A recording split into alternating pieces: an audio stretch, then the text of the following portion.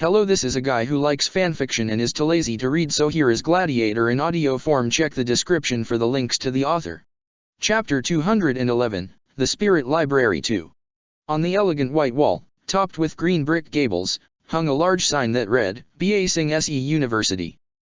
Its grandeur seemed slightly out of place in the middle ring. While the buildings weren't quite as humble as those of the lower ring, the university appeared fancy enough to belong in the upper ring instead, at least, as far as its outside facade was concerned. I suppose it'd be pretty impressive, for someone who isn't used to royal palaces and the sort.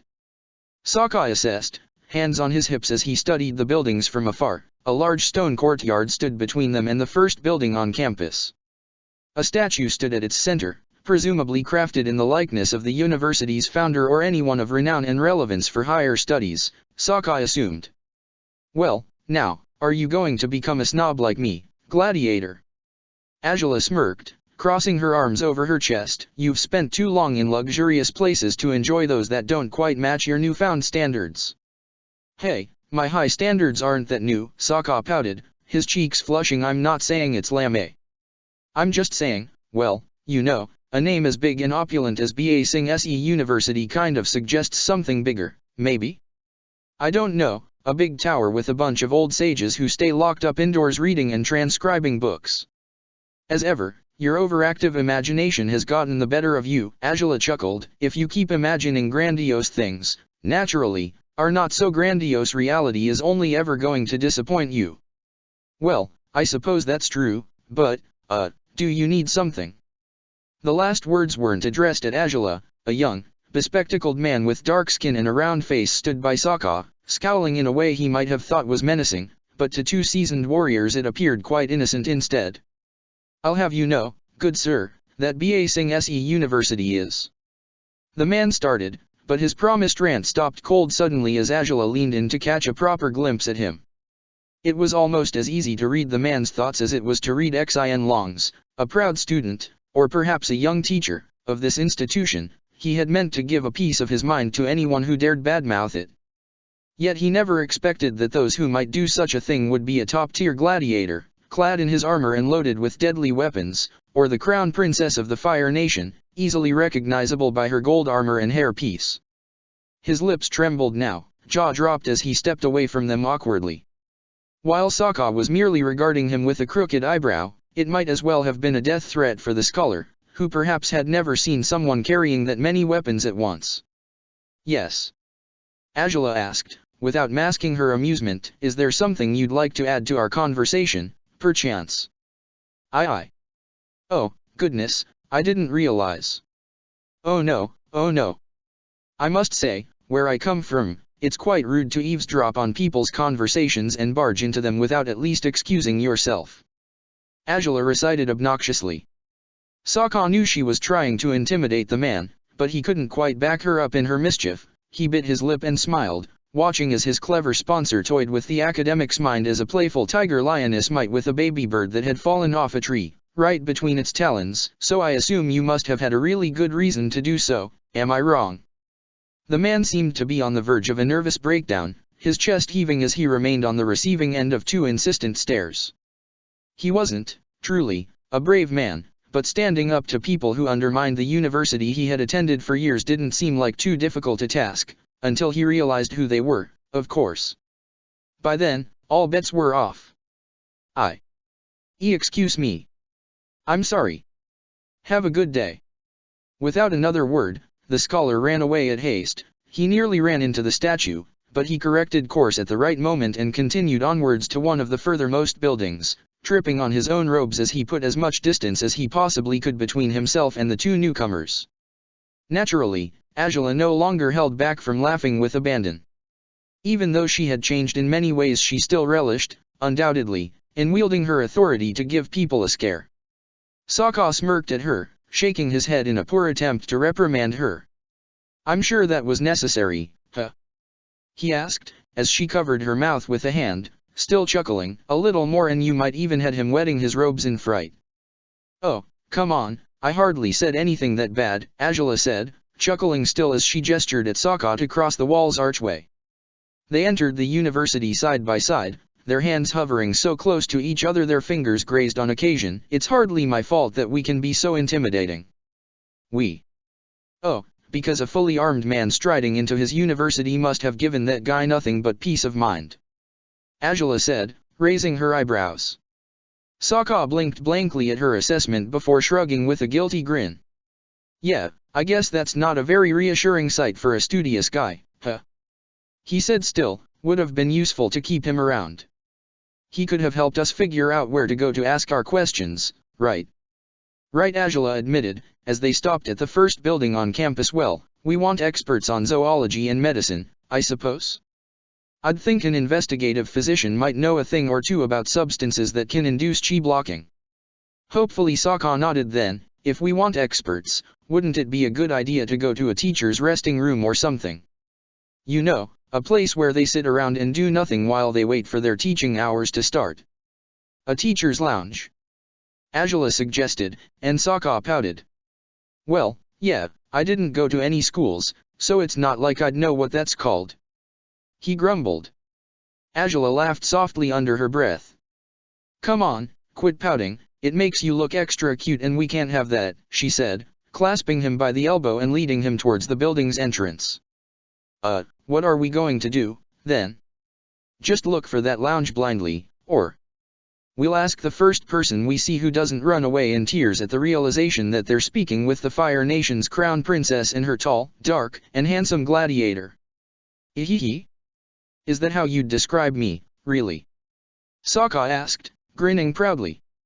Tall, dark, handsome, and goofy, actually. Hey, maybe that's more accurate, but I sound less cool that way, he whined, but his complaints merely compelled Angela to laugh further. They didn't come across other people in the university's grounds. It was early afternoon still, but it seemed the majority of the students and teachers were busy in class, leaving them to wander the halls of the main building until they finally spotted a sign hanging over a door in a secluded corridor. Unlike the pristine, gold-lettered entrance sign, this one was tattered with age and decaying, so much that the ideograms written on it weren't easy to discern. Is this it? Angela asked, eyeing the sign warily. Well, even if it is, it might only be the lounge for this building, Sokka said, biting his lip. Could be we need to find the lounge of another department, right? And how do we know which departments are assigned to this lounge, if that's so? Angela asked, though, well, I suppose we could just go inside and ask. You sure? Sokka asked. Might be it's empty, and if it's not, maybe we're not allowed to. Crown Princess Angela is allowed to barge in wherever she wants, whether in Ba Sing Se's university, the Royal School for Girls or anywhere else, Angela declared, raising her head arrogantly. Sokka snorted, his shoulders shaking at each laugh. You must have been a terror in school, he said, and she smirked proudly. You have no idea.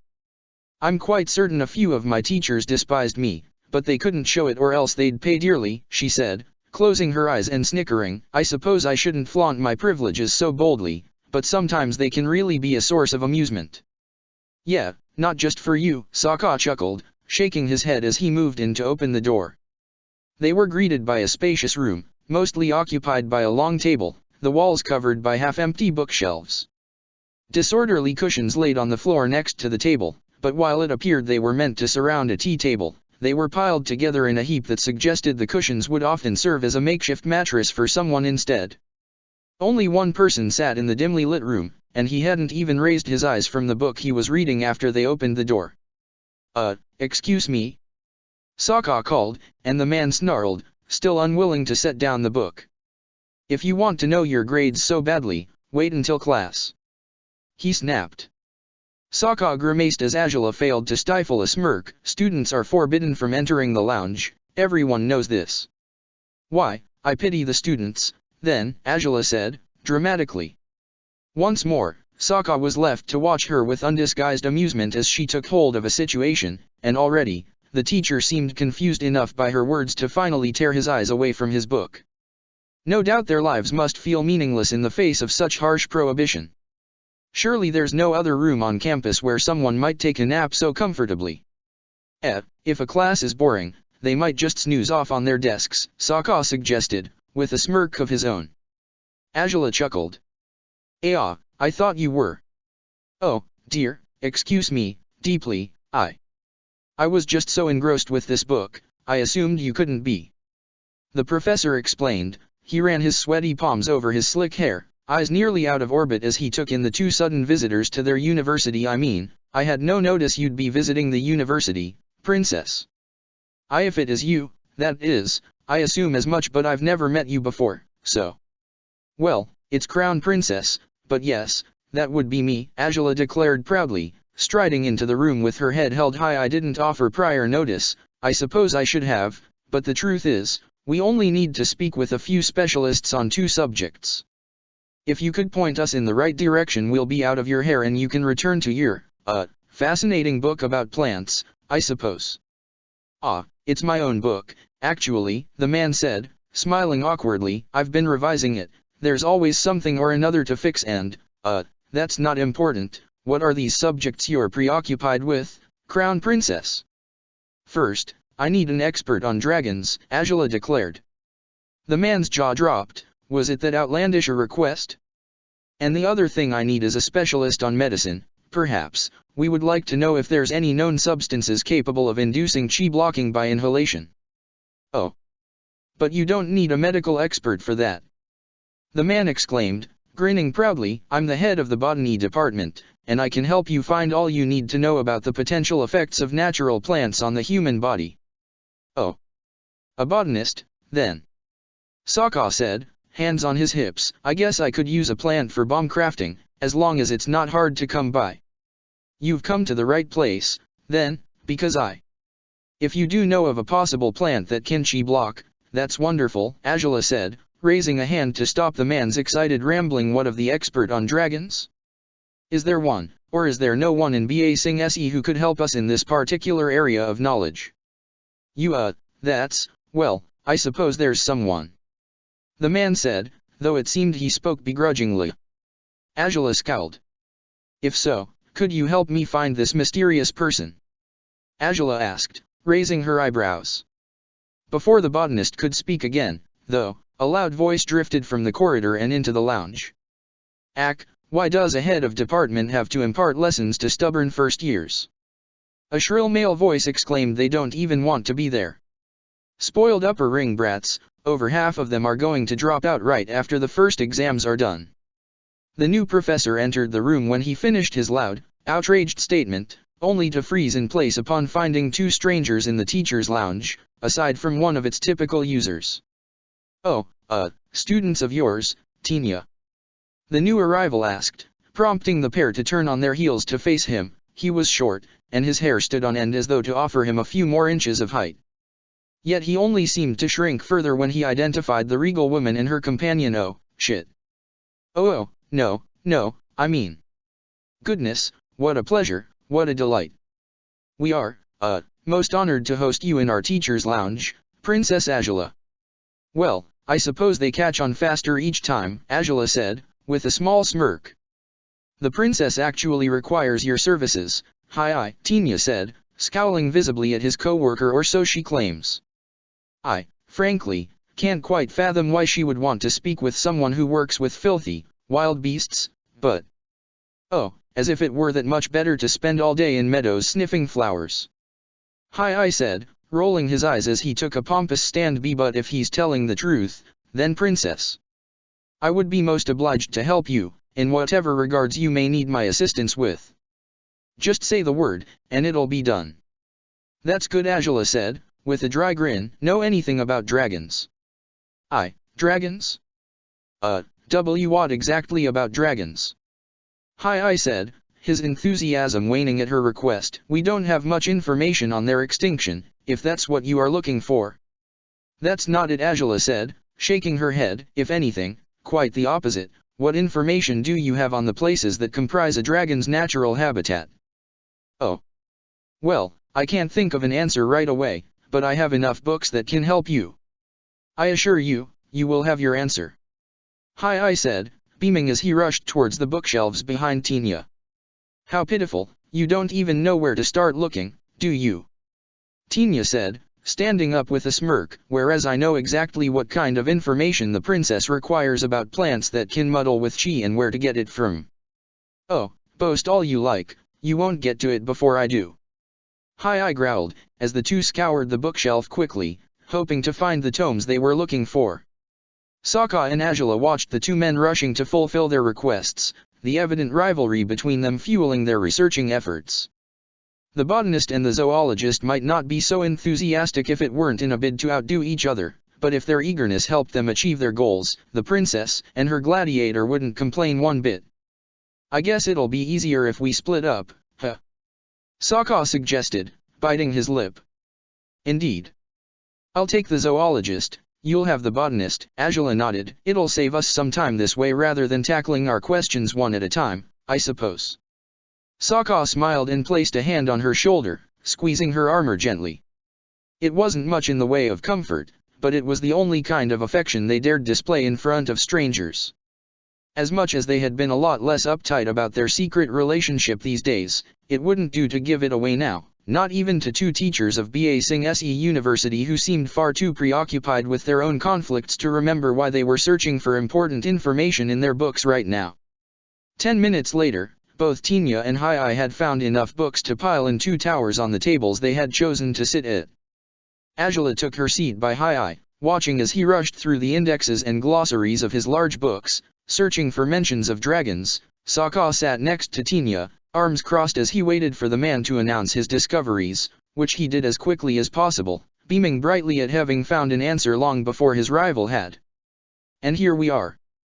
The Juruo flower, also known as voodoo lily. Tinya declared cheekily, and his smile broadened at Hai's frustrated snarl behind him. Its smell is akin to that of rotting meat. Whoa, that sounds awful, Sokka said, smiling approvingly.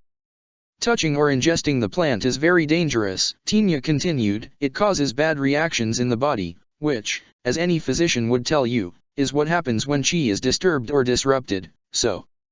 Wait. What kind of reactions are you talking about? Sokka asked, frowning. I mean rashes, or allergies, or... Allergies? I mean, sure, I guess inducing a sneeze attack on my opponent doesn't sound like the worst idea, but that's not what I was looking for, Sokka said, grimacing. Tinya blinked blankly. Then you want chi blocking? Actual, physical chi blocking. Tinya said, scowling, but that's not something I've ever read about before. I mean, there's plants that can certainly make a mess of your perceptions, but chi blocking is a very specific skill. Ha. And just as you fumble things after being in a rush, I find the answers for the princess. Hai declared, and Tinya's focus shattered at his co-worker's apparent victory. Here we are, princess, here we are. Azula read the book, analyzing the graphic depictions of what appeared an archaic civilization. While she would have readily assumed this was a location she ought to find, where she should search for dragons, the content of the book strongly suggested otherwise. Are you sure this is what I need? It looks like a book on legends of old civilizations. Oh, perhaps, but this does say that the Sun Warriors worshipped two great dragons. One was red, the other was blue. Hai announced proudly. Azula's eyebrow twitched. The Sun Warriors have been gone for thousands of years. If they did worship a pair of dragons, it stands to reason they'd be gone, just as they are, right? She said. Hai blinked blankly. Well, maybe, but there's a chance, however slim, that there's hints about what kind of environment a dragon would favor in these legends about the Sun Warriors. Hai said, struggling to save face now. See, the dragons would hide inside large mountains. Large mountains? Azula repeated, a twitching grin on her face. Well, that sure is helpful. That's the only clue I've had for 3 years. Is this really the best the head of Ba Sing Se's Department of Zoology can do? Or the best that the head of the Department of Botany can do, too? Sokka declared, stealing into Azula's particular method of applying pressure on people in hopes it might compel both Tinya and Hai to work harder. And no, of course it's not the best. Hai exclaimed, we're only getting started, don't you worry. I'll prove myself, don't fret, there's more in the next books. Tinya said, reaching for the next tome on the pile and scouring it quickly. Sokka and Azula exchanged another glance over their respective scholars' heads. This was starting to look like a waste of time. Naturally, they wouldn't give up so quickly, but if these experts couldn't offer an answer, let alone make an educated guess on where to find one, their hopes to find other dragons, as well as their hopes to develop a new weapon to keep Toph at bay with, would easily shrink into nothingness. It's okay, there's something about dragons in this one, I remember. Hai tried to reassure Angela, while Tinya read frantically through another of his books. The deficient lighting in the lounge only worsened when someone else, another professor, presumably, appeared by the room's threshold, blocking the light drifting in from outside. Angela and Sokka raised their eyes towards the newcomer, though Hai and Tinya continued as focused on their reading as they had been all along. Ah, Hai, Tinya. It's so rare to see you both together, the new arrival said. He wore a large round hat and white robes, rather, they would have been white if they hadn't been covered in the dirt of what could only be the result of many days of traveling. I'm back. Great, but as you can see, Zay, we're kind of busy here. Tinya said dismissively, waving a hand in his direction before returning to his books. Strangely, Zay didn't seem affronted in the least by his co-worker's disregard, or for Hai's non-existent greeting. He only continued to smile affably, and that only felt weirder yet to Sokka, for whom the stranger was slightly more intriguing than the many plant drawings that hadn't brought him any closer to his goal so far. You're a teacher here as well? Sokka asked the newcomer. Zay nodded. The wrinkles of the middle-aged man were highlighted by his constant grin. I am. I'm the head of the anthropology department, Zay answered, cocking his head to the side. And you are? I guess you didn't recognize us right away, Sokka said, smiling awkwardly. If anything, it was a nice change of pace not to be recognized immediately. I'm Sokka, and I'm Princess Angela's Gladiator. He gestured at Angela when he mentioned her, and they both prepared for the promised, nervous meltdown that followed whenever someone realized they were facing royalty. It's my pleasure to meet you, Zay said, beaming and nodding in their direction. Both the princess and her gladiator blinked blankly at Zay's calm reaction. Welcome as the change of pace was, it had certainly been unexpected. Wow. It's been so long since someone reacted so normally at meeting me that I'm no longer used to it, Sokka chuckled, nodding in Zay's direction. Good to meet you too, head of the anthropology department. You were on a trip, I take it. Oh, he always is, Tinya huffed, shaking his head. Doesn't matter how many times the rector tells him there's plenty of ruins to study all over the world, he keeps obsessing over finding some ridiculous library in the middle of the desert. A fool's errand, we always tell him, but he never listens. If I were to find this vast collection of knowledge, the university and the students would benefit greatly from the discovery, Zay said. Even now, after his co-worker had dismissed his dedication to his cause, he hadn't lost his temper over any injuries to his pride. Either he was truly resilient and impervious to any insults, or he was bottling everything up and would lash out eventually, perhaps. Sokka only hoped he wouldn't reach that presumed explosive point while they were around. Wait, but you're an anthropologist? Sokka said, grinning as he sat up properly on his chair. No idea if you're interested, but Angela and I saw these old ruins at the outskirts of a mountain cave, near Omashu? Might be you could dig into that and, dig into it. I mean, you could probably research them, if you have the budget or whatever it is you need for that. Thank you for the tip, Zay smiled. I shall keep that in mind for future excavations. But for now I'd rather focus on the library. I've been on so many trips so far, I'm sure one of them will pay off eventually. Library? Angela repeated. She had been focusing on reading a book over Hai's shoulder so far, but she had overheard the word moments ago, and she had heard it again now. What is this library you speak of? She didn't expect both Hai and Tinya to sigh audibly at her question, whereas Zay's face lit up instantly for it. The man strode towards her, depositing his large travel bag on the table across Angela, from where he drew an old parchment, spreading it before her. This is the library I meant, Zay grinned. Wan Shi Tong's library. Angela blinked blankly at the building depicted on the open scroll. It was, without a doubt, a truly grand construction, far grander than most she had seen, and she was a princess, no less. Sokka rose to his feet and snuck up behind her, to steal a glance at the sketched library, and he whistled in appreciation at the detailed building, with many cupolas topped by sharp spires. How does someone build something like that? Sokka whispered. And in the desert, Of all places. Wait, what? Angela exclaimed, glancing back at Sokka with such large eyes he was taken aback. Yeah? That's what that guy said, anyhow.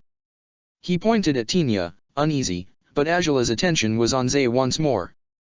Why, you don't mean, this library is in the Si Wang Desert? Angela asked, a dangerous, trembling grin on her lips. Zay wasn't affected by her reaction in the least, answering her question readily. That's right.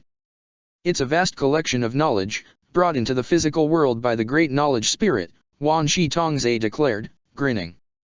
By now, Sokka's enthusiasm had receded altogether. Hai and Tinya had only stopped focusing on their work briefly to offer him a told-you-so skeptical leer, and they returned to their reading now that it was clear, by Sokka's grimace, that he wouldn't put any stock in tales about spirits, no matter if they had impressive libraries to their name or not. Yet that skepticism would soon be replaced by absolute, utter confusion when Angela spoke again. Is it real? She asked. Is there an actual spirit library in the Si Wang Desert? I had heard of it before, but I didn't think it could be anything but rumors and embellishments. Whoa, what? Sokka said, leaning on the table beside Angela. She glanced up at him, a strange hint of guilt in her countenance. He had no idea how to gauge the princess's current behavior and unexpected, sudden willingness to believe in something to do with spirits.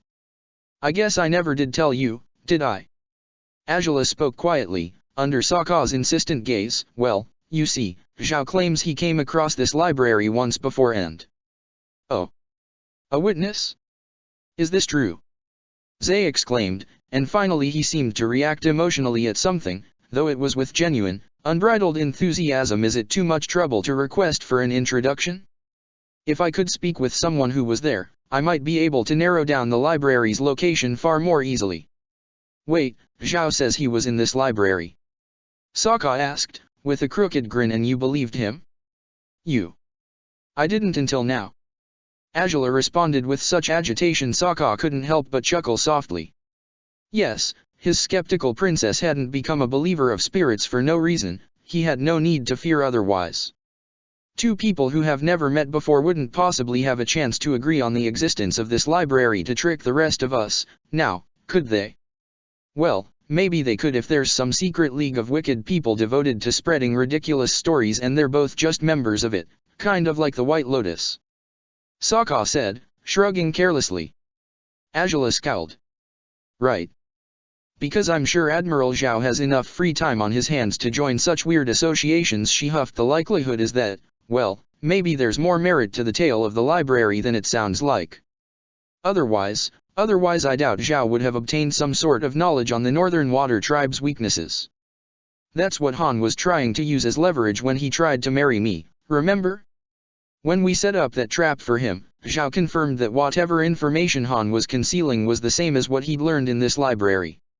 So, not to offend this very upstanding admiral of yours, princess, but we've always thought Zay was affected by drinking cactus juice during one of his trips into the desert and thus hallucinated the whole story about the spirit library. Hai chimed in, a finger raised as though requesting permission to intervene, despite he had already done so. Perhaps the same thing happened to him. I suppose my father did say that was a possibility, but why would two entirely different people hallucinate about a spirit library in the Si Wang Desert? Angela said, scowling. Pfft. Your dad really thought Zhao hallucinated everything.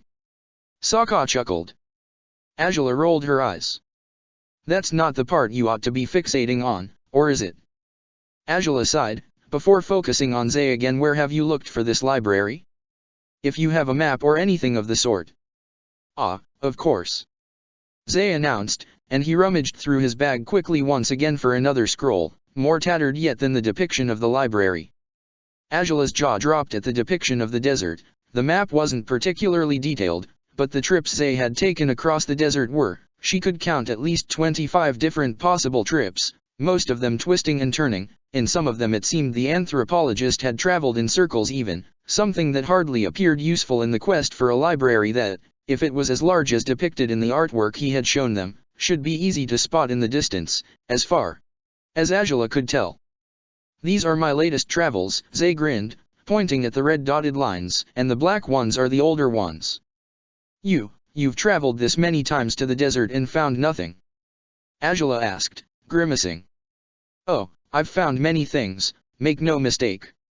Zay announced proudly, though even if I've learned much about desert cultures, the sandbenders wanted nothing to do with me, but I didn't relent. I certainly haven't found the library just yet. But I'm sure, on the next trip. How do you still get funding to do this if you've found nothing yet? Sokka asked quietly, and once more he felt Hai and Tinya's gazes on him, approvingly this time.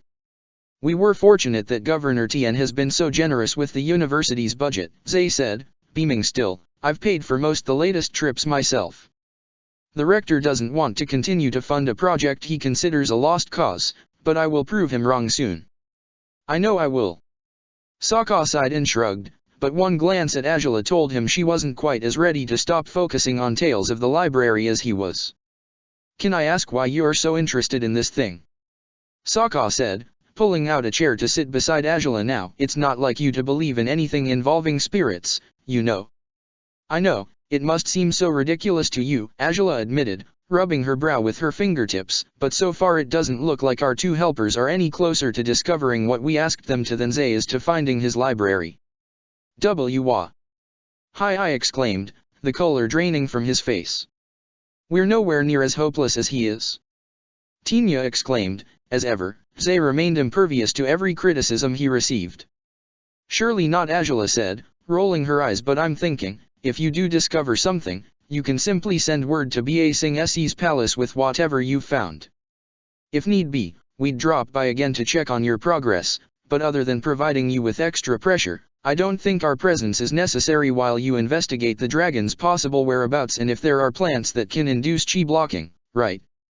Oh, if such information is to be found anywhere, it is in Wan Shitong's library, Zay declared with an easygoing grin. As he had closed his eyes, he missed out on the scathing glares the other two department heads shot in his direction. I do wonder if that's so. Angela whispered, biting her lip. Angela. Sokka called her, his voice wary. I know you're desperate to find dragons, and if you're convinced this will work, I won't be against it, but are you sure about this? For real. I know, this sounds ridiculous. Angela acknowledged, but see, Professor Zay seems to have traversed most the desert already, right? There's only a few areas he hasn't visited so far. If we travel that way, on Xin Long rather than on foot, don't you think an aerial view would provide us with a much better chance of finding this huge building? Yeah, well, it would, if it exists, Sokka huffed, and while Zhao may believe it does, I don't know if I believe in his word wholeheartedly, and frankly, I'm surprised you do. Maybe the truth is that he found his information from some sketchy source, someone your father wouldn't want to give any credit to, like, I don't know, Zhang Zhang. Angela scowled at the mention of that name, but she didn't interrupt. Zhao had been Zhang Jiang's student, after all, so it wasn't impossible. Maybe he said something about it, and to be more convincing, Zhao mixed whatever knowledge he gained with weird rumors about a spirit library to lend more believability to his story. Sokka said, with a shrug, yeah, maybe it's a stretch too, but isn't the spirit library just as much of a stretch? It might be, Angela sighed, and if we can't find it with Xin Long's help, I'll sooner assume it just doesn't exist, outright, but we do have a whole week and 3 days to spare in our visit to Ba Sing Se, don't we? Yeah. I guess we do, Sokka admitted. As much as I could stay put in Ba Sing Se, witnessing the training of the new enforcers, isn't this the perfect chance to fulfill what I've been promising to Xin Long since we first found him? Angela asked him, like I told you before, it's possible we won't have other opportunities in the future, at least not for a while. But won't it be a waste anyhow to travel all the way to the desert if there's nothing to be found? Sokka asked, an eyebrow crooked. Huh. A long, lonely journey on Xin Long's back, away from all civilization, certainly sounds like the most dreary prospect, Angela recited, though her tone had changed. She was teasing him lightly now, and her taunts were landing exactly where she needed them to. Sokka swallowed hard, trying not to blush. Yeah, well, I suppose maybe I'm overstepping my boundaries, aren't I? He said, clearing his throat. You're the sponsor, I'm the gladiator, you call the shots. And you'd do best to remember that, Angela smirked, pushing herself to her feet. You'll look for the library, then. Zay exclaimed, his eyes glistening with excitement. Oh, wonderful. No one else has believed the library might be real in many years. This is grand news. Do you have any other advice on how to find the library, by any chance? Angela asked. Zay nodded before rushing through the lounge, seeking an empty scroll with which he hoped to offer Angela a new version of his map of Si Wang Desert. He traced the outline of the desert hastily before drawing several circles, the locations he had scarcely been able to inspect. Here. And in case you might need it, you can take the depiction of the library too. Zay said, smiling as he rolled both the new map and the drawing of the library's architecture into a small scroll that he handed to Sokka. I hope this will help. It should, if there's a library at all, of course, Sokka said, though his tone suggested nothing but pessimism at the prospect. Thanks anyhow. Then you're leaving, just like that? Tinya asked, puzzled. Their sudden arrival in the teacher's lounge had seemed to throw a wrench in his day before, but now he appeared most distraught to see them go. If you find out anything else about the plants, like I said, send word to Governor Tien. That's where we're staying while we visit Ba Sing Se, and where we'll return, regardless of whether we can find this library or not, Angela said, shrugging. Either way, your services are appreciated. If you require any payment for... No, none of that, no payment needed, whatsoever, Tinya interrupted her, shaking his head, though Hai held his tongue, fiddling with his thumbs with an air of guilty insolence that Angela elected to ignore. It's not like we could help you much, to begin with. Well, perhaps if we do discover anything of use, you might consider.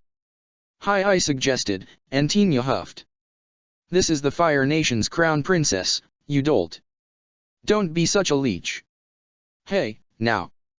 Your department always gets more money than mine, nothing wrong with me trying to make the most of a business opportunity. Nobody wants to pay you to clean animal droppings all day long. And why the hell do they pay you to sniff flowers, huh? Huh. Angela sighed and resolved silently to leave the two bickering scholars to their business. Still, as she guided her gladiator towards the door, the anthropologist stopped her, disregarding any notion of protocol or propriety by reaching for her arm. Excuse me? Angela said, blinking in disbelief at the contact between the man's hand and her body. In the blink of an eye, Sokka strode closer and separated Zay's hand from Angela with a prominent scowl. Zay smiled guiltily, although he hardly seemed more nervous now under a threatening glare than he had earlier. I'm sorry, I suppose I shouldn't have done that, but I wished to ask you. He said, bringing his hands together before bowing deeply towards them. If you were to find anything, any signs of the library, I beg you, please, share your discoveries with me. Angela and Sokka eyed the man with uncertainty. As inappropriate as he might have been in some ways, and as lacking in certain areas of decorum, he certainly appeared far more sincere about investigations and research than the other two. Even so. I suppose it wouldn't be much trouble to do so, but I can't promise we'll find anything at all, Angela said. I'm willing to try, doesn't mean I'm expecting to succeed, so, don't hold your breath. That's enough for me, said Professor Zay, smiling as he rose to his full height again. Thank you. The best of luck on your travels. Just remember to keep your hands to yourself if we ever cross paths again, Buddy, Sokka said menacingly, as he stood near Angela by the lounge's door. I guess I ought to thank all three of you, despite so far nothing looks particularly promising, Angela told the scholars, glancing back at them by the room's threshold. Still, I'm grateful that you've taken your time to investigate our requests at such short notice, and I'll be grateful for any further information you may offer in the future. We'll be back eventually if the library angle doesn't yield any results. And if it does, please return with good tidings. Zay said, beaming as Angela and Sokka raised their hands in farewell. Tinya and Hai had stopped arguing to listen to Angela, and now they waved as well, begrudgingly, their failure to fulfill the princess's expectations weighing heavily on their slumped shoulders. Their visit to the university hadn't taken a long time, so it was still early afternoon by the time Angela and Sokka rode the train back to the upper ring.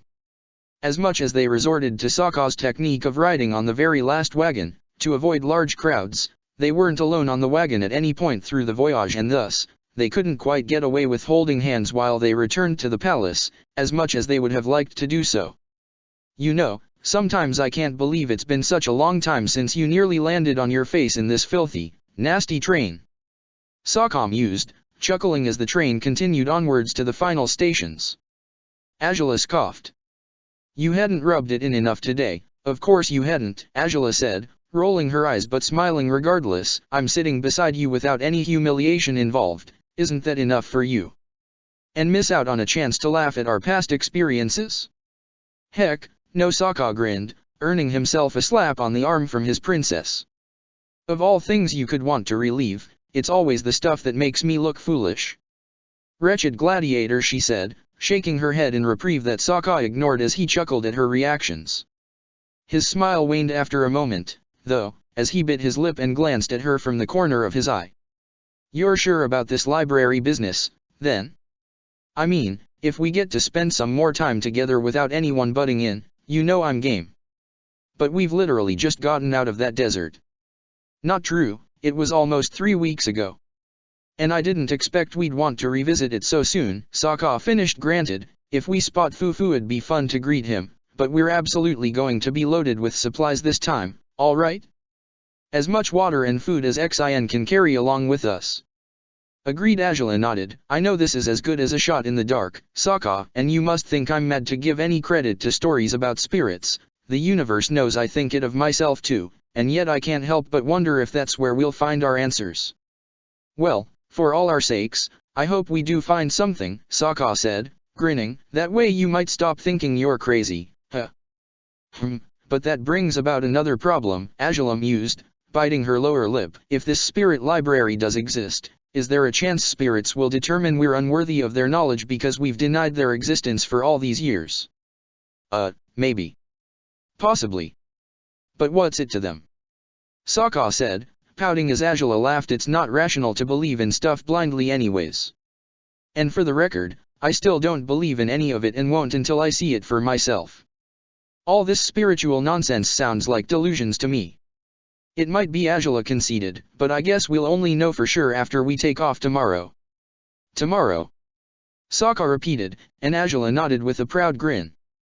Get as much rest as you can tonight. If all goes according to plan, we'll need all our energies for this coming challenge, Azula said. Sokka smirked and nodded. Right. And this time I get to hold you the whole time while Xin flies us, so it'll be more fun than the race was, he declared cheekily. Azula laughed and rolled her eyes as the train came to a halt in the final station of the upper ring. A feast had been prepared in the palace to celebrate Sokka's success in the Green Gates earlier that day. While their new venture wouldn't throw off those plans, it certainly startled all their traveling companions and hosts once they announced their decision over dinner. You'll be taking a trip to the Si Wang Desert to look for a library that might not exist. Ruishi repeated, blinking blankly after Azula had spoken. She was uncharacteristically flustered under his scrutiny, no doubt knowing that, if someone else had revealed any intentions to look for any potentially non-existent places, she wouldn't have reacted any differently than he had now. I know it sounds absolutely insane, and if you think I'm going to get myself, my dragon and my gladiator killed by dehydration or heat strokes if we stay out there for too long, well, I wish I could give you genuine reassurances that that won't happen, but I can't, Azula admitted. Ruishi raised an eyebrow slowly. But, Ruishi said, encouraging her to continue. Azula merely shrugged. That's all I thought to say, frankly, she admitted, and he dropped his head on his hand. Every single time I think you've made your most outlandish decisions yet, you endeavor to prove me wrong, he groaned, shaking his head before focusing on the stew on his plate once more. She probably ought to have felt guilty, to a fault, for having pushed Ruishi so far on enough occasions that, without much arguing needed, he already seemed to have given up all hopes to reason with her when she had just announced her intentions to seek out a mythical, most likely non-existent location. Still, his compliance meant there would be one less obstacle in her quest for her dragon's kin, and that ought to count as a victory, to a fault. Are you certain this is a good idea? Governor Tien asked, raising an eyebrow. One scholar from the university has sought this library for as long as I've been governor, probably longer still, and it doesn't look like he's found much evidence of its existence so far. I wouldn't give much credit to talk of this library either, if it weren't because, well, someone I know personally claims to have been in there. Or so I hear, Angela sighed, shrugging, otherwise I would have chalked it all down to nonsense. And it still might be, but I'd better try, at least. Can you perhaps send word to this acquaintance of yours who claims to have visited the library? Song asked, chiming in quite nervously. She was no longer so anxious about speaking directly to Angela, but she wasn't sure she was allowed to intervene in a conversation between her and the governor. Angela encouraged her to speak, however, with a gesture of her hand. If they really found it, maybe they can offer some advice to point you in the right direction. Not the worst idea, Angela acknowledged, nodding, though the plan was to set out tomorrow, and he's in the Fire Nation. If I can't find the library this time, I suppose I'll ask for his advice once we return home. If it's a spirit library, though, maybe it changes locations. Faley chimed in, with a large grin. Angela crooked an eyebrow questioningly, and he shrugged. Well, you know, spirits are supposed to be weird, so a spirit library might be weird like that, too. Could be that's why that scholar can't find it. Curiously, that might even make sense, said Tien, stroking his chin. All the more reason why searching through flying is the better option, then, Angela said, smirking. That way we'll even have the perfect visual of the library scurrying off to a new location, if that's what it does. Sokka chuckled at the image she had painted. As much as she seemed to hope the library was real, Angela's skepticism hadn't vanished altogether. He wouldn't have loved her any less if she decided to believe in spirits, naturally, but her certainty in this endeavor had been quite strange, as far as her gladiator was concerned.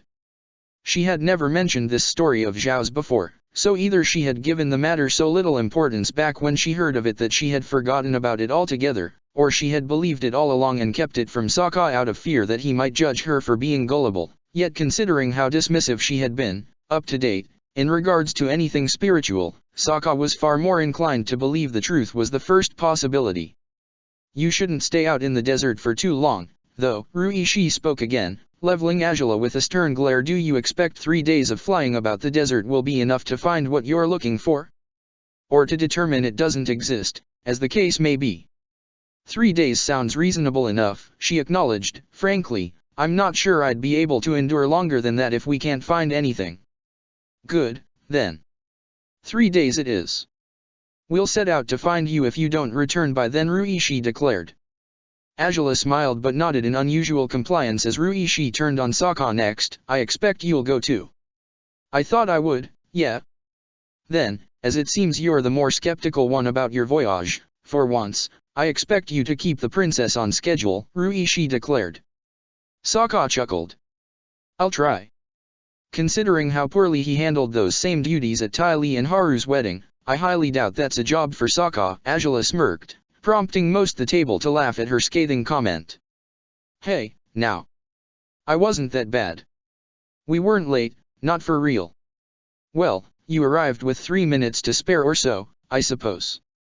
Angela said, rolling her eyes as Sokka fumed, glaring at her as he nibbled on a picken leg. Ty Lee did get married, then? Jin asked, smiling brightly. Oh, that's wonderful. She had been so worried about their relationship back when she first came here. I'm glad things worked out for them. As are all of us, Angela nodded, smiling too. She's quite happy with Haru, probably the happiest she's ever been. The conversation was derailed into a retelling of Ty Lee's wedding, as Jin was thrilled to hear all about it. After all pertinent anecdotes had been shared, Jin took to retelling her own stories about her wedding to Tien. The governor laughed along with the tales, blushing whenever they were slightly embarrassing, such as how he'd cried after the ceremony was finished, and how he'd scrambled all across the palace frequently during the reception, trying his best to keep the guest nobles in check. There were at least 2 couples caught in inappropriate dalliances in the open terrains, and a few others in the palace's own rooms. A group of young women had also rushed the palace mid-celebration, demanding for the marriage to be revoked because of Jin's lowly birth, and Tien had sealed the matter by openly kissing his bride in front of everyone in attendance. He had blushed crimson at that particular story, but he owned up to it proudly, even encouraging the group at the dining table to toast to his beloved wife, who couldn't seem to stop laughing as she recalled the memories she was so fond of. Everyone left the dining hall in high spirits, but the princess didn't turn in right away, Sokka saw her slipping towards one of the dining room's adjacent corridors rather than choosing those that led closer to their assigned rooms. The hallway she was treading through would guide her towards the palace gardens instead. Disregarding all concerns about whatever people might say or think of his bold decision, Sokka only smiled and followed her. By the time he caught up with Azula, she was already in her dragon's temporary refuge. Xianlong sat up to greet her, and his tail shifted excitedly as he listened to his rider's words. I know it's not a sure thing that we'll find anything, but if that library exists, it really might help us discover the best place to look for dragons. Azula spoke, her voice hitched by anticipation. So, it's a start, at least. Xianlong groaned, and where he had seemed so discouraged on the previous day, now he smiled and pressed his head against his rider's chest. Azula laughed softly, her fingers stroking her dragon's smooth hair as she buried her face in his mane, mindful of his horns. Get a lot of rest, okay? She said we're off to a pretty long trip again. We'll bring a lot of supplies anyhow, but we might be on the road for 3 days or so. You can handle that, right? Xianlong only separated from his rider to nod proudly. Azula chuckled and patted his head once more, though she noticed her dragon's attention had been claimed by someone else. She was already smiling as she turned towards Sokka. She had recognized his footsteps earlier, but she had decided to focus on sharing their new mission with Xianlong instead of acknowledging him. You shouldn't be sneaking up on me at night. Not in a dragon's refuge, at least, Azula said, teasingly. Sokka chuckled as he stepped closer, his hand joining Azula's at Xianlong's mane. Yeah, I'd save it for your barge's cabin only, but I figured I'd join in on your private celebration about our new quest. Sokka smiled. Granted, I have very little hopes of finding any weird desert libraries, but things always tend to turn out just right when it's the three of us. Right. I suppose so. Our track record as a team is pretty flawless, Azula acknowledged, as Xianlong chuckled. Thwarted a gang of brigands when we'd barely just met this troublemaker. He helped you save me from the clutches of the White Lotus, then we defeated my father's creepy assassin and took a whole vacation together while no one was the wiser. With all that in mind, if anyone's bound to find that place, it's us, Sokka chuckled. Azula smiled, her fingers locking around his. The knight's mantle protected them once again from prying eyes as Sokka dared edge closer to Azula, pressing a quick kiss to her lips. She smiled, resisting the urge to tug him back towards her once he pulled away. They had tempted fate plenty as it was, since Ba Sing Se was ever meant to be out of bounds for such escapades. She would have more than enough chances to kiss him once they were on the road on the next day. Even at his best speed, Xianlong would take hours to reach the desert, and she knew how they would pass the time until they got there. Morning arrived to find them as well rested as they could be. Sokka and Azula had taken to sleeping far more deeply after the race, for their bodies hadn't replenished their energies fully just yet. Xianlong had been restless through the night, but if he was tired, he gave no signs of it as Sokka strapped several bags of supplies to his saddle. Helped by Song, she had insisted on doing so, to deter Azula from damaging her right wrist further by carrying the heavy luggage Sokka had prepared for them. Be careful, Ruishi sighed as Azula stood by Xianlong's side, supervising Sokka's work the desert. It's not a hospitable place. You ought to know already, after you crossed it throughout your weird race, but still. I know it's a bitter place for you, Azula nodded, glancing at Ruishi remorsefully, though with the rough rhinos locked up, I'd think we'll be safer than you guys were when. They were far from the only threat in that desert, Ruishi warned her, shaking his head. They likely avoided you and the race's organizers because it was something far too important and official to intrude in it, but the Sandbenders are dangerous, princess. They're desert dwellers, and they're always seeking opportunities for profit. We encountered a tribe before we found the rough rhinos. We had to trade off one of our mongoose dragons for any information on their whereabouts. From what others told us later in that oasis, we got off easy. They're renowned for stealing and scavenging, and they know the desert better than anyone else.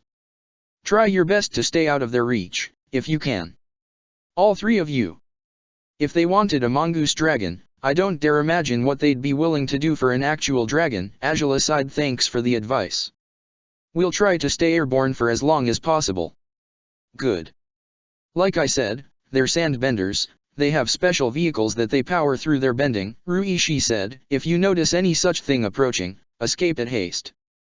Very well, we'll do that, Angela said, offering Ruishi a small smile. Thanks for not being too upset about this. I honestly expected more resistance from you. Do you think I've truly learned nothing in all these years? Ruishi said, skeptical. If not even Sokka can dissuade you from doing this, what are the chances that you'll listen to me instead? What makes you think I listen to him any more than I listen to you? Angela smirked, and that at last brought a smile to Ruishi's face.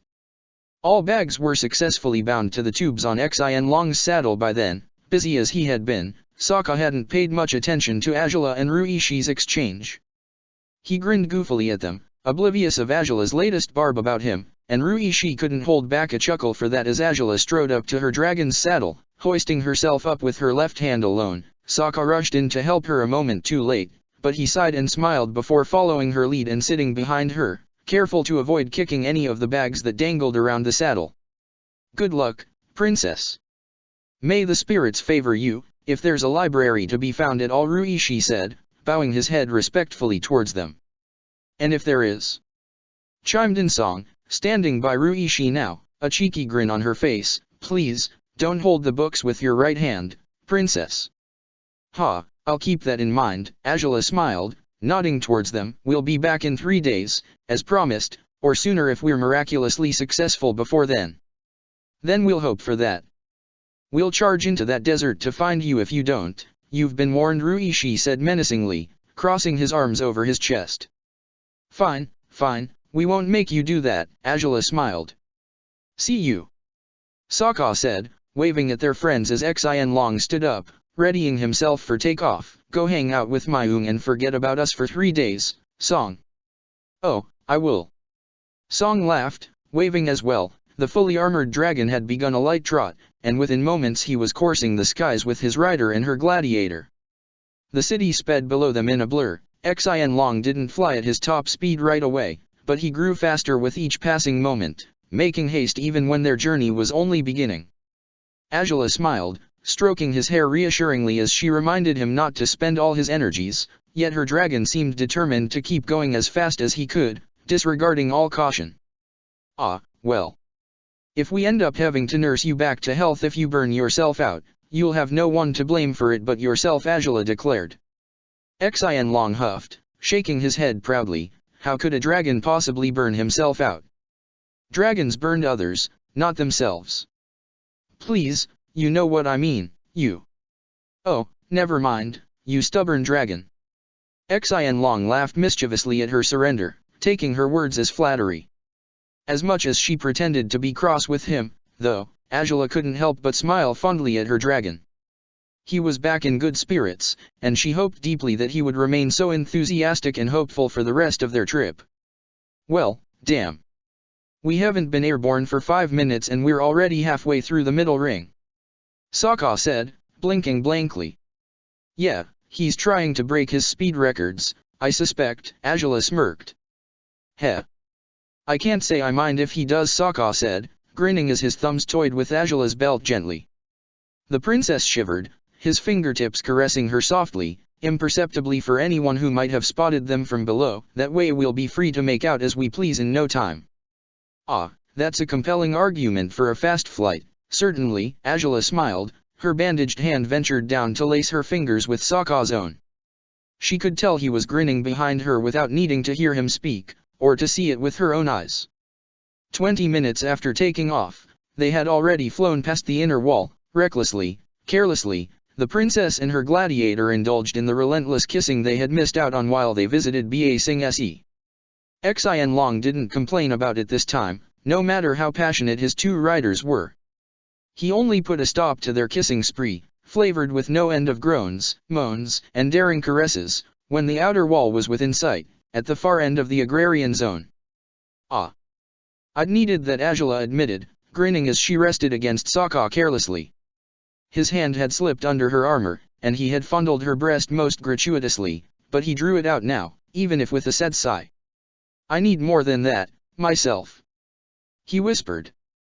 Angela chuckled. Might be we can find a nice corridor in the spirit library where we can go for it, huh? Sure, but only after we find out everything we need to investigate, Angela said haughtily. Sokka laughed, dropping his head on her shoulder. "What's so funny, Gladiator? It's only natural to deal with responsibilities first and have fun afterwards as a celebration, don't you think?" "Yeah, that's been your philosophy while training me over the last years," Sokka smiled, pecking her cheek one more time before sitting upright, unwillingly separating his body from hers. "The promise of having fun with you certainly has been the best motivator to get things done. Then I'm sure we'll find out everything about dragons in a heartbeat, as long as that library is more than just a random tale." Azula smiled at him over her shoulder, but she turned forward again, eyes trained on the southern mountains in the horizon. The mountains would give way to the large river they had traveled through merely a week ago with her barge. Across that river waited the Si Wong Desert once more. She breathed deeply, stilling herself. Finding the library wouldn't be easy, no matter if it was massive, for none of them understood what its alleged spiritual qualities entailed. Would it be visible for any who sought it? Were there any terms, any tasks that needed to be fulfilled before finding it? Was it perhaps as strange as Fei Li had put it, and the library had the power to change locations somehow? The thought wasn't at all reassuring, but there was no point in worrying about what hadn't come to pass. It was still the first of 3 days before Ruishi's time limit was up, and Azula intended to make the most of it while they could. They reached the river around 2 hours after taking off, and by then, it seemed to Azula that her dragon was overexerting himself. He was slower, though no less spirited for it. "Xin," she warned him, and the dragon merely groaned proudly in return as they coursed over the water. "We can take a break if you need one. Fact is, you probably do. Don't be so stubborn, will you? You've flown too far, too fast. He's about as bad as you when he's really determined to get something done, isn't he?" Sokka smiled behind Azula, thumbs grazing her hips again. Azula scoffed, leveling him with a sharp glare over her shoulder. "No one is quite as bad as me, mind you, but he certainly is trying his best to contest that reality," she retorted, prompting both Sokka and Xianlong to chuckle at her proud words. "Either way, we do have 3 days. I know we ought to reach the desert as soon as possible so we can start searching without much trouble, but it's still a long journey and I'd rather Xianlong doesn't faint on us while we're flying there." "Well, yeah, no one wants him to faint in the desert or elsewhere, but he's put up with longer journeys before, hasn't he?" Sokka grinned, patting Xianlong's hind leg. The dragon responded with a proud growl. "Brilliant, go ahead and encourage him, why not?" Azula sighed, shaking her head as she folded her arms over her chest. "Truthfully, the problem is the desert isn't a particularly hospitable place, and Ruishi was keen on reminding me of that earlier. It seems there are dangerous tribes of sandbenders that take to buying, capturing, or even poaching animals from their owners. I have no idea who they sell their stolen creatures to, but I'd rather Xianlong isn't weakened once we reach the desert. It's hard to say what would happen if those sandbenders caught us." Well, I think it's safe to say you and I could defeat them, but it's better not to take any risks," Sokka admitted, biting his lip. "So, how about we take a break at the northern mountains?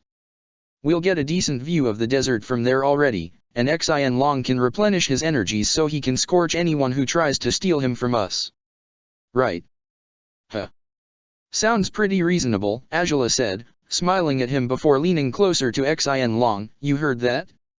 Are you finally going to comply with Sokka's idea, or will you continue to do as you please?" Xianlong fluffed his hair in a vain display, but he ultimately agreed to follow through with Sokka's suggestion. He wanted to find that library as soon as possible, and to find dragons far more than he wanted to find the library, but he knew to abide by his rider's concerns when they were well-founded. An hour later, they reached the mountains that hugged the desert. Xianlong landed easily, though he breathed heavily once he did. However easy flying appeared to be, it took a toll on him to press his body as much as he had. By Azula's request, Sokka removed the dragon's saddle and armor during their break, lightening the creature's load so he could rush off to find something to hunt without being hindered by extra weight. Xianlong returned by noon with a half-charred deer carcass dangling between his paws. It was fortunate that Azula and Sokka had already eaten by then, for Xianlong made quite a bloody spectacle of tearing up the dead beast as he fed from its flesh. Azula groaned and hid her face in Sokka's chest as he chuckled and patted her shoulder reassuringly. The sight of blood wasn't all that disturbing for either of them, usually, but Xin Long seemed rather determined to ravage the carcass in the most unseemly manner to mess with his rider, just as he had done with the fish in Shujing. They finally took off again, half an hour after Xin Long was finished with his meal. With his energies replenished, their new trek through the desert had finally begun. "It's so bleak, huh?" Sokka sighed, propping his head on Azula's shoulder. "Nothing but sand everywhere the eye can see. I mean, you could argue it's the same in the South Pole, but I don't know, snow is prettier than sand, at least. You're probably more than a bit weary of sand, considering you have to fight in it all the time," Azula sighed, reaching back with her lips to brush them against his cheek. Her tenderness brought a small grin to his face. "I can't say I'm enjoying the scenery much either, especially with no damn libraries in sight. Admittedly, now that we're here, this whole quest feels quite impossible, doesn't it?" Xin Long grunted and jerked in flight to startle his rider. Azula rolled her eyes as Sokka clasped the saddle's tubes, grimacing. "Sounds like he's not very happy with what you said now. He's threatened that he'll toss me off the saddle if I keep saying negative things," Azula said, smiling a little. "So I suppose I'll shut up." "I'd offer to shut you up in the best possible way." Sokka teased her, and Azula smirked. "But we're supposed to be looking at the horizon until one of us finds a huge building with domes and whatever the heck was in that drawing, right?" "Indeed," Azula said, rummaging through her bags for the papers Professor Zay had given them. It was futile to search the horizon for such a grand building. Both Azula and Sokka knew as much. If there was anything similar to what was depicted in this artwork anywhere nearby, they'd find it easily. But so far, I can't see anything that looks at all like it. It's just a whole lot of sand." Sokka sighed. "It's really hot by now, too. And not in the fun way," Azula huffed, shaking her head. She unfolded Zay's map of the desert next. The circles where he hadn't searched thoroughly ought to be their destinations, but Azula had the nagging feeling that, if the library was anywhere in those directions, the scholar would have seen it. A building of such magnitudes couldn't possibly have escaped his notice. "Say, there's something there."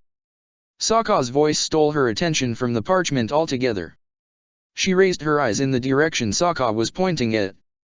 "Well, it's too far away, I can't tell what that's supposed to be," Azula said. Sokka placed his palm right above his eyes, shielding them from the gleam of the sun as he tried to unravel what he'd glimpsed moments ago. "But it looks big, doesn't it?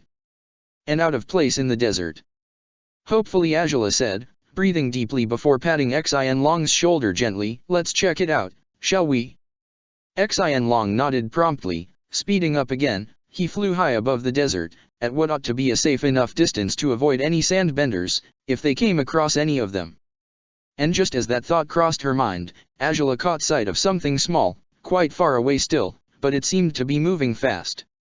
She narrowed her eyes, but that wasn't enough to identify whatever it might be. "Something wrong?" Sokka asked, reaching under her armor's shoulder plate to rub her arm gently. "Maybe. I don't know if that's a sand-bending contraption, but whatever it is, we're better off avoiding it. It might have seen us already, for all we know, but I'd feel at ease if we were out of its reach." Xin Long nodded and angled his body to the west while still progressing towards their temporary goal. But the more distance he covered, the easier it was to tell that what Sokka had glimpsed in the horizon wasn't quite what they were looking for. "That doesn't look like a big fancy building with domes and whatnot, huh?" Sokka sighed, shaking his head. "Damn. Here I thought we'd found something." "Well, a tall, nasty-looking rock is still something. Not what we were looking for, sure, but it's not nothing, I suppose." Azula mused. Xin Long had slowed down now, as good as pouting in midair as he glared reproachfully at the rock. "Are you mad at that thing for not being the library, Xin?" The dragon grumbled a response that brought Azula to chuckle, despite her dragon's moodiness. The mesa ahead didn't appear to hold any answers, but Xin Long didn't change directions. He had spent quite a bit of energy once again by flying so fast towards the tall, natural rock formation, and he could use another break. "Well, definitely not a library. Or maybe it's a very strange one that looks nothing like what Zay thought it would," Sokka declared, once Xin Long stopped on the summit of the mesa. "Seeing as I can't spot any books, I'd rather think this isn't the library at all," Azula sighed, heaving herself off the saddle. "Though it's possible the books are just tucked away somewhere inside those caves, right?" Caves. Sokka said, blinking blankly. Still apprehensive. Azula smirked at him. Sokka huffed and jumped off the saddle too, studying the strange holes within the mesa's summit from a distance. However uncomfortable it may make you, Princess, I'll always be apprehensive about caves. Whether they host the tombs of our past lives or not, he declared. Azula laughed softly, following him as he scrutinized the walls of the cave with uncertainty. These look pretty weird, don't they? There's some substance stuck to them, and it looks gross. This could be a nest of some sort, couldn't it? Azula suggested, blinking blankly. Not of dragons, of course, they don't make this kind of sticky-looking yellow substance, not as far as I know, that is. Xianlong shook his head briskly when she turned to him for confirmation, and Azula smiled at his negative. This place is giving me the creeps, Sokka grimaced. Not that there's a lot of caves that don't give me the creeps, but don't you feel like someone's watching us? Who could possibly be watching us in this forsaken desert? Azula smirked. Let alone while we're up here. Well, unless you meant the creatures that made this thing. She pointed at one of the many holes on the wall, and just on cue, a strange, buzzing noise reached them. The very ground under their feet seemed to vibrate, and without having to ponder the situation much, both Azula and Sokka concluded immediately that its source was the inside of those strange caves.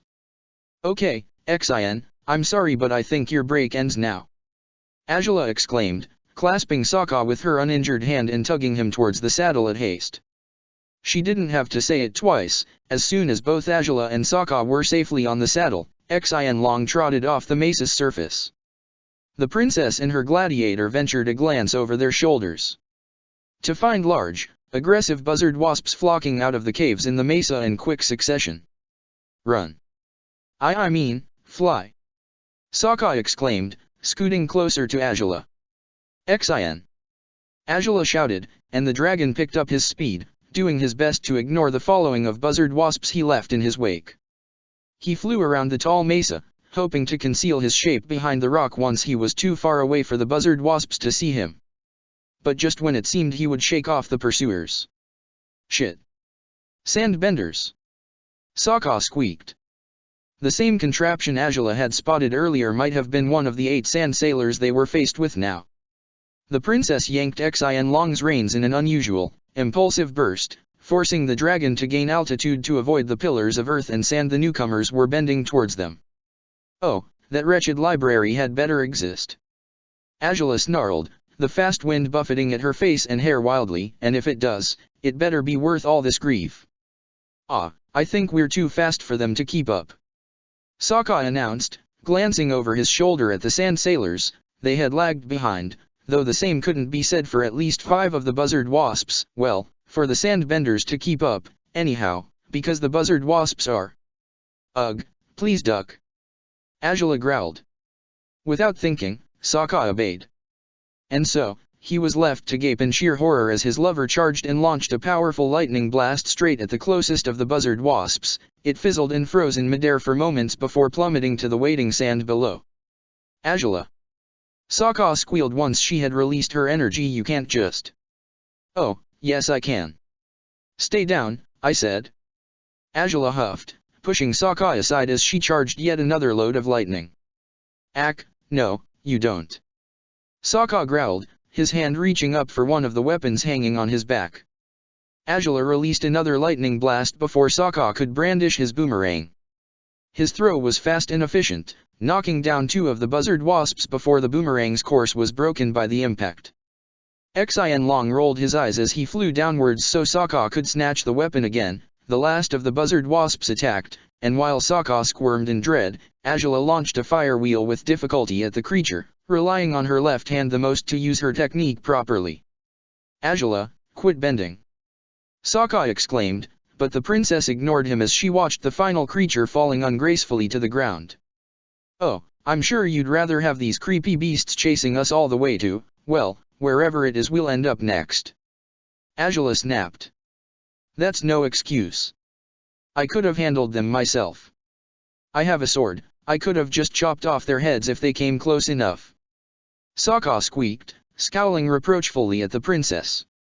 Xianlong was closer to the boomerang's landing site by now, and Sokka leaned down to snatch up the blue weapon, his eyes still mainly set on the princess he was trying to berate. "Can't you just sit on your hands and not do anything you shouldn't, Azula?" "If I sat on my right hand, I'm sure it would wind up in much worse shape than it's already in," Azula said, with a dry grin. Sokka huffed, finally scooping up the boomerang by one of its auxiliary circular holes, and he glared at Azula skeptically. "It's a figure of speech. Not a very smart one to use with someone whose wrist is fractured," she said, though her face was fashioned with a playful smirk by now. "You're one to talk about smart things, the one who decided to bend with said fractured wrist." The sound of buzzing interrupted their promised argument again. Not all the buzzard wasps that had pursued them were unconscious or dead, apparently. Still, Xian Long had no intentions of waiting to see if they would wake up or not. He turned towards the creatures abruptly and unclenched his jaws, unleashing a potent inferno of blue flames that had his riders bracing themselves against the bright glare of his fire and the shockwaves it left in its wake. Without waiting to ensure he had successfully slaughtered the enemy, Xian Long turned again and flew fast and high, as fast as he could possibly go. His riders, still dazed and startled by his violent attack, forsook their argument and sat quietly on the saddle, cautious over any other possible enemies that might pounce on them while they weren't paying attention.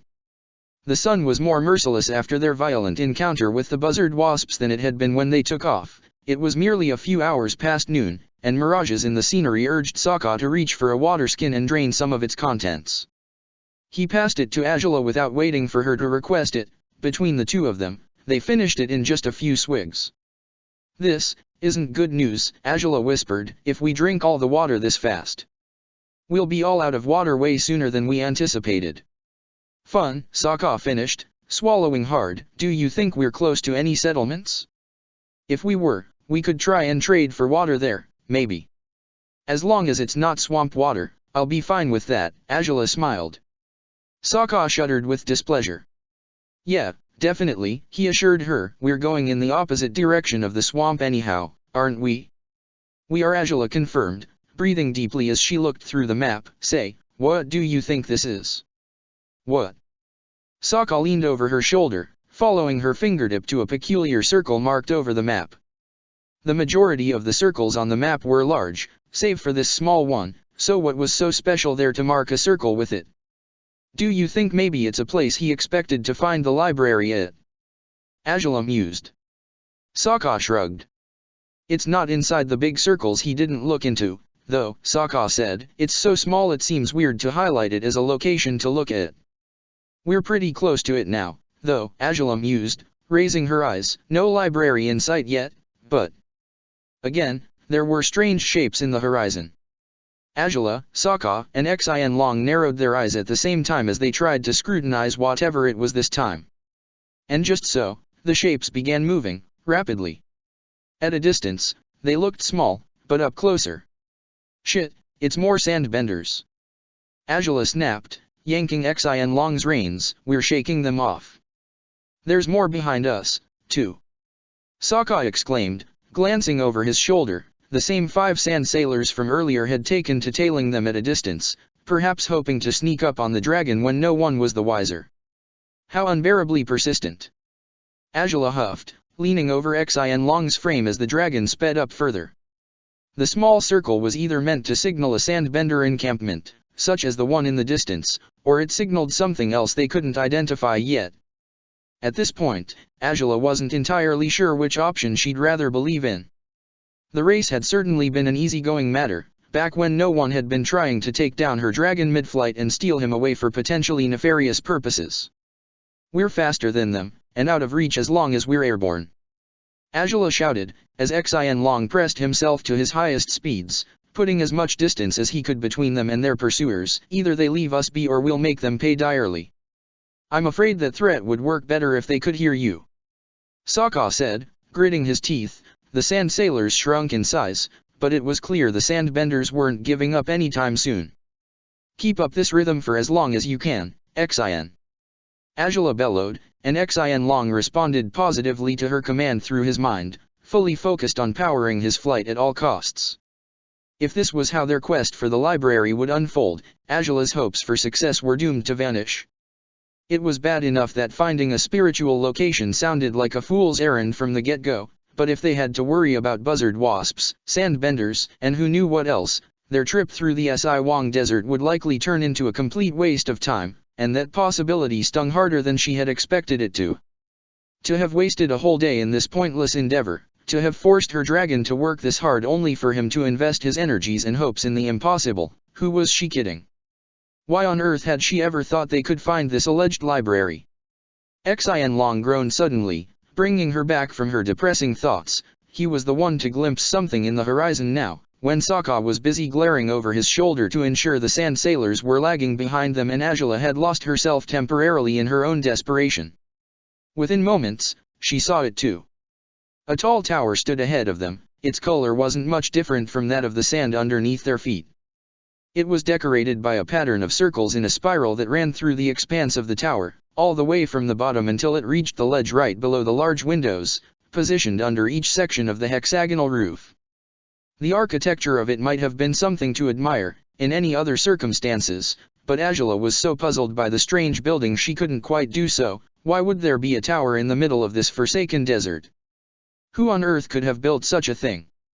Okay, I think we've put enough distance between us and, whoa. What's that? Sokka exclaimed, finally turning around to find the same startling sight that had kept Azula speechless so far. I don't know. But if Xian could sneak into it through the windows, perhaps. Are you sure they're big enough for him? Sokka asked. Well, we can scooch down, press fully against him. Azula suggested, swallowing hard. If we hide in there, and those sandbenders are too far away to notice what we're doing, we might actually shake them off for good. Doesn't sound like a bad idea, Sokka admitted, biting his lip, though I can't help but wonder. Why the blazes would someone build a watchtower out here, if that's what it is? Azula finished for him, with a weak grin. Yeah, I thought the same thing. Old civilizations, again. But it looks so strong and sturdy, Sokka said, cocking his head sideways as the tower loomed closer. Yet, something's weird about this place. Everything's weird about this damn desert, apparently, Azula sighed, ushering Xian Long to slow down and hide in the tower, as she had suggested moments ago. But Xian Long can definitely use another break. It might be a good idea to stay in here until he's recovered. Sokka nodded as they finally reached the tower. The windows appeared large enough to fit Xian Long, but not too comfortably. Azula and Sokka leaned down over his body, with the gladiator laying atop the princess's back, both shrinking in their frames as best as they could so the dragon could fit into the tower slowly but surely. This brings back unpleasant memories. Sokka grimaced. What sort of memories? Azula asked, pressing closer to Xian Long as the top of the windowsill grazed her ear. I didn't tell you that much about my dashing escape from Fazan's arena, did I? Sokka gritted his teeth. In his case, he had bumped his head to the top of the window, and he had to lean in closer to Azula to pass through it. It was, kind of like this. I got stuck in the hole, our exit spot. It wasn't fun. I thought for a second I'd burn alive, stuck there, and what a pathetic death it would have been, Well, we're both quite grateful that didn't happen, Azula sighed. Her legs were through now, and moments later, so were Sokka's. Their many bags had also bumped into the sides of the windowsill, but everything had gotten through by now, and Xian Long slipped his tail into the building safely. It was mid-afternoon already, and Azula sighed in relief at the light respite they received from the harsh sunlight. The building's shade already helped them replenish their energies, and she considered climbing off her dragon's back to remove his saddle and armor, so he could rest better. Until she realized he was still airborne. This isn't a watchtower, she announced, glancing down at the darkness that spread underneath her dragon's paws. There's no floor to stand in here. It's hollow. Whoa. Then what the hell is this? Sokka asked, grimacing as he glanced about himself with uncertainty. The light drifting in from the desert was playing wicked games with his eyesight, the contrasting brightness making it so he couldn't detail the inside of the tower. Azula focused her eyes on the darkness below, as much as she could at least. She struggled to scrutinize the interior of the tower, but after a moment she sighted a light emanating from below. A quick attempt to resonate revealed its source couldn't be fire of any sorts, so. Crystals. She whispered, like the ones in the tomb. What? I'm seeing a light down there. I'm not sure what it is, but... Xin, I know you hate being underground, but isn't it better if we check out what this is? This tower is, well, mysterious, at the very least. If there's nothing inside, you can fly us out right afterwards anyhow, can't you? It's not like we have anything else to do while we wait until the sandbenders are gone. Xin Long groaned softly, apprehensive of the idea of flying into whatever this strange building was. He had pointedly avoided going underground for as long as he could, but as long as they didn't put too much distance between themselves and the exit they should be safe, shouldn't they? With a sigh, Xin Long dropped slowly across the tower, his ears perked for any noise, his whiskers twirling in midair as though to pick up any warning signs through them. The deeper they went, the stronger the green glow became. Sokka could see it by now, too. We're already below the sand level, I think, he surmised, glancing about himself with uncertainty. What on earth is this place? I don't know, but whatever's down there has to be huge, Azula said, her uncertainty fully replaced by curiosity by now. As they reached the bottom of the tower, look, Sokka. The brightness of the crystals lit up what they soon found to be the largest building either of them had ever entered before. Their lips parted, but they remained silent as Xin Long continued to drop slowly towards solid ground. It appeared there were multiple floors, so many they couldn't tell where the building ended at all. Each wall was richly decorated in gold and marble, with uniquely carved shapes at every archway, that led into corridors lined with Azula. Sokka said, his voice thin and weak. The princess might have poked fun at his tone if she had been any less shocked than he was. Bookshelves. Books? Sokka. We found it. Azula gasped, and now Xin Long perked up, blinking blankly and rapidly as he descended on the open corridors. It can't be. Sokka exclaimed, his lips tugged by the overpowering urge to grin. It was real all along, then. And it was underneath this weird tower. The tower must have been one of the spires, look. Azula laughed, reaching for the drawing in the pack. She pointed at the tallest spire. Its shape resembled that of the tower they had found and entered. Impossible. This is impossible. Sokka laughed in disbelief as Xin Long touched down on the solid rock corridor. Sokka jumped off the dragon's saddle hastily, spreading his arms to help Azula down. The princess would have normally taken advantage of the opportunity to kiss him in celebration for their grand achievement, but as flabbergasted as they were, neither one thought of it as they glanced about themselves in sheer wonder. It's insane. It's huge. Azula laughed, a hand on her head, and it's real. It was real all along. Which, I guess, means spirits are real too, somehow? I mean, I suppose it's possible a building of this magnitude could be built with human effort, but I don't know. It'd take hundreds of years, at least, even with top-notch earthbenders, wouldn't it? Yeah, especially to find all the material to build it, Sokka said, leaning down to touch the cold marble floor with a hand. This is really solid stuff, probably on par with what you guys have in the capital's palace. There's nowhere near this much marble in the palace, Azula said, with a disbelieving grin, gazing about herself. Still, this is absurd, and, look at those carvings. They look like owls. Oh. Sokka had been peering down to the seemingly endless floors of the building when Azula called for him. She was pointing at the sculpted figures that crowned each archway that led into the corridors, full to the brim with books. I guess they do look like owls. Why, though? Azula said, stroking her chin with uncertainty. If I had a huge library to design, wouldn't it be more fun to feature different kinds of symbols everywhere? Perhaps symbols referring to whatever book sections are in each corridor. You're so very business-oriented, Sokka laughed, standing beside her as they glanced at the archways that spread before them. I don't know, maybe? Though, come to think of it, even if we're not hallucinating over a heat stroke, and we actually found this place, how are we going to find the books we're looking for? Maybe there's a guide somewhere. Azula said, grinning sarcastically, or a list of available books, who knows? Could be they're assorted by genre, Sokka suggested, better that than alphabetically, anyhow. Each section ought to be sorted alphabetically, though. The two humans seemed rather keen on debating how the library was organized while the dragon behind them panted in amazed disbelief. He had very little use for books, even though he knew they were very important thanks to his bond with Angela. He could read lightly too, if it was needed, but he would leave the investigation to his riders. Xian Long trusted they would find what he needed them to, and he had already done his job properly, as far as he could tell. The cheerful dragon would have lashed into an all-out celebration, for they had made decent progress with the first part of their quest towards finding more of his kin, but an eerie feeling froze Xian Long in place. He frowned and glanced over his shoulder, his scales tingling unpleasantly.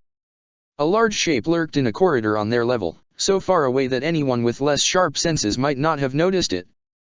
But Xian Long had. Angela had never thought she'd hear Xian Long yelp and squeal until that day. Her foolish discussion with Sokka was brusquely interrupted when her dragon, for the first time in their partnership, showed her a facet of himself he had proudly hidden up until now, unbridled, pitiful fear. Xian Long scrambled, hiding behind both Angela and Sokka, shrinking in his frame as the pair before him eyed him in complete confusion. "What on earth got into you now?" Angela asked, blinking blankly. "Come on, Xian. We found the library. Cheer up." Sokka grinned, but that wasn't enough for Xian Long's panicked eyes to shift back into his usual mischievous, far more easygoing self. The realization that he wasn't looking at them, that his attention had been claimed completely by something further away, compelled Angela and Sokka to turn around at the same time. By then, Xian Long was outright trembling, and the violent shivering only worsened when the massive owl came into sight. He was at least as tall as the archways. Now the owl motifs made more sense, for the building had to be decorated in his likeness. At least, that's what Angela ought to have thought, if she hadn't been breathless, astonished beyond reason, by the sight of the unnaturally massive creature before them. Sokka's reaction was no better than hers. He yelped too, though less noticeably than Xian Long had, and he took an instinctive, protective stance before Angela even if he had no idea what they were going up against. For it was a massive barn owl, with white feathers framing its face and black ones across the rest of its body. Its dark and deep eyes bore into them, producing vertigo in all three new arrivals, a stronger sense of vertigo than if they'd glanced down the banisters in hopes to glimpse the library's basement. That such a massive creature could exist defied all logic, and yet there it was, in front of their eyes, studying their pale faces intently as it came to a halt before them. "What the? How the?" Sokka gasped, all words eluding him now. They would continue to elude him after the owl's beak opened slightly, and a deep, booming voice resounded in their ears once it did. "It has been many years since any humans dared visit my study. And such is the case for a reason. Those of your kind are no longer allowed to enter this library." Chapter 212, The Spirit Library 3. Any moment now, he'd wake up to find himself in Ba Sing Se still, preparing for their trip to the desert.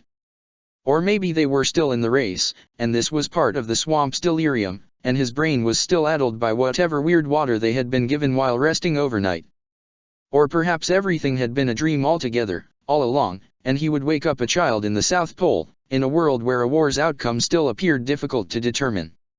He didn't expect his subconscious mind could have cooked up the countless hardships and ordeals he had endured over the past years, let alone the bliss he had experienced with Angela. But it was much easier for Sokka to believe everything so far had been a dream than to accept that the 12-foot-tall barn owl before them had not only spoken intelligibly, but claimed to be a guardian spirit, the protector of the library. Still, time ticked by, and nothing happened. He hadn't woken up, and those creepy eyes still studied all of them, finding them unworthy and unwanted guests. The more he pondered it, the less he believed it was possible, and yet... "Aye. Aye." He managed to blurt out, hoping to call for his partner, but Angela was frozen cold behind him, her eyes wide as plates, just like his own were, he knew. "Did you not hear me?" The owl spoke again, and once more they flinched. It wasn't that the voice sounded particularly dangerous, or ominous. If anything, it sounded quite like that of an annoyed librarian who had no patience for disrespectful visitors. Which, it turned out, was exactly what the owl was supposed to be. Yet that notion failed to register in the princess and her gladiators' minds altogether. Only Xian Long seemed to give his eyes credit, and his every instinct begged him to scoop up his riders and flee the way they'd come. "It's an owl." "A talking owl," Angela finally blurted out, and Sokka gritted his teeth. Why, you sure we should be telling the talking owl what it is? I mean, you know, that could sound insulting," he said, and Angela shot him a quick scathing look, with more than enough panic sprinkled into it. "Foolish mortals," the owl said next, and if it had been human it might just have shaken its head in a disapproving and dismissive gesture. "I am Wan Shi Tong, he who knows 1,000 things. And I advise you do not make me repeat myself any further. You are not welcome in this library. And it's threatening us now," Sokka said, with a trembling grin. "Angela." Excuse us, please," Angela said, swallowing hard as she averted her gaze from the creature, only for it to land on its feathers, and then its large, ridged talons. A shiver rushed through her body. Did she seriously just speak to a massive owl? A spirit owl? This defied all logic, everything she had ever understood about her world, but if she didn't do it, the creature before her might just lash out in attack. "By the sounds of it, we came to your library to search for some information, but the truth is, we didn't quite expect to find it." "Then you aren't a very skilled searcher, if you expect to fail on the quest you set out on," Wan Shi Tong declared. Now the shiver that rushed down Angela's spine was accompanied by an emotion she was quite familiar with, irritable pride. "Perhaps I ought to rephrase my words, then," Angela said, and she raised her eyes at the owl once more. Her surge of annoyance at the creature's judgment was overriding the blend of genuine terror and utter disbelief that had taken over her when the creature had first presented itself before them. "What we didn't expect was, for this library to truly be a spiritual location, if that's what it is. But, I mean, it has to be. You're a spirit, aren't you?" Sokka whimpered beside her. The notion of real, tangible, physical spirits did away with whatever grasp he thought he had on reality. For all these years he had assumed spirits were but cultural fabrications, old folk tales meant to explain the workings of the world that science wasn't advanced enough to unravel yet. But science certainly had advanced a fair share, and he highly doubted it would ever explain a massive library buried in the desert, guarded by an owl that doubled Sokka's height, if not tripled it. He hadn't yet picked up the first book, and the library's contents had already changed his understanding of the world completely. "Of course I am," Wan Shi Tong confirmed, and Angela swallowed hard. "Do you truly need to ask? Judging by your reactions, you've seldom encountered any beings such as myself in the surface." "Seldom would imply we'd encountered any before," Angela mumbled, but she shook her head. "Well, very well, we'll have to process all this. True, admittedly both me and my companion here spent a long time believing spirits didn't exist at all, so it's quite a shocking discovery." "You sought out this library while not believing in spirits?" Wan Shi Tong asked. "We did." Angela nodded. "Because, well, we were told that, if the knowledge we need is stored somewhere, it'd be here. And as we had free time, we flew to the desert to search for the library. Indeed, though it didn't look like we'd find it. We actually thought this was some old watchtower or something," Sokka chimed in, with an awkward grin. Oh, how foolish he felt, speaking to an owl. And surely the owl would feel foolish too, if it was an all-knowing spirit indeed, speaking to ignorant humans such as them. "We were hiding from sandbenders who came after us, and, well, out of sheer curiosity we decided to investigate what hid underneath the tower," Angela continued, biting her lip. "It's not quite easy to find a library that's nearly fully buried underground, you must realize." "It was easier in the past," Wan Shi Tong declared, and his voice grew darker now. "But humans wore my patience thin. It was bad enough that many would visit the library to seek knowledge merely for warfare and strategic purposes, anything they could use to defeat their enemies, but the last human visitor dared set fire to an entire section of my library, so no one else could gain knowledge to exploit about his nation. After such an unforgivable affront against my library, I sank it into the desert. My knowledge seekers continue their quest to expand my library's contents through whatever new knowledge they may yet learn of your world, but I won't allow any other human to browse my collection for nefarious purposes." Angela blinked blankly. Sokka swallowed hard and lowered his head. Did that mean he'd have to forget about the bombs he had hoped to build? It was, after all, something he was doing to defeat Toph. If the spirit owl were as strict as it seemed, there was no way it would allow him to look up that kind of information, but the same couldn't be said for Angela's purposes. "Wait a moment," the princess raised her hand, staring at the owl sternly. Somehow, It was growing easier to accept she was speaking with an owl the longer she did it. A visitor set fire to a section of this library? Can I ask which section? Or, better yet, was that visitor a lieutenant in the Fire Nation's armed forces? Why, indeed, it was, Wan Shi-tong answered, and although his expression hardly shifted, it almost felt as though he were as wary of Angela now as she was of him. So I assume, he burned the Fire Nation section, so no one could find out about our weaknesses, just as he found out whatever weakness he'd discovered of the waterbenders, Angela finished, gritting her teeth, and it's his fault that you're casting us out now.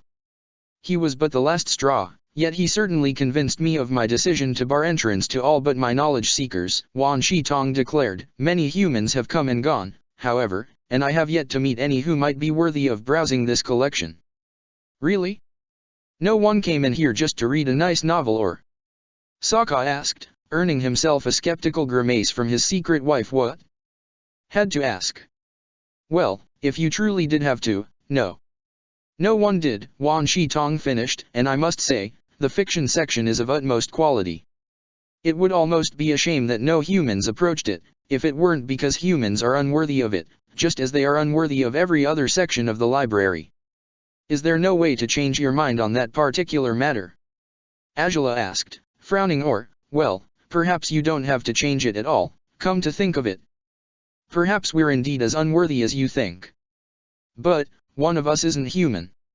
Her words startled Xin Long, who flinched and shrunk in his frame further. Angela turned to smile reassuringly at him, but the dragon's eyes were wide with fear. This is my dragon, Xin Long, Angela explained, and he's the first dragon to be found in over half a century. We bonded many years ago, and he has searched for other dragons to no avail up to date. I've always promised him that I would help him find others of his kind, if there are more dragons left to be found at all, but I hadn't had the chance to do so until now. And while I doubt your library hosts any dragons of its own, I do suspect that, if any place across our world has enough information about the likely locations where dragons might nest or where they might have left an egg, perhaps, it would be this library. Her words gave Wan Shi-tong pause, and Angela was relieved for it.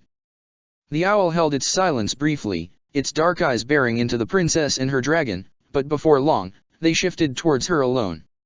You have completed a bonding ritual with this dragon? Wan Shi-tong asked, and Angela nodded. You are, then, a firebender. Is this why you are acquainted with the lieutenant who burned my library's section on the Fire Nation? Indeed, Angela said, nodding. Do excuse that I haven't introduced myself yet, this entire discovery has been, well, quite groundbreaking. At any rate, I'm Angela, Crown Princess of the Fire Nation. Crown Princess. The owl spoke, and this time, his voice was tinged with unrepentant curiosity. I won't deny my nation has committed no shortage of cruel acts and dreadful crimes, Angela said, lowering her head towards the spirit. What Zhao did in your library is but one more sign of what's well and truly rotten within my culture. No apology I speak will suffice, especially if you don't believe humans can be anything but deceitful and cruel, but, if you'll allow it, I have come up with an offer that I hope you might find agreeable. Is that so? Do speak your mind, then Wan Shi-tong encouraged her, and Angela's heart raced inside her chest. I cannot promise to make up for all the knowledge that was lost by Zhao's actions, but if you would like to replenish your knowledge on the Fire Nation, I will share everything I know, everything you may ask about, she said, bowing her head towards Wan Shi-tong. Sokka gasped beside her, and she hoped once his initial shock receded, he would be proud of her decision. I've spent years learning all I can about my nation, ranging across a myriad of subjects, history, geography, arts, music, and of course, bending. I can speak to you about all of it. And, if all goes well, and I become Fire Lord eventually, as I'm supposed to be, then I would offer something better than that. I could have copies of all the most important books and tomes of our culture sent to this library, enough to make up for those you lost and then some. If you'll have that, of course.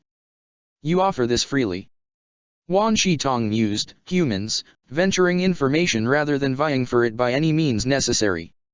Well, it's an exchange of sorts, Angela admitted, with an awkward smile. I suppose that, while I share everything I can with you, my gladiator would be browsing dash. Your gladiator? Her own slip of tongue petrified Angela where she stood. Oh, dear. Well, By the time she made her offer she had as good as assumed she would have to speak of the world's current developments, such as slavery and the gladiator business, but somehow it had slipped her mind entirely that the spirit wouldn't know anything about gladiators until now. Perhaps it would be less agreeable once it knew about Sokka's standing in Fire Nation society, understanding their relationship as one where she exercised a forceful, violent authority upon him. Yes, Sokka chimed in, stepping forward and nodding. Azula tensed up, watching him as she failed to find words to answer to the creature herself. I'm the princess's partner. My name's Sokka. What is this, gladiator matter? Wan Shi Tong asked, pointedly. The word escapes my knowledge. Is it a derivative of the word glad, perhaps? Are you the princess's jester? The princess's concerns weren't quite swept away by the spirit's question, yet they certainly were put on hold when she heard it. She laughed so loudly her voice echoed all through the library. The owl, naturally, had little sense of humor and watched Azula's laughter spree with the same curiosity he had borne in his large eyes when she introduced herself, but Sokka was frozen solid with embarrassment now, his face heating up as he shot a sharp glare at Azula. She was bending forward as she laughed, her arms squeezing her stomach. I'm not her jester! Sokka exclaimed, his voice cracking as it ever did when his pride was injured. The sound did nothing to slow down Azula's laughter spree. I'm a warrior who fights for her, or alongside her, whatever's needed. So? A warrior? Wan Shi Tong said, and now he seemed to judge both Sokka and Azula far more harshly than before. And why would you have need to bring a warrior with you to this library? Wait, it's not quite like what you might be fearing, Azula said, his tone sobering her up quite quickly. She raised a hand and breathed deeply. I will explain. Well, the course the Fire Nation has taken over recent years. A lot of it is ugly business, why deny it, and the gladiator business is amongst the ugliest of them all. It will certainly look that way to you, I suppose, considering your stance on humans.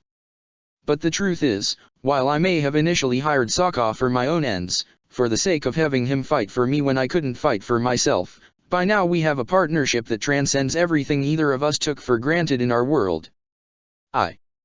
I have learned so much from him, and well, he may have learned a thing or two from me. More than just that, but it's still pretty mean of you to laugh at the idea of me being your jester. Sokka pouted, and Azula chuckled again, despite the tension of the situation. Well, in all fairness, I've laughed more with you in these past years than I did in all the years before we met, so even if you are not a jester, you sure have made my life far more lively, Azula smiled. Heh, well, that's kind of flattering actually, Sokka conceded, with a grin of his own. Now anyways, spirit of knowledge, as much as Azula is supposed to be superior to me in just about every sense, she has always treated me as an equal even if we're supposed to be natural enemies. And by now, well, she and I are, Azula raised an eyebrow as Sokka blushed and glanced at her with uncertainty.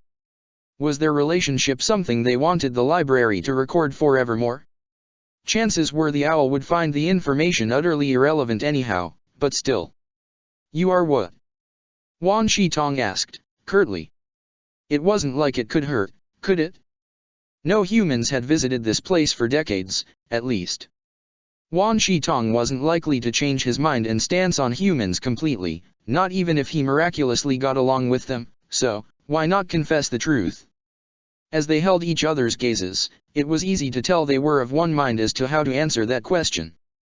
We are secretly married, actually, Azula finished Sokka's sentence, breathing out as her gladiator grinned at her. We've been in a clandestine relationship for a few years. It's clandestine because, if it were known, my father, the Fire Lord, would never accept it and would likely demand to execute Sokka for tainting me and whatnot. But that hasn't stopped us anyhow, Sokka declared, stubbornly. We're better together, always have been. A relationship, you say? Wan Shi Tong spoke plainly, utterly impervious to how Azula and Sokka's hearts were racing after acknowledging the true nature of their bond out loud as they had marriage, even. By your appearance, I would surmise you are of Water Tribe birth. Yeah. Sokka said, nodding. Southern Water Tribe, actually. Then your nations are at war, or were, the last I knew, Wan Shi Tong continued, yet you claim love has bloomed between you. Well, yeah. You don't believe us? Sokka asked, grimacing. Heck, that's harsh, but, Come to think of it, as we didn't believe in spirits before, I guess spirits don't believe in us. Weird way of putting it, Angela said, biting her lip as she awaited the owl's judgment. Either you are attempting to earn my goodwill by lying about a relationship that doesn't exist between you, or you are truly honest and risking your very lives by being involved with each other, Wan Shi-tong announced, finally. Sokka scowled. The latter would be a rarity, all things considered, coming from humans. Really, now? You think we're pulling your, feathers? Do you need a demonstration of how much I love her, right here and now? Because I can kiss her for hours on end if you insist. He exclaimed, wrapping an arm around Angela's shoulders and drawing her closer. Sokka. I mean it though. I mean, it would be fun to do that no matter the situation, but if he needs proof. Surely there's better proof of your closeness rather than physical displays, Wan Shi-tong said, a hint of judgment in his voice again. Oh. Our scars. Sokka exclaimed, grinning as he removed his glove and offered the owl a glimpse at his right palm. See that? That's my scar from our wedding ceremony. If you do know everything, then surely you know that for weddings, water tribes have a hand-fasting ceremony. Yes, said Wan Shi-tong, studying Sokka's scar before turning to Angela. Where's yours? Under these bandages, Angela said, with a dry grin as she showed her hand to the owl. I fractured this wrist recently, but I suppose I could use a change of bandages, right? We brought some in the pack, didn't we? Oh, yeah. As long as Wan Shi-tong here doesn't decide to chase us out immediately if we displease him, we can change them now, Sokka said, grinning as he reached for Angela's hand, helping her undo the bandages slowly. After a few moments, the bandage was fully peeled off, and Angela's hand was exposed after Sokka undid the splint carefully. Wan Shi-tong eyed the scar on her hand with the same keen curiosity as before.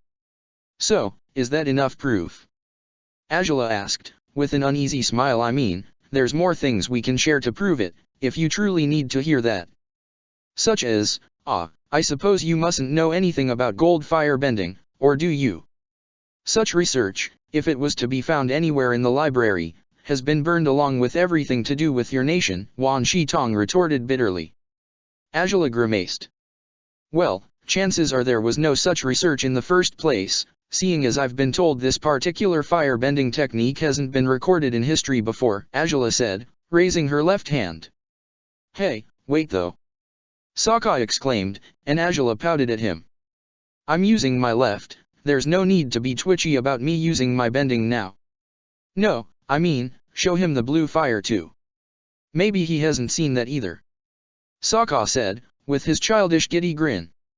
Angela blinked a few times before smiling back and nodding. Well, that's possible. All right, my usual fire bending looks like this, she said, stretching her middle and index fingers to produce a small plum of blue fire. Wan Shi-tong remained silent as the flame danced elegantly within Angela's perfect, tight control. She breathed deeply before closing her eyes, ignoring the owl's unresponsiveness. And if I evoke the love I feel for Sokka? She whispered, now spreading her hand fully so the fire would dance on her palm instead. By the time she opened her eyes, the library was bathed by a golden hue. Sokka smiled brightly at the less restrained fire. He turned his grin at her moments later, and the princess's heart surged with pride for it. This golden fire is affected by your emotional state, then. Wan Shi-tong spoke, and Angela nodded. Technically, all fire is affected by its bender's emotional state, she said, but this gold fire. I only developed it after I realized my inner fire flared differently whenever I thought about him or spent enough time with him. It has several uses too. She saved my life with it once. Cauterized a bad wound I had. I can even show you my patched up skin. Sokka said, solemnly, and Angela gritted her teeth as unwanted memories returned to her mind. Yeah, I did. And I'd rather not have to do it again, but it's a good thing I could use gold fire for those purposes anyhow, she said, before pressing her lips into a tight line. There's another thing we can show him. Sokka said, grinning at Angela, indirect bending. Oh, that, Angela said, smiling awkwardly. Well, let's hope it works this time too. The situation isn't anywhere near as dire as it always is when we use it, so it shouldn't be a problem. Sokka pouted. Might be that tense and dire situations are the real key to this technique, rather than how physical our relationship may be. Angela laughed, placing her left hand on his armored shoulder. Sokka had turned, so he stood with his back towards the princess. Put up your fist. Ready. Sokka said, breathing out as Angela's left hand tightened around his armor plates. She breathed deeply too, focusing on ensuring the flame would appear at the level of Sokka's hand. With a surge of energy, she unleashed the impulse of fire bending, and within moments, a small blast of orange-blue fire surged out of Sokka's knuckles. The gladiator shivered. The sensation was ever foreign, no matter if they had done it enough times for him to know exactly what to expect. Still, he smiled. Being part of Angela's bending was always exhilarating, strange as it might be to experience bending in this way. I suppose you mustn't have seen that either, but... Angela started, with a proud grin, but Wan Shitong interrupted her. I never thought I would see Shang Viang's theory proven true, but it seems he was correct. Who, now? Sokka asked, blinking blankly. I've never heard that name before, Angela said, with an awkward smile, but, I take it's a scholar who looked into bending's boundaries, perhaps. Shang Viang wrote fiction, actually. Erotic fiction, Wan Shitong spoke plainly, and as well versed on the subject of eroticism as they might be. Both Angela and Sokka blushed profusely at the spirit's words. His most notorious novel was published in the Yuan era. The protagonist is a male firebender who, in the throes of passion, firebends by accident through his non-bending lover's body without harming her. Sokka said, his voice high-pitched, that sounds really dangerous. Much controversy was sparked by the contents of the novel. Wan Shitong continued not only over its themes, but over its portrayal of firebending, of course. Some scholars wrote of the futility of testing the novel's proposed theory, citing several unpleasant accidents in the private alcoves of firebenders as proof that Shang Viang's story was but a story. It is, admittedly, quite interesting to witness otherwise now. Heh, good to know. Does this mean you believe us now? Sokka asked, with an awkward grin. Because of a dirty book. Angela said, her eyes unfocused. How many people had read that damn book?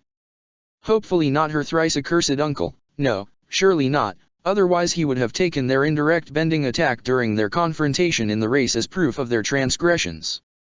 Other than him, the only person to remark on their joint skill had been the head sage, who had told them that indirect bending had only been known to happen between people in intimate partnerships. Oh, crap. I'm more inclined to do so, Wan Shitong admitted, and Sokka sighed in relief, ignoring Angela's twitching beside him. But there will be much for the crown princess to explain before I'm satisfied. Nonetheless, your intentions don't appear to be as nefarious as I feared.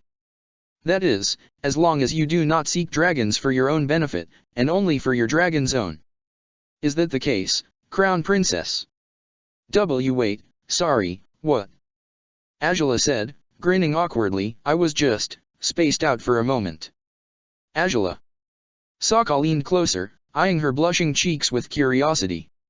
It's nothing, I'll tell you later, if anything, she said, gritting her teeth.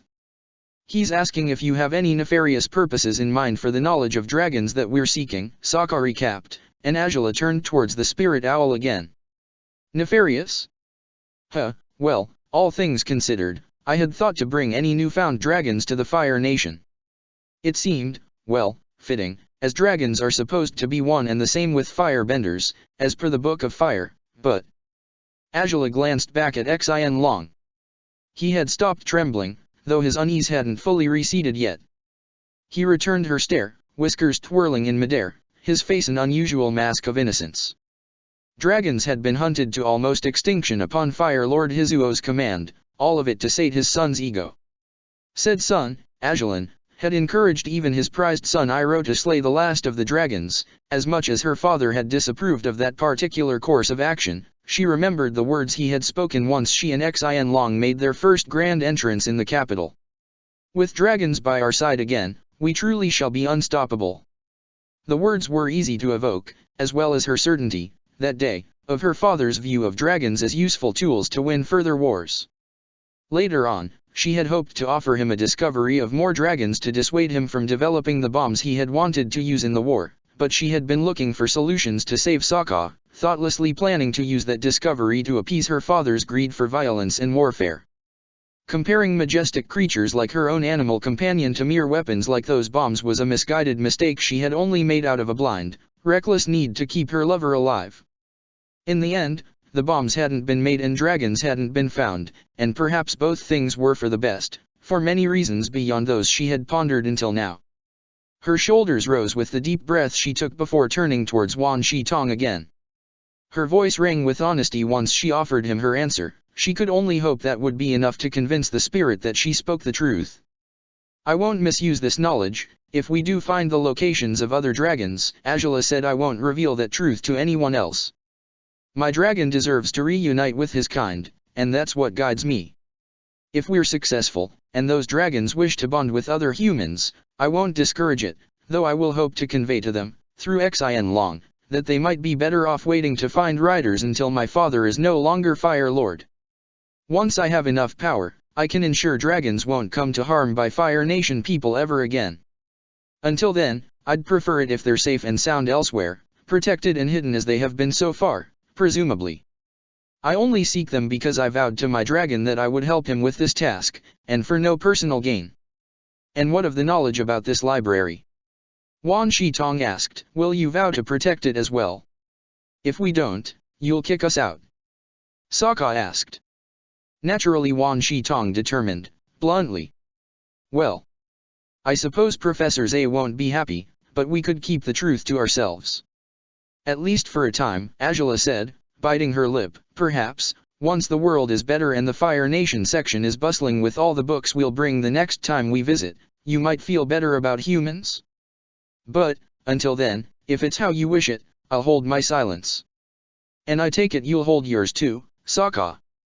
Yeah, I'm not going to tell people about this place if you don't want us to, Sokka said, raising his hands defensively. Promised thing. Wan Shi Tong remained silent briefly, weighing their words carefully. Azula clenched her fists, then stretched her right hand when a burst of pain reminded her that her wrist was still healing, and waited for judgment. It seemed that everything would hinge on this moment, and if that was the case. Very well. I may not trust you fully yet, but if you prove true to your word to share Fire Nation knowledge with me, I may change my mind for the better, Wan Shi Tong declared, and both Azula and Sokka grinned in unabashed celebration. Yes. You won't regret this, you'll see. Sokka said, throwing a fist in the air. Azula is the biggest Fire Nation nerd there is. She'll tell you so much about it you won't even have room to stuff all that information. I'm the biggest what? Azula repeated, hands on her hips, but Sokka was most unwilling to take back his words, grinning goofily at her as he was. You heard me, and you know it's true. It's hardly something to be offended by, you know. Honestly, speaking to your wife this way, shame on you, Azula huffed proudly, as Sokka snickered. Anyways, setting aside that now it seems I'm a nerd and you're a jester. Apparently we've been both those things for a fairly long time, Sokka chuckled. Azula couldn't hold back a smile at his assessment. Well, you'll have to borrow some of my nerdiness for a bit. Not that you're devoid of it yourself, but still. Azula said, biting her lip, while I share what I know with him, you should devote yourself to finding whatever information you can on dragons. Rui Shi only gave us 3 days for this trip, and I'd much rather he doesn't have to barge into this desert again, if possible, so. Got to save time, huh? Sokka bit his lip but nodded. Well, okay then. Though, before I go scour the endless library, we were going to change your bandages, remember?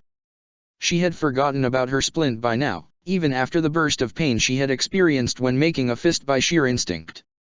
Still, as usual, Sokka hadn't. He took care of her when she wouldn't take care of herself, just as she often did the same for him.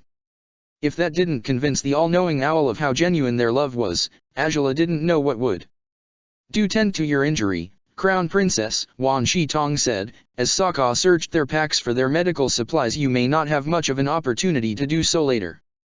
I expect we will be busy for many hours as me and my knowledge seekers register all the information you share with us. You keep talking about those knowledge seekers?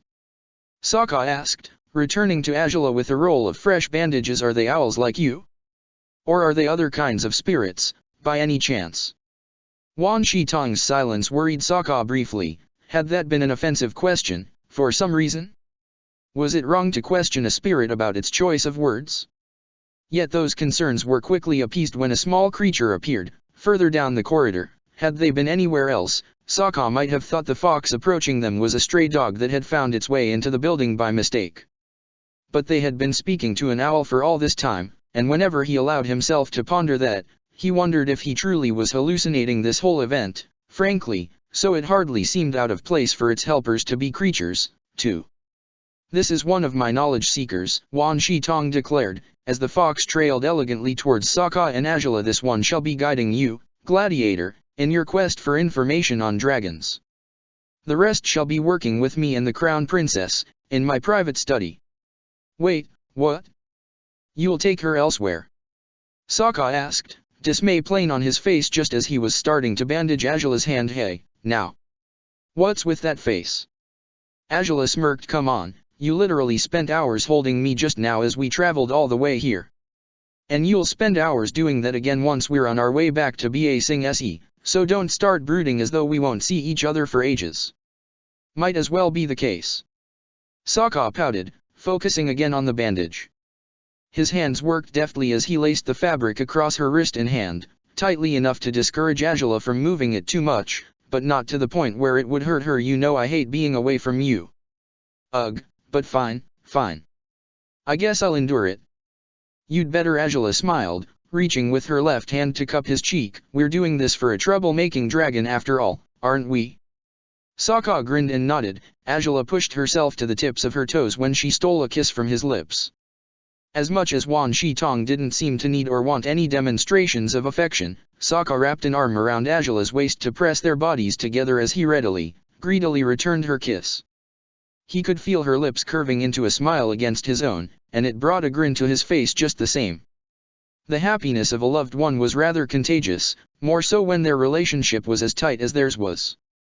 Azula smiled still as they parted, stroking Sokka's cheek gently before leaning down to speak with her still cowering dragon. Xianlong seemed slightly less scared, and a little more hopeful now, but not enough that he would return to his playful, frequently arrogant self just yet.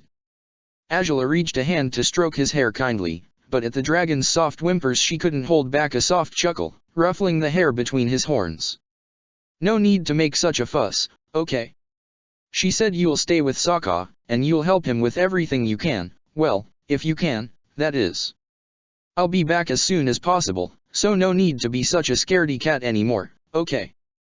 Xianlong's playful side made a momentary return only to assure her that he was a scaredy dragon, if anything, and Azula laughed and shook her head before rising to her full height again.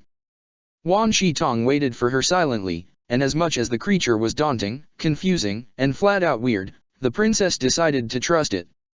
It was, without a doubt, a strange first-time encounter with a spirit, but she wouldn't cower from the opportunity to discover more about dragons merely because the owl was creepy. "I'll see you in a while," Azula told Sokka again, smiling and squeezing his hand gently with her left. He offered her an encouraging grin of his own before she stepped forward, towards the massive owl. Wan Shitong moved gracefully for a creature of its massive girth. It seemed to observe Azula quite keenly, and Sokka hoped, deeply, that the princess would outdo the spirit's expectations, as she ever outdid people's expectations. He smiled wistfully as he watched her go, disregarding the two sets of eyes that were focused on him until Azula was gone from sight. Well, there she goes, and we have work to do too, don't we?" Sokka said, smiling at Xianlong before turning towards the fox. Its tail swayed from side to side in a playful manner. "All right, you're pretty cute, I'll give you that. Want to give us a hand finding any useful information about dragons, Foxy?" He didn't need to ask twice before the creature bounded off in the opposite direction towards where Azula and Wan Shitong had left. Sokka shot one last glance towards the corridor they had vanished through. He only hoped Azula would figure out where to find them when the time came.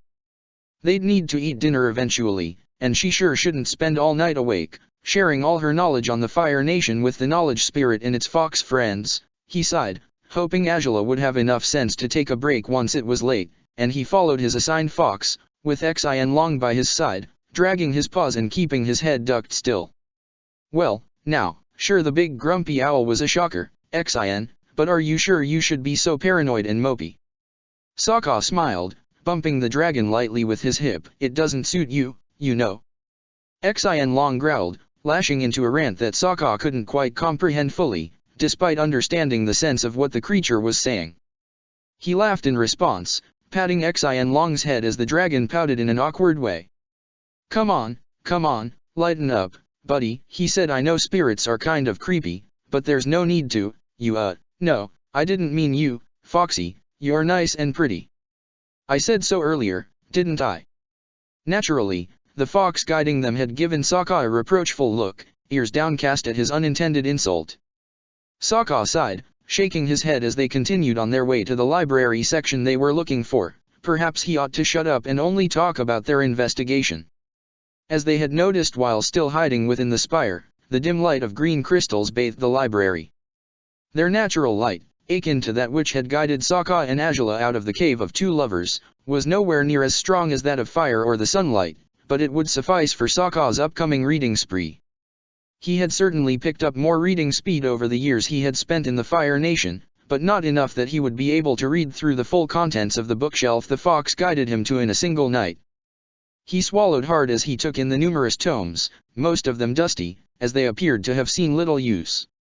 Good thing he didn't stash dragon knowledge with the Fire Nation books, huh? Sokka breathed out through his mouth as he reached for the first book, one with a thick spine, fashioned in brown leather. Okay, let's get started. The book appeared to be an extensive study of a group of dragons somewhere in the Fire Nation. That wasn't particularly promising, but Sokka continued to read it in case it yielded any useful information anyhow. The old pages were raspy to the touch, and his hands felt prickly after passing several pages, but he did his best to ignore the feeling as he scoured the highly detailed report on the dragon's activities. Seems like this particular herd, gang, or, cluster. Well, you know, whatever a group of dragons are called, we're living at the heights of a really tall mountain, Sokka told Xin Long, but you've been out and about in all the mountains of the Fire Nation and found nothing yet, right? Xin Long nodded and Sokka sighed, closing the book. Maybe another one will do, he said, stashing the book where he'd found it and reaching for another volume.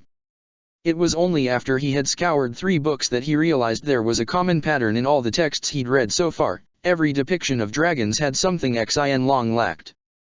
Winged dragons, Sokka said, frowning. They're all winged. But you're of a different species, right?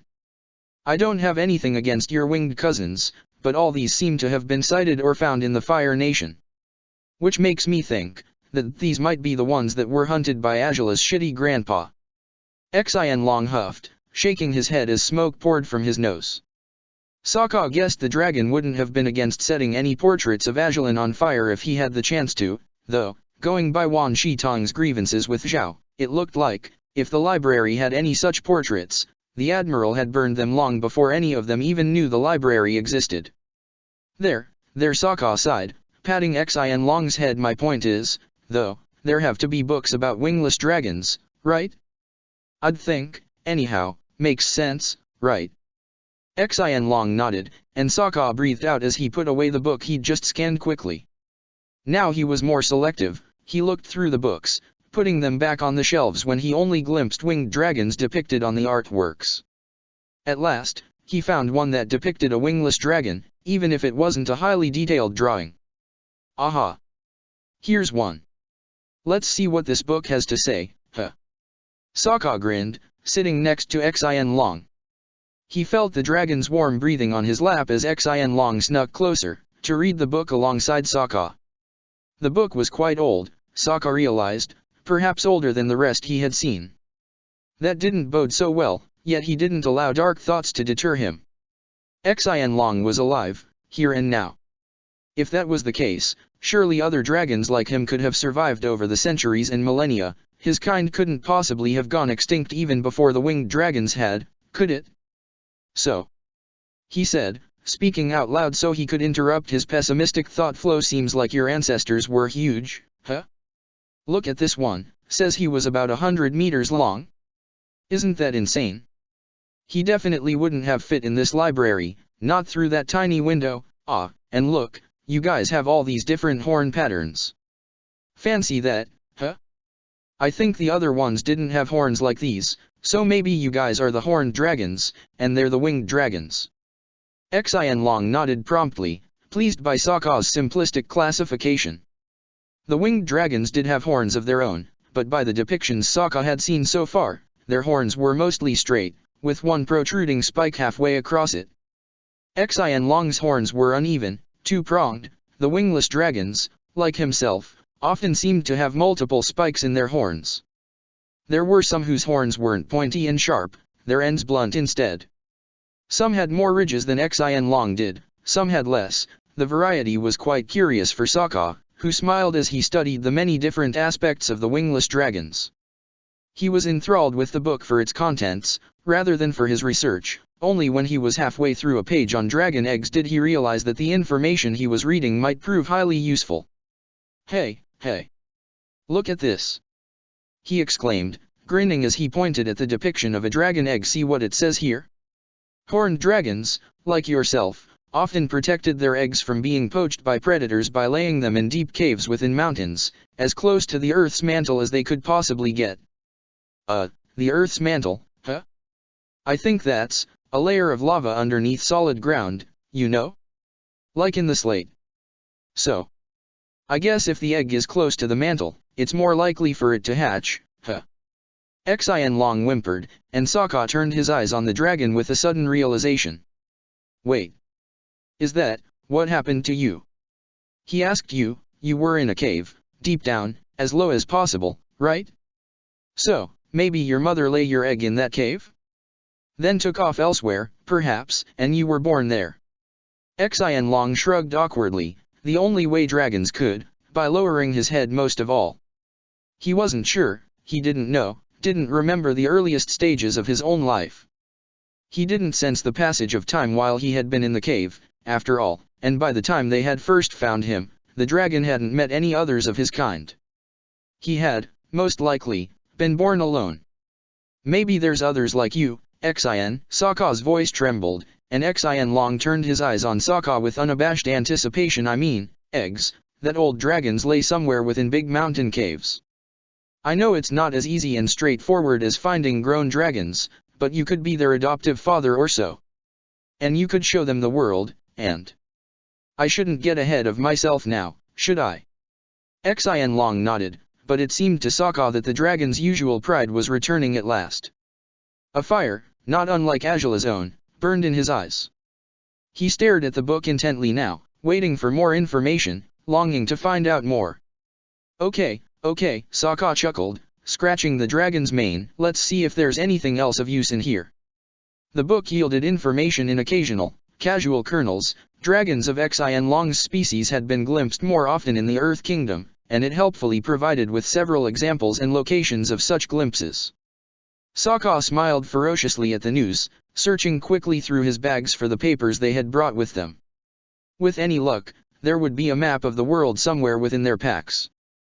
The knowledge seeker had been waiting silently, patiently, so far, but he stepped into Sokka's field of view as he was elbow-deep in one of the backpacks dangling on Xianlong's saddle.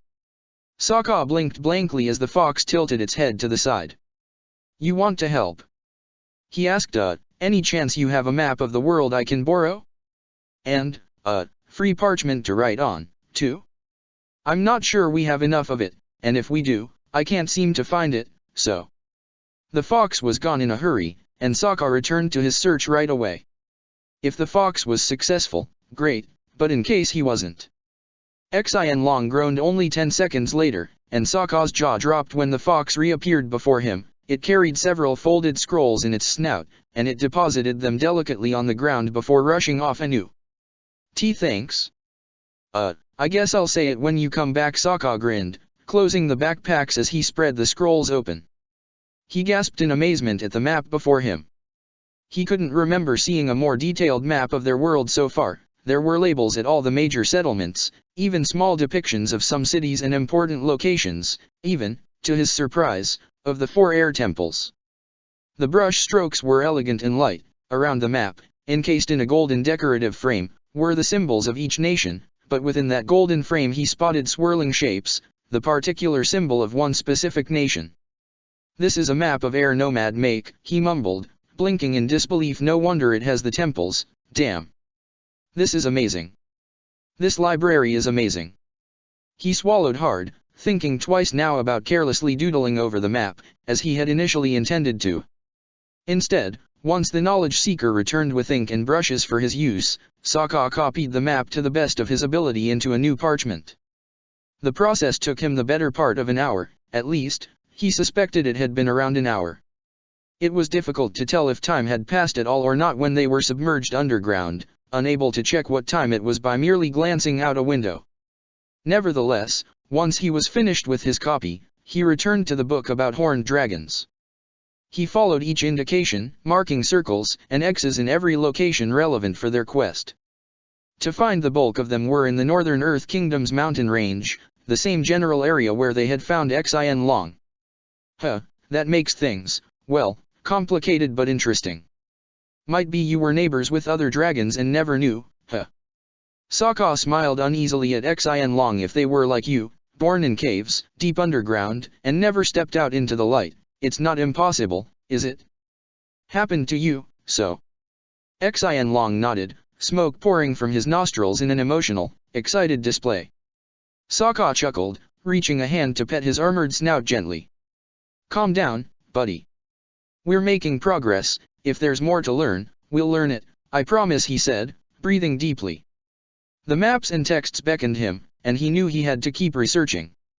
The mountain range where they had found Xin Long was massive, as he and Azula well knew, for it was the area where they had tried to track down the rough rhinos, and where they had lost their way for a whole week, unable to find civilization until Xin Long flew them out of the forest.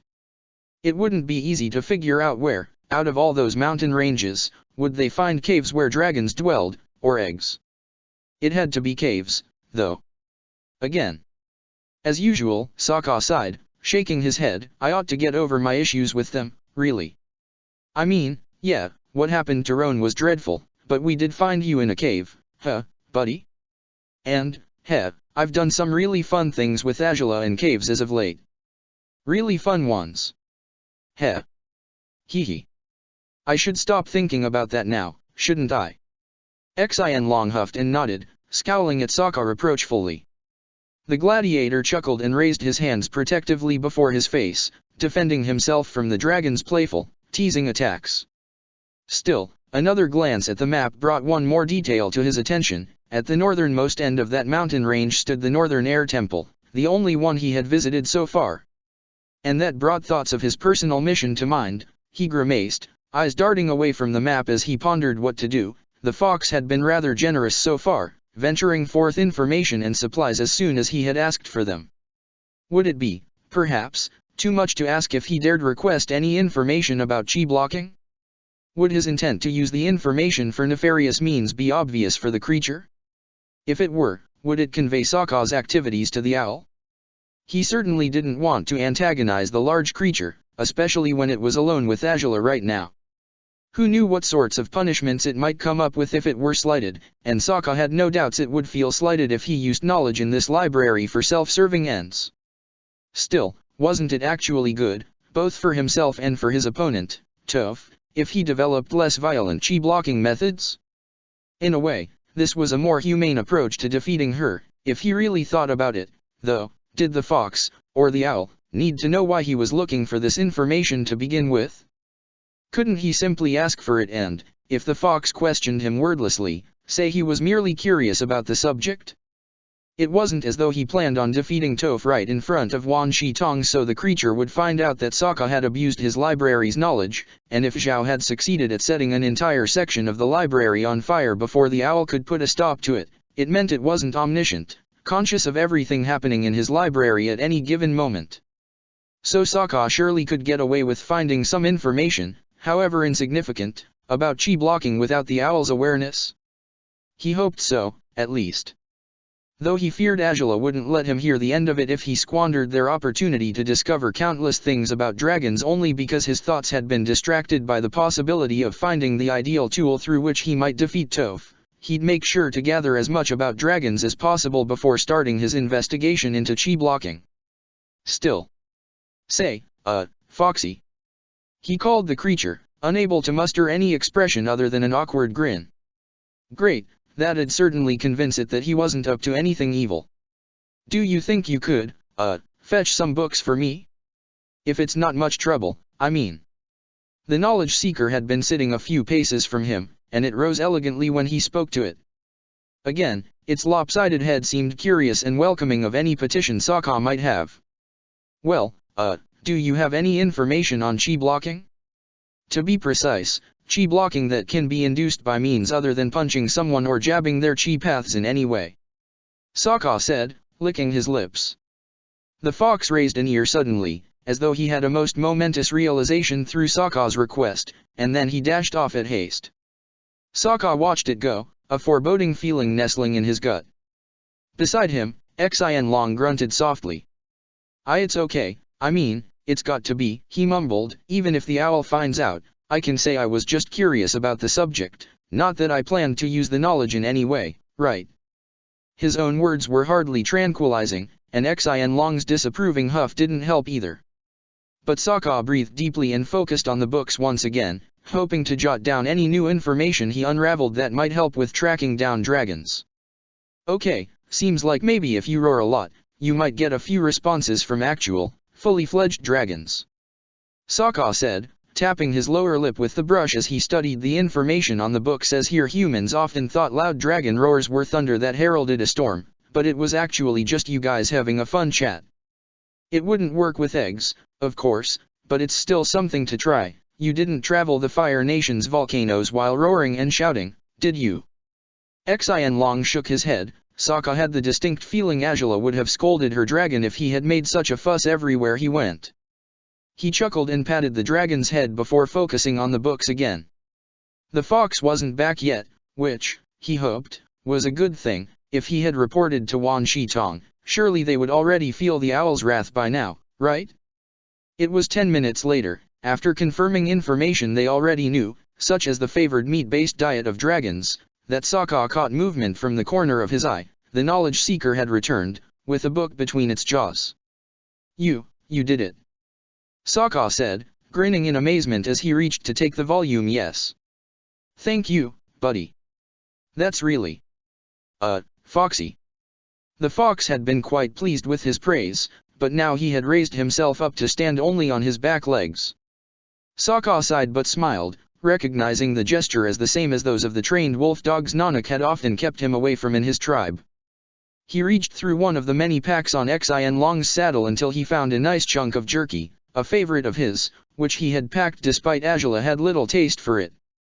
He tossed it at the fox, and it gobbled down the snack with delight. Well, don't you worry, Xian, Sokka said, grinning at the dragon. We'll finish your research first. Mine's a secondary thing. I'll only do it if we have time to spare for it, okay? Xianlong growled approvingly, closing his eyes before leaning close to lick Sokka's cheek. Sokka gritted his teeth at their gesture, but he smiled a little regardless. He'd probably have to splash his face clean later if he hoped Azula would want to kiss him again at all.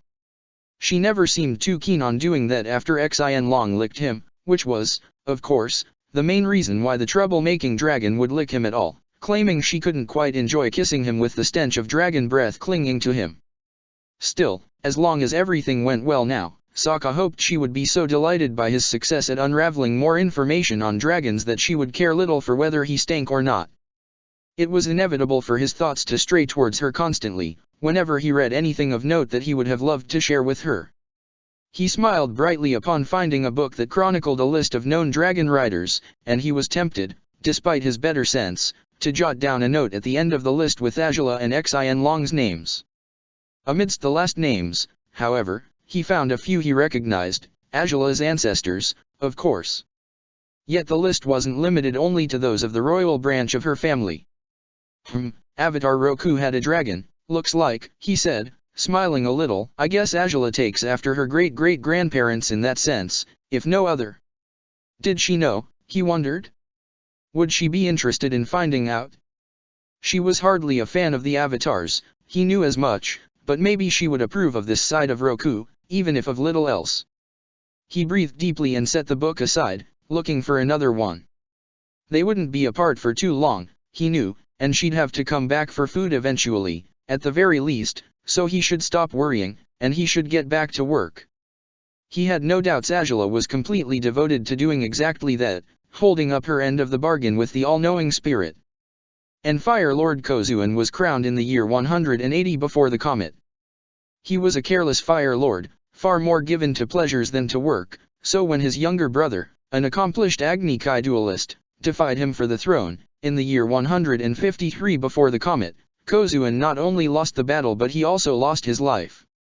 This younger brother, who was then crowned as Fire Lord Azuran, was Sozin's grandfather, and thus, my direct lineage begins.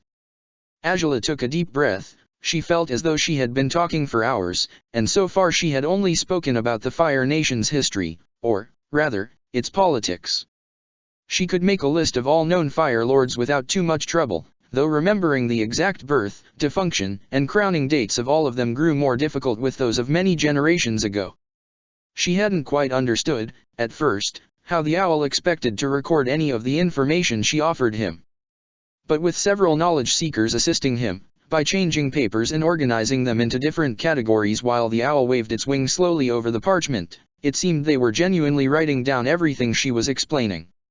Whenever the owl's wing swept away from the paper, Angela would notice many ideograms written across it. It had startled her the first time it had happened.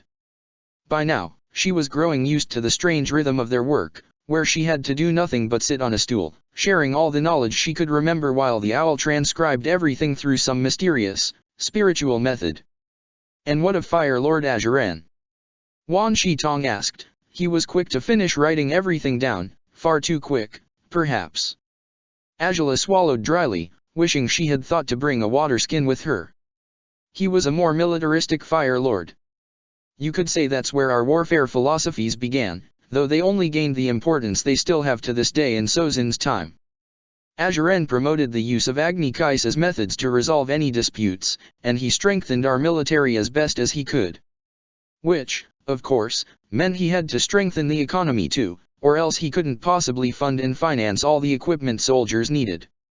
So he took to doing that too, financing and funding farms to ensure the nation as a whole would have more than enough food to get by. Fire Lord Azuran's reign ended in the year 110 before the comet, and he was succeeded by his son, Fire Lord Ryazu, born in the year 124, the firstborn son of Azuran's with his second wife. After the first one passed away without offering Azuran any male heirs, only several daughters who would be relegated to marrying into branches of nobility. At any rate, Ryazu reaped the benefits of his father's policies and enjoyed the ease of an era of peace and prosperity in the Fire Nation. He wasn't quite as keen on violence as his father, and it used to be said that, despite the perception of him as a lazy Fire Lord with little impact on our nation, things were never better than they were in the years of his rule and his son's early years on the throne. Said son was, of course, Sozin. He was born in the year 82 before the comet's arrival, and his father Ryazu died in the year 58. Sozin ruled the Fire Nation after his death, just when the age of prosperity was threatening to reach its end. This prosperity meant that the Fire Nation people had more children, and the balance within the nation would be tipped unfavorably once those children grew, striving for social advancements and progress that would be impossible in a stagnant society relegated to the territories of an archipelago. Without going into the details of our economy just yet, though I will say it was becoming far more erratic at the time, Sozin decided to branch outside the Fire Nation to obtain more resources, as the available ones within the archipelago wouldn't suffice for his growing people. On one hand, he certainly wished to make use of the armies Azuran and Ryazu had built up for him, but on the other, he had cause for concern regarding the growth of the nation. Of course, his way of going about resolving the Fire Nation's incubating problems was far from ideal, and it seems he and Avatar Roku had a falling out over the first colony Sozin established in the Western Earth Kingdom. Fear of Roku apparently stayed Sozin's hand after this, for he established little to no other colonies afterwards, that is, until Roku's reported death, in a volcanic island. Afterwards, Sozin ramped up his conquest and took control of many more territories in the Earth Kingdom until his comet arrived. He used its power to attack the air temples, at least, 3 of them. 3 of them. Wan Shitong repeated. Angela nodded. I have strong suspicions he only unveiled the location of 3. The northern one, it must have been a victim to some other kind of tragedy, but I can't venture more than guesses as to what caused their demise. Either way, Sozin's purpose in attacking the air nomads with the force of the comet was to wipe out their people and culture, in hopes to nip the potential threat of a new avatar in the bud. Considering no avatars have been known to be born to any nations since then, I suppose he was successful, to a fault. Perhaps the avatar could only be reborn properly after learning and mastering all 4 elements? I read that theory once before, but wrong. Wan Shi Tong stated, startling Angela, the avatar would be reborn once again, regardless of having mastered all elements or not. The reincarnation of souls is not conditioned by the achievements of individuals during their lifetime, only their enlightenment is. Enlightenment? Angela repeated, raising an eyebrow. A soul that achieves genuine balance may find its way into the spirit world permanently. Wan Shi Tong said spiritual enlightenment enabled humans of many ages past to cross into the spirit world. I have received no information of any achieving it in recent times. Then again, I have received very little information on human endeavors after I sank my library into the desert. My knowledge seekers seldom venture out of the desert, certainly not nearly often enough for me to keep up with the changing times in your mortal world. I see. Angela said, frowning. Then, reincarnation is real? I suppose it should be no surprise anymore, as spirits are, but it is. Yet discovering who your past life was is a time-wasting ambition, Wan Shi Tong declared, and Angela smiled. Only the avatar may reconnect with their former lives. None of the others who have tried have succeeded. That's a shame, then. Would have been nice to speak with my earthbending past life. Angela said, playfully. The owl turned his head towards her with confused curiosity. You are a firebender. It seems unlikely you would have bent any other elements in your past life. Yet, if there's no way to track down who my past life was, objectively, I suspect it means there's no evidence to the opposite either. I'll continue to trust in what I believe, if you don't mind. Angela smirked. Either way, we were talking about Sozin's conquest, so, yeah, it seems he may have killed the avatar. But if the avatar was reborn, a new one hasn't been found either. Perhaps my grandfather dealt with the matter effectively with his policies against the water tribe, but I wouldn't know for sure. You've skipped a generation, Wan Shi Tong pointed out, and Angela nodded. Sorry. Fire Lord Hizuo, Sozin's heir, was born in the year 49 before the comet. He took over as Fire Lord when Sozin died in the year 20, after the comet. Hizuo continued Sozin's conquest, but he focused his efforts on maintaining the colonies already established at the coastal territories of the Earth Kingdom.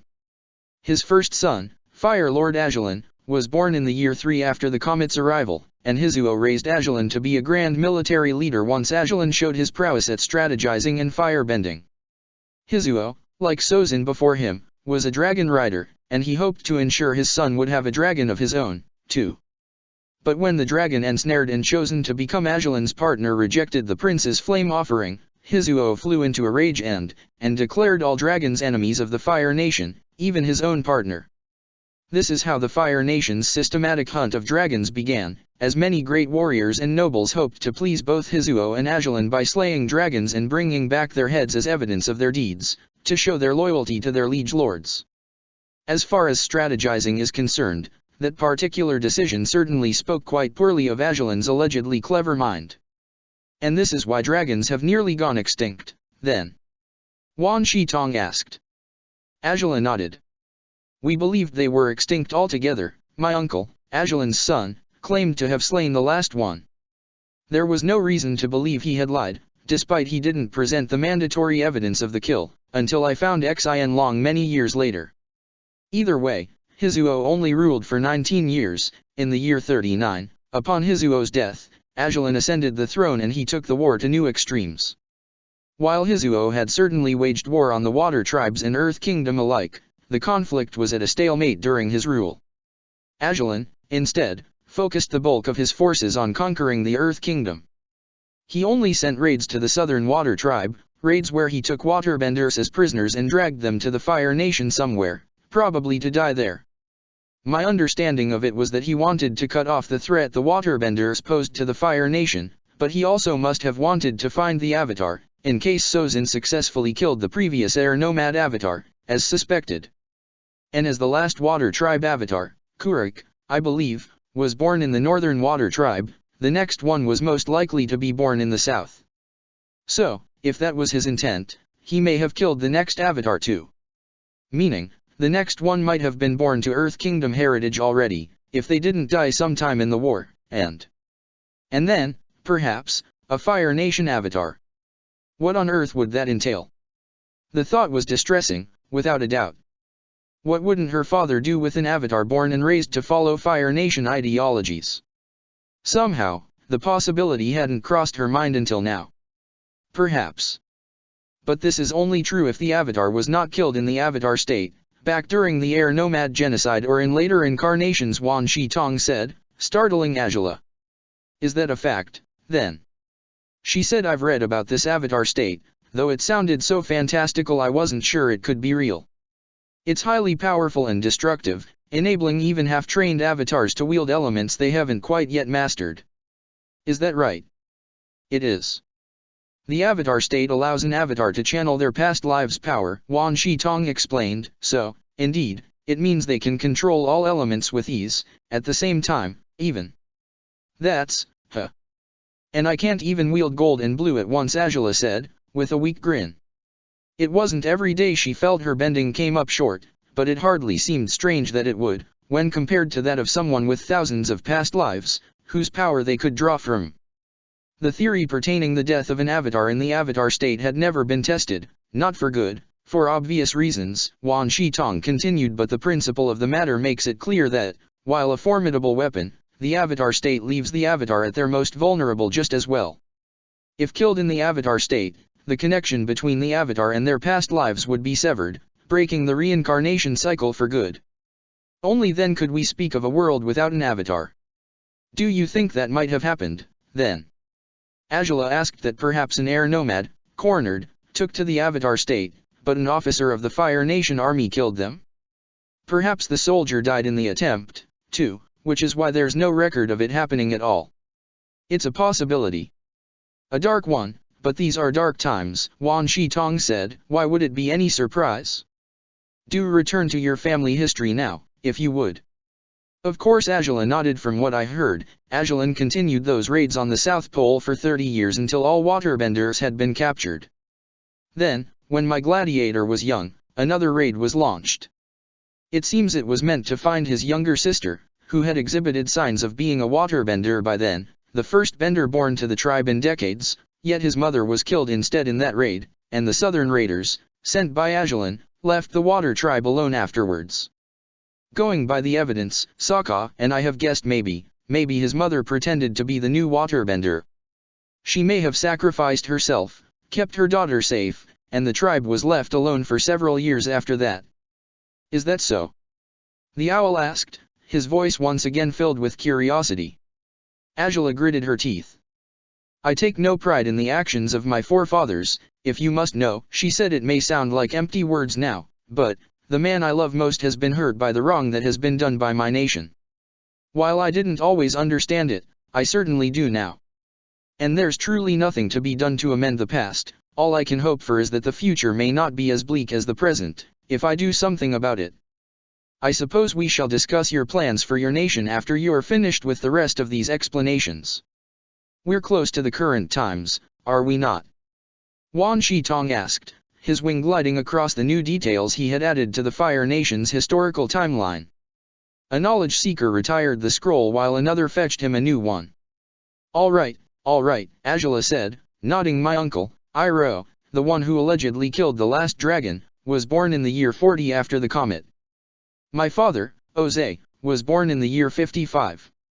Iroh took a wife sometime in his mid-20s, and fathered a son, Lu Ten, in the year 73. My father married my mother, a descendant of Avatar Roku's, in the year 82. A descendant of the Avatar? Wan Shitong asked. Angela nodded. My father didn't reveal that to me until after my brother was banished, but yes, it seems Fire Lord Agelan sought to cross his bloodline with Avatar Roku's, in the hopes of strengthening the fire-bending legacy of the royal family. Angela explained. I suppose he would have had my mother marrying my uncle instead, if only he hadn't taken a wife as young as he did. I think his wife died sometime after my father wed my mother. I never knew her, so I can't say anything for sure. Curious, said Wan Shitong. Strengthening the bloodline of the main branch would have been the priority, ordinarily. When was your mother born? I believe in the year 58 or 59, Ajala said, crooking an eyebrow. She must have been around 3 years younger than my father, if I'm not mistaken. Was your cousin too young, then? Asked Wan Shitong. Next, ideally, the Fire Lord ought to have had your mother marrying into the main bloodline if he meant to strengthen the fire-bending potential of the family. Odd that he wouldn't think of it. I suppose my cousin's youth may have had something to do with it, yes. Ajala said, swallowing hard. That the conversation would drift into these subjects was a given, but the owl spoke with such conviction she found herself questioning why she existed at all of sudden. It was true, wasn't it? That her mother probably should have been promised off to her cousin, but perhaps Lu Ten indeed had been too young. The mere notion of her mother marrying Lu Ten sounded sickeningly wrong. She was around 15 years my cousin's senior, so it makes enough sense. I see, said Wan Shitong. I suppose that gap could be risky. By the time the young man was in fertile age, she wouldn't be quite as ripe for bearing children anymore. Right, Ajala said, swallowing hard. Whatever discomfort she'd experienced through this conversation was nothing compared to discussing her mother's fertility, of all things. At any rate, my brother was born a year after my parents married, and I was born 2 years after him, 83 and 85 respectively. Your brother is older than you, yet you're crown princess. Wan Shitong inquired.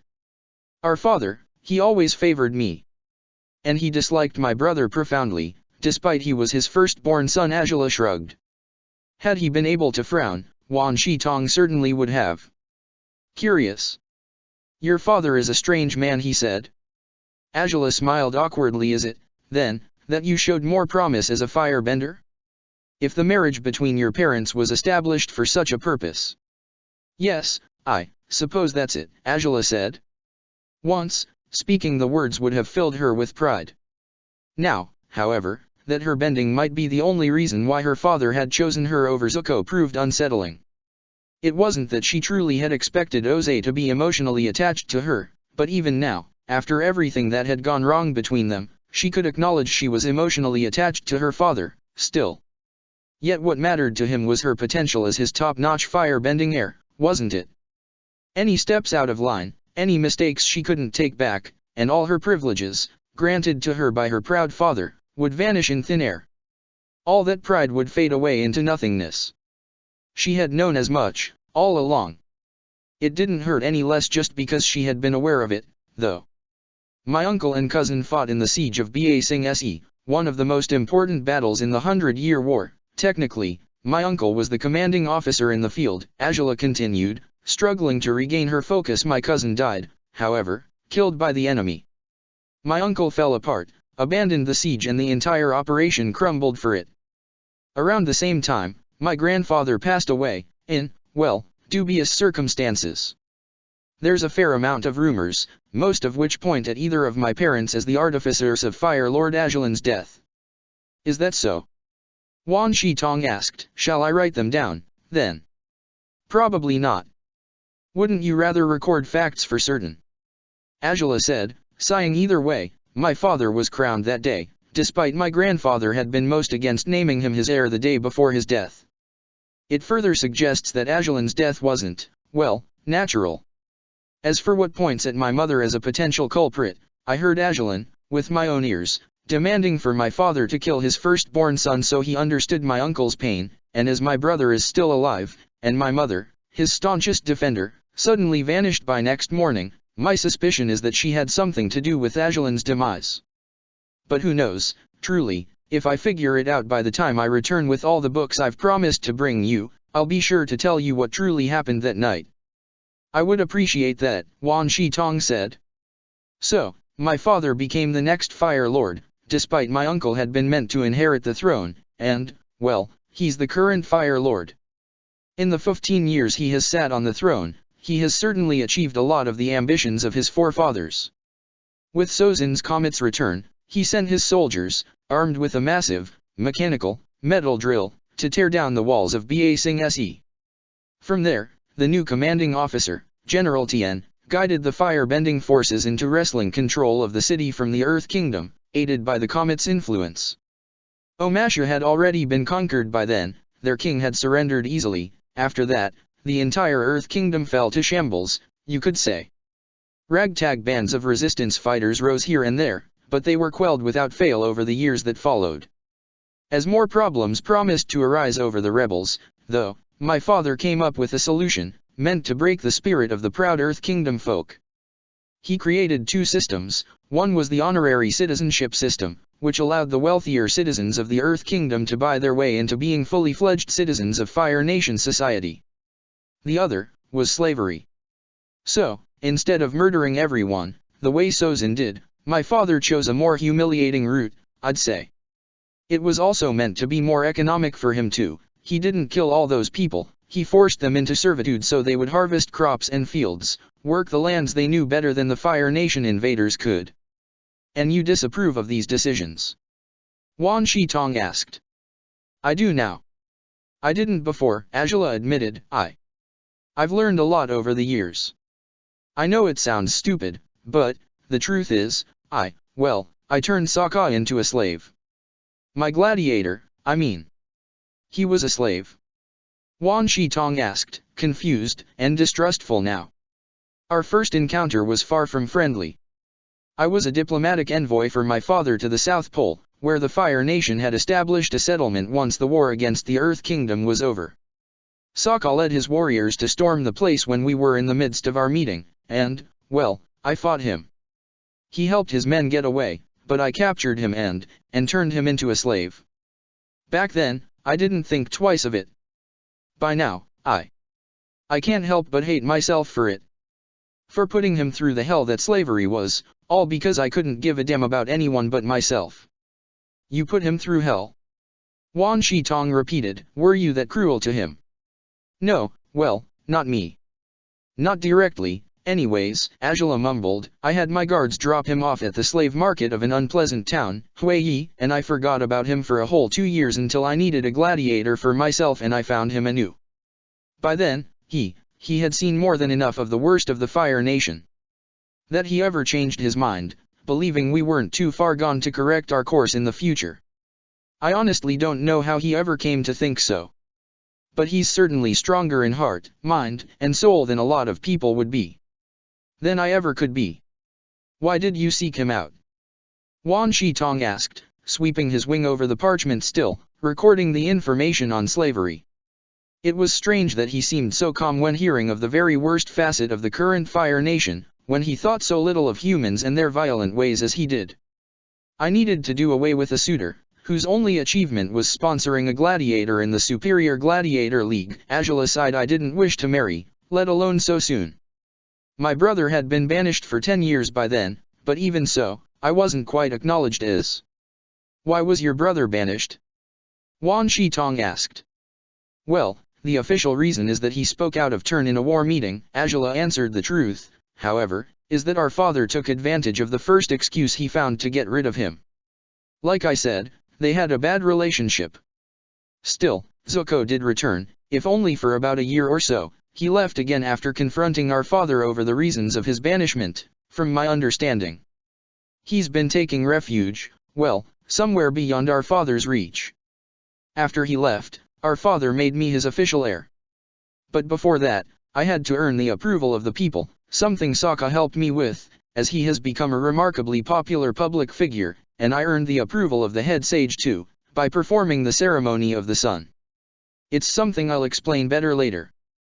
How, though, could a slave help you attain any renown? Wan Shitong asked. You say he is a warrior who fights for you, but if Agni Kai duels are the method through which firebenders settle their conflicts, as you explained earlier, no water tribe non-bender ought to afford you any leverage over your enemies. Therefore, I must ask, what exactly does it entail for this man to fight as your gladiator? Angela took a deep breath and nodded. She had the feeling the spirit wouldn't like this particular side of things, but it was a necessary explanation all the same. Hopefully, the possibility of bolstering his knowledge further yet would win him over before long. Slaves were forced to undertake different tasks, in different levels of society. Angela said some were merely doing the jobs of maids, or cooks, some were forced into prostitution. Others into gladiatorial combats. My nation, like I said, has a penchant for violence, which I can tell you disapprove of. There's no point in pretending we're better than we are, so I'll just admit outright that there's a strange, disturbing kind of bloodlust to the Fire Nation people. Even I used to buy into the cultural notion that tearing your eyes away from carnage was a sign of weakness. That relishing in violence was, instead, a sign of strength. That being capable of crueler, harsher things, meant you were superior than others who weren't. We were indoctrinated to believe this, and for far too long, I believed it too. Gladiators, though, are the ones who pay the price for some of my nation's worst practices. There are two different kinds of gladiatorial combat, the amateur league and the superior league. The latter are the fights I currently am involved in. With my gladiator, the superior league is comprised by 500 fighters who vie for the top spot, fighting each other while representing their sponsors in, generally, non-lethal fights. The amateur league, well, they were established in low-income towns, commonly known as crime dens. The fights between slaves used to be staged until either or both gladiators died, albeit for the entertainment of the people watching at the stands, who paid actual money to watch fighters killing each other. By now, however, they're forbidden from holding fights to the death. And why is that? The owl asked, surprised by her latest claim. Because I took advantage of my power recently, Angela said, biting her lip. A close friend has a gladiator of her own, and she got involved with him romantically as well. He was a slave, he has become an honorary citizen by now because she paid for him to become one. At any rate, his father had been worked to death in the prison rig, a place where earthbenders were forced to fix and build ships for the Fire Nation's navy. After discovering that, I knew I had to do something. I had often promised Sokka I would, so, after that, I wrote laws to regulate slavery, to the slave's benefit, if possible. And why would you do such a thing? Wan Shitong asked. Why? Angela said, raising her eyebrows, here I thought you'd be pleased to hear it happened altogether. I'm not displeased. But I will be more pleased if your reasoning is sound. Well, it's because, after I found Sokka again, hired him as my gladiator, the two of us clashed a lot. Angela started, but I kept learning important things by his side. He challenged my view of the world, and it seems I challenged his, too. Things between us were complicated, made worse by our attraction, especially since we started to feel it before we genuinely trusted each other, but eventually we learned how to work together. And once that happened, we fell in love for good. Afterwards, well, we began a relationship, in secret, and we continued to help each other, influencing one another however we could. We continued to fight in the Superior League, and we've certainly progressed in that ranking, but ultimately, our journey has transcended far and beyond the League. He's wise in ways he barely realizes, and no one has ever understood me the way he does. So, the truth is, I couldn't help but love him. And the more I did, the more I wondered how many people like him could have loved people like me, if only our world hadn't been quite what it was. If there had been no war, if there had been no such set boundaries between nations, too. He taught me why balance matters, without quite meaning to. Thus, I told him what I'd understood about balance, and he agreed with me. I realized, with him, that my country's supremacist views made no sense. That we weren't superior to others just by virtue of being born to the Fire Nation, and why would we want to be superior, anyhow? Isn't it just better, to walk side by side with those you love? Wan Shitong was silent now, and Angela breathed deeply. I wrote the slavery laws when we found out about my friend's gladiator's father, but I was inspired by my partnership with Sokka, keeping in mind all he had told me about slaves in Huiyi and everywhere else. I hoped to be fairer to them. I'd like to think I succeeded, despite I know there's still a lot of work to be done. My father rejected the project at first, but he accepted it some months afterwards. So, by now, the Fire Nation has a new group of armed forces, called the Enforcers, who see to it that the slavery laws have been respected as they should be, all across the Fire Nation mainland and all colonial territories. It's not perfect, I know, but I do have every intention to abolish slavery once I become Fire Lord. I'll have to ponder how exactly I'll go about it, how to help released slaves properly, but once it's done, I hope the world will begin marching in a better direction than it has so far. You came to this library to honor a promise to your dragon, Wan Shi Tong said, and Angela raised her head to nod weakly. If you've made it this far with the first promise, there may be reason to believe, perhaps to even hope, that you might succeed at ending the garish slavery matter that has plagued your nation for, how many years? Oh, about 10, 11. It started on the year the comet arrived, Angela said. Curses, she had damn near forgotten what she was supposed to be doing with the owl in the first place. Very well, then, said Wan Shi Tong, waving his wing before the empty papers. They were full of annotations right afterwards. This is a promising start for our joint work. If you wish, you may take a break now. I can see the whites in your eyes are reddening, the typical sign of exhaustion in humans. You won't rest for very long, for there are many subjects to cover yet, but I must supervise the cleaning and reorganization of the Fire Nation wing for whatever else you may share with us next. Right, Angela said, nodding and smiling. Then, you're satisfied so far? Not nearly. An all-knowing spirit that doesn't know everything isn't quite an all-knowing spirit, is it? Wan Shi Tong said, but by tomorrow we should have enough time to cover everything else, or the bulk of it, at least. We can't stay for very long, I'll say. Angela gritted her teeth as she took to her feet. We would do best to take off in 2 days, at most we could stay 3 nights here, but I'm not sure that would be wise. At any rate, perhaps determine whichever subjects you'd like to prioritize and, if they're within my area of expertise, I'll speak to you about them. Everything else, we can explain when I visit this place again, and of course, by the time I'm Fire Lord, you'll have access to actual books and fully researched information on the Fire Nation. I promise you this. Then there are many promises for you to keep, Crown Princess. Make certain to honor them, Wan Shi Tong said, as a spirit fox approached Angela. This knowledge seeker shall guide you to your companions, if you'll follow it. Right. Thank you. Angela smiled at the owl, turning the grin on the fox that panted softly beside her. It was fortunate that the owl had offered her this respite, no matter how brief it might be in the end. Angela nearly dragged her feet as she followed the knowledge seeker, exhaustion weighing inside her, her throat unbearably dry. Spirits most likely had no trouble bearing with the dust and stale air inside the library, but being cooped up in that small room for too long certainly hadn't been fun for her. After climbing a few flights of stairs and taking several turns across halls and rooms full to the brim with bookshelves, Angela finally caught sight of her dragon's tail, lurking right out of a small corridor.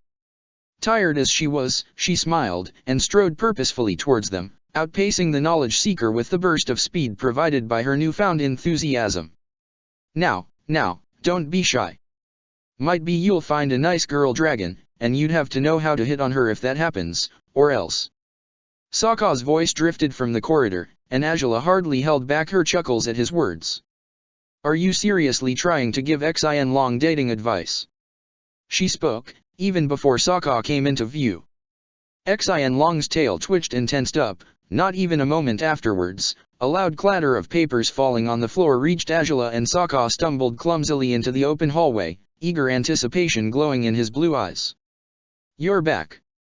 He exclaimed, beaming as he jumped forward.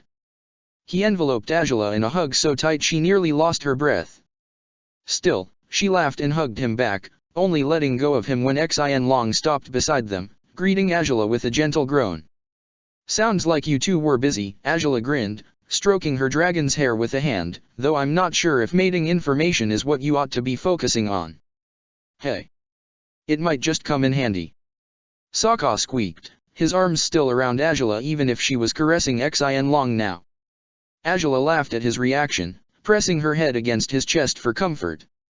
Xin Long groaned and smiled at Angela, without having to wait for him to convey everything they'd found. Xin Long's mood was already the absolute opposite to what it had been a few days ago, when they had landed in Ba Sing Se. Angela couldn't have been more delighted for that. Say, you can share all about what you discovered while we have dinner, right? Angela asked. I'm thirsty and famished, so. Oh, awesome. It's hard to tell what time it is in here, but food sounds about right, Sokka grinned. After paying the knowledge seeker who had guided Angela with another chunk of jerky, the three partners sat by a bookshelf, eating and drinking together, though Xin Long was disappointed by how small his food rations were, despite he ate twice as much as Sokka did. The Gladiator explained everything he had found to Angela so far, and she listened attentively, grinning at the more promising bits of information. Sounds like we have a really good chance at succeeding at this now, doesn't it? Angela said once Sokka was finished. Xian Long nodded enthusiastically at her words, prompting his rider to laugh once more. He's been pretty pleased with most of what I've found, Sokka chuckled. Hey, there's also a list of known dragon riders. I considered vandalizing that book briefly, to write down your name and Xian Long's in it too, but... Don't be silly, Angela laughed, dropping her head on his shoulder. How could you only write mine and Xian Long's? Yours needs to be there too. Wait, that's what makes me silly, not the vandalism. Sokka raised his eyebrows, smirking at Angela, who laughed still. Of course, she said, taking his hand in hers. We're a team of 3, have been since the first moment. Still, I can probably ask Wan Shi Tong if he can modify a book's contents. He seems to write with strange ease, so... He kept you talking for a long time, huh? You drank a whole water skin on your own, Sokka asked, stroking her bangs gently with his free hand. Yeah, well... I had a lot to say, and the worst part is I've barely just begun. Still, I told him we can't stay forever, Angela clarified. We'll either take off in 2 days or by morning, if we choose to spend the night in here. He can have more information if we visit again in the future. How much did you tell him, though? Sokka asked. Did slavery come up yet, or? Yeah, it did. I thought he might react poorly to it, Angela admitted, but I guess maybe his problem isn't violence, outright, but violence done at the expense of his library's knowledge, maybe? He takes offense over the misuse of his books and scrolls, I guess. Then we'd better not misuse things. Sokka said, before sighing heavily. I kind of asked one of the knowledge seekers to look for a book on chi blocking, and he brought me one. I haven't quite started reading it yet, but I figured it might help. It should, Angela conceded, biting her lip. And you're worried Wan Shi Tong will think you're up to no good? More like, I'm worried he'll decide to take out his rage on you, if he decides I'm up to no good. Sokka mumbled, pouting. I don't know what to do, not for real. But if you think it's too risky, I'll return the book and... No need to do that, Angela said, closing her eyes as she rested against him. We can talk things over with him, if he finds out. He has been unexpectedly reasonable so far. Yeah, Sokka said, biting his lip. Once more, his eyes traveled to the book the knowledge seeker had brought to him. Instead of being with the pile of books about dragons, it was on its own, standing out like a sore thumb, with a cover of a fully different color than those of the dragon books, the obvious giveaway that it didn't belong in this area of the library. Should he really do this? Was it wise to go forward, or was it stupid? Perhaps what was wise was to hold back instead. He could see the arguments for either side, and thus he hadn't dared touch the book so far. Angela seemed confident that the intimidating creature would do them no harm, and Sokka couldn't help but wonder why. You're sure he'll be reasonable, then? He asked. Angela shrugged. Not really. But I don't think we've given him much cause not to be, she said. I told him all about the Fire Nation's political formation, from the earliest days to the current times. He seemed to appreciate that I was offering him all that information as good as freely. Good, then. I hope you can keep him happy, Sokka said, biting his lip. I may have talked a bit more about us than I intended, though, Angela admitted, with a sad smile. Oh? What did you say? Sokka smirked, his concerns fading into the background at Angela's new revelation. Nothing you haven't heard, or witnessed. Angela said enigmatically, and Sokka pouted before leaning close to steal a kiss from her lips. You troublemaker, you, if I've heard it before, what's the problem with hearing it again? He smirked. If you've heard it before, why would you ever need to hear it again? Angela replied, returning his smirk as Sokka laughed. You know what? You've probably talked too much for today, so you win, he chuckled, pressing a soft kiss to her brow. I love you so damn much, no matter if you're being mean or not. The latter's not that frequent, Angela chuckled, cuddling against him. Their backs rested on Xian Long's body, cushioning them from the hard marble floor. You look exhausted, though, Sokka whispered, his hand seeking her bandaged wrist. Your hand feels okay? Yeah, so far, so good, Angela nodded. eyes closed already. I haven't needed to use it much, just talking the owl's ear off. I don't need to use my wrist for that. Huh, the owl's ear. Do owls have ears? Sokka smirked. I suppose not as big as ours, but not as big as yours, for sure. Niswen had dreaded she'd marry you because of them, remember? Hey. Azula couldn't hold back her laughter as she embraced him with her uninjured arm. Sokka shook his head in playful disapproval before kissing her brow softly. I guess she'll be damn jealous of me. I married a man with big ears, Azula said, grinning, and what a good, patient listener he is because of them. Compliment me now, why don't you? Sokka smirked, prodding at her face with his nose. Azula chuckled again. I love you, she whispered, big ears and all. I mean it. You'd better. It's not like I could shrink them for your sake, if you disliked them, Sokka chuckled. At this point, spirits are real, so are reincarnations and the avatar state, so I'd say maybe shrinking someone's ears isn't so impossible, Azula said, before interrupting her words with an inevitable yawn. I think you have to share quite a few revelations of your own, princess. Sokka smirked teasingly. She chuckled and nodded. Tomorrow, or maybe when we're on our way back to Ba Sing Se. If that's okay, she said. K, you really don't look like you're in any shape to explain things anyhow, Sokka admitted, grinning softly. Night, Xin, Azula said, raising her hand from Sokka's waist to reach back and pat her dragon's scales softly. He inched closer, wrapping his body around Azula gently so his head would rest on her lap as he gurgled a good night of his own. Yeah, good night, Xin, Sokka smiled, before kissing Azula's lips, and good night to you too, Azula. Good night, Sokka, she said, with a thread of a voice and a groggy smile on her face. He held her closely, smiling too as he watched her dozing off in his arms. It was amusing that Xin Long's eyes would close just as Azula's did. Sokka had the distinct feeling they had fallen asleep at the same time. With a soft chuckle, he rested a hand on the dragon's head and settled against his secret wife. All three of them cuddled warmly together as they drifted off into a comforting, silent slumber. Chapter 213, The Spirit Library 4. Time appeared immovable while they were inside the library, despite it wasn't likely that its spiritual properties could possibly affect reality to that extent. Sokka had torn through all books he could find about horned dragons, writing down every bit of relevant information, including everything related to mating, despite Xin Long's dismissing it with a proud shake of his head.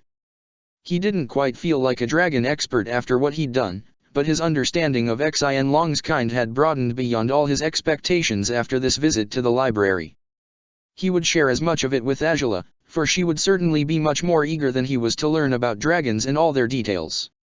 Still, he had no chances to do so just yet, for after their second night in the library, Azula scarcely had time to do anything but eat and sleep.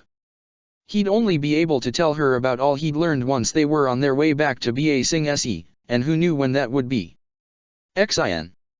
Sokka had called the dragon, he had taken to toying with the knowledge seeker assigned to them, casting small fireballs the seeker dodged expertly each time. You think you can go up to the spire and check if it's dark out yet?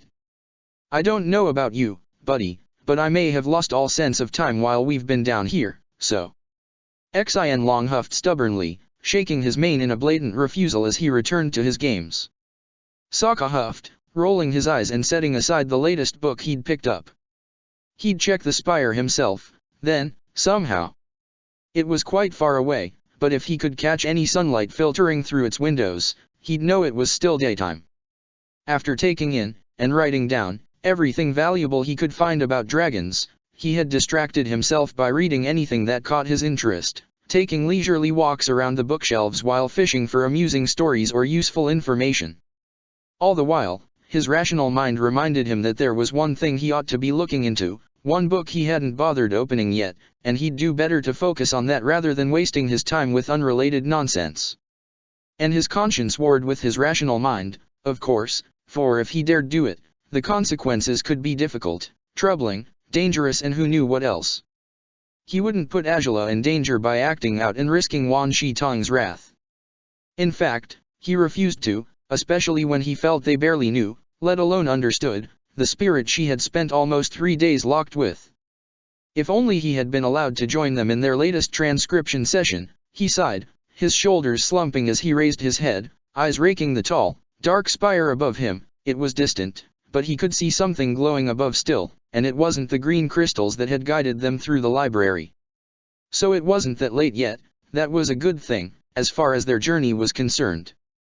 But it was a bad thing too, because if time was passing so slowly, Sokka would have to bear for who knew how many more hours without Azula, and with that damn book tempting him to figure out what he'd wished to learn about. Well, he couldn't do anything about Azula. But he could do something about the book.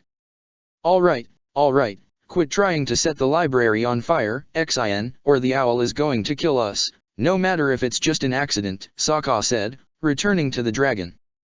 Xin scoffed, most willing to defy Sokka despite Wan Shi Tong still terrified him deeply. As for you, Foxy. The knowledge seeker was ready for anything he might ask. It was clear, though it seemed surprised, despite how inexpressive it appeared on first sight, that Sokka would pick up the book on chi blocking, offering it to him in return. I'm sorry I asked you to get this one when I didn't read it at all, pal. Just take it back, okay? He said, and the knowledge seeker took the volume between its jaws. Sokka grinned and patted his ethereal fur gently. See? Good Foxy. Thanks for everything. The knowledge seeker darted off without further ado, retiring with the book, and Xin Long groaned with annoyance behind Sokka. The gladiator scoffed and turned towards the fire-bending creature, finding he was pouting and releasing smoke through his nostrils. What? You didn't want me to interrupt your games? Well, I'm sorry but, hey. No. I'm not going to play dodge the dragon's spit with you.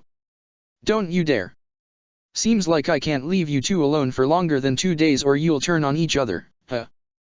Azula's return was a most welcome respite for Sokka, not only because Xin Long had stopped his menacing game immediately upon noticing his rider was back, but hearing the voice he most cherished, after what felt like hours of nothing but silence and talking to himself, with only an occasional reply from a grunting dragon, was bliss unparalleled.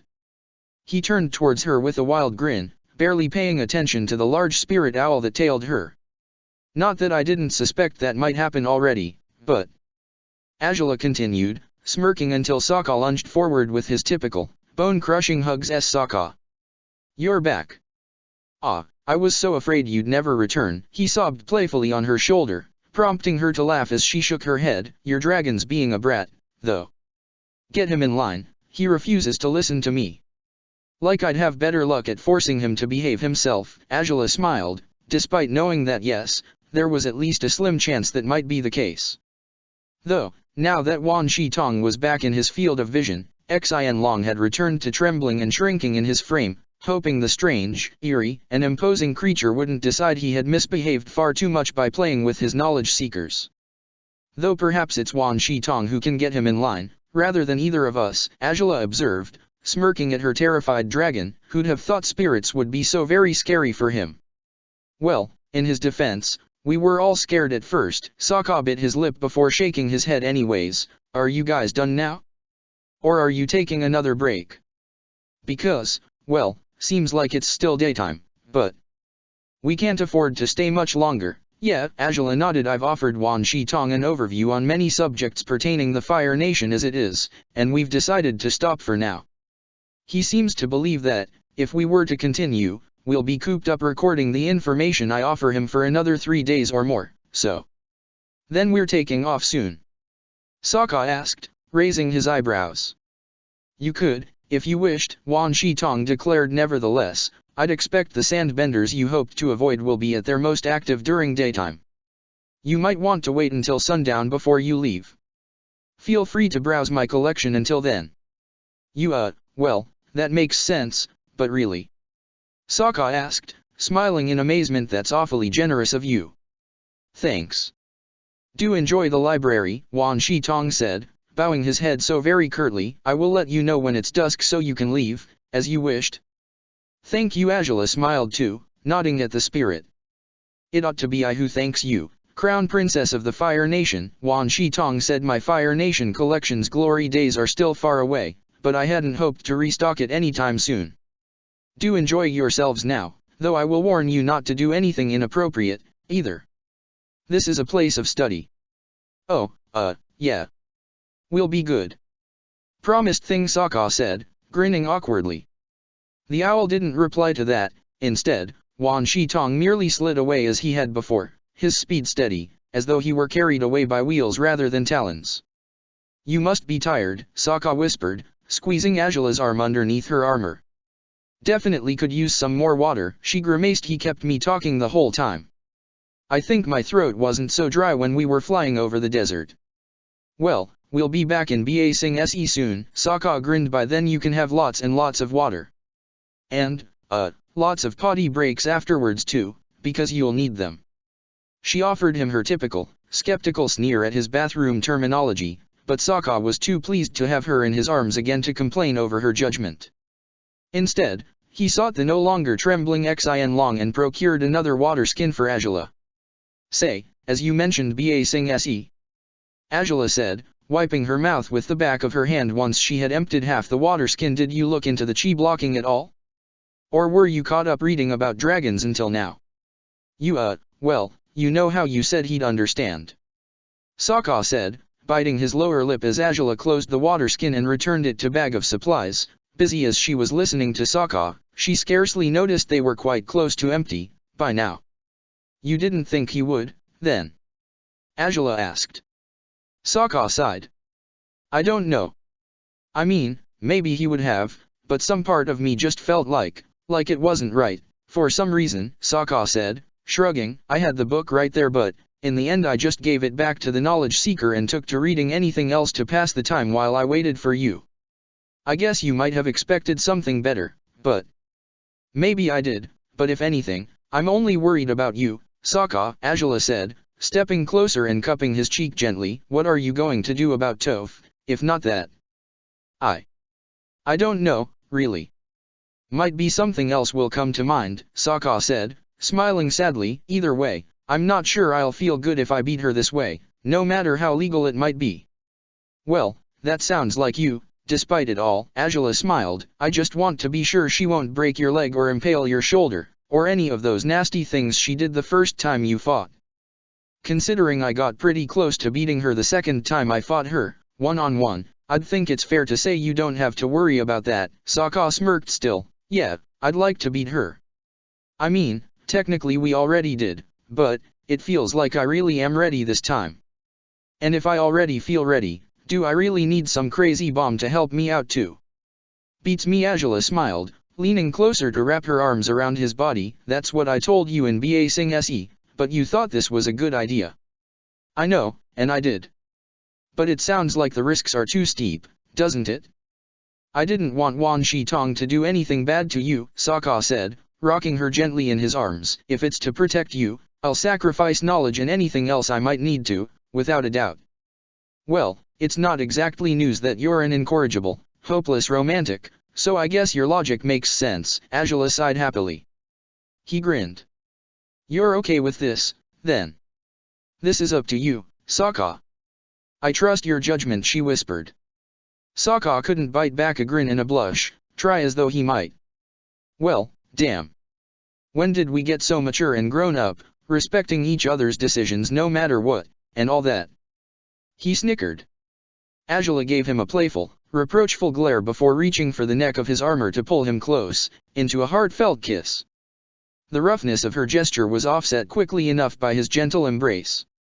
It wasn't until they had spent well over 3 minutes breathing each other in, switching from sweet pecks to deep, long kisses, that they wondered if this was the exact kind of misbehavior Wan Shitong had warned them about. Might be better if we slow down. Azula smiled, as Sokka chuckled, his lips reddened both by the remains of her makeup and the wildness of their kiss. Would be a real waste to get ourselves exiled from this place just when we're a few hours away from leaving it safely. Fair enough, Sokka chuckled, we'll save it for Ba Sing Se, huh? Oh, no, we won't. Ugh, so boring, really. I'm sure there has to be some dark, hidden room we can use in the palace. Sokka smirked. Some secret passageway, maybe? We could go exploring, once we return. I admit, that's really tempting. But we'll see, Azula smiled. We do have to follow up on your leads to find dragons, so I don't know if we'll have too much time to spare. Ah, true. Damn, then I guess the barge it is. He pouted, bringing the princess to chuckle and press her forehead to his shoulder. Oh, by the way, I found something you might like. Oh? Please don't tell me you found the erotic books section. Okay, I forgot to look for those, but we can do that right after I show you this other book. Sokka chuckled, taking her hands to guide her towards the bookshelves he had strolled through earlier. His excitement as they paced the library together was far more innocent than his earlier smirks, and he was quite forthcoming with explanations about each library section he had explored so far. Azula's fingers were laced with his as they walked past scrolls and books. Most the ones nearby were related to their world's fauna, but past the bridge they came across collections on geology and architecture. Sokka kept going regardless of Azula's curiosity about these books, constantly assuring her that what they needed wasn't much further away.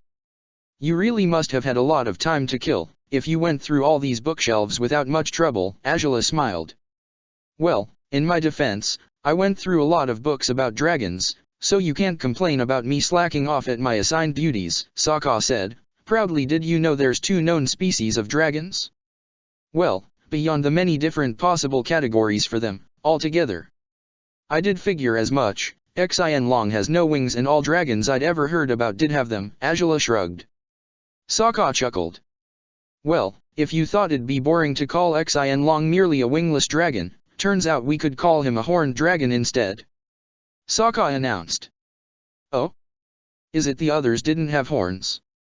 I'm pretty sure those ghastly trophies my grandfather decorated the palace with had them. Azula said, but Sokka shook his head. It's not that the others didn't have them, but they weren't quite as big or as diverse as the horns of Xian Long's kind, Sokka smirked. His species has a wider variety of horns, and of scale colors too, from what I read. Azula smiled, biting her lower lip. And they're also a tad bit cuter, as far as the art shows. Just saying, Sokka said, smirking. Oh, that was obvious, of course, Azula declared proudly.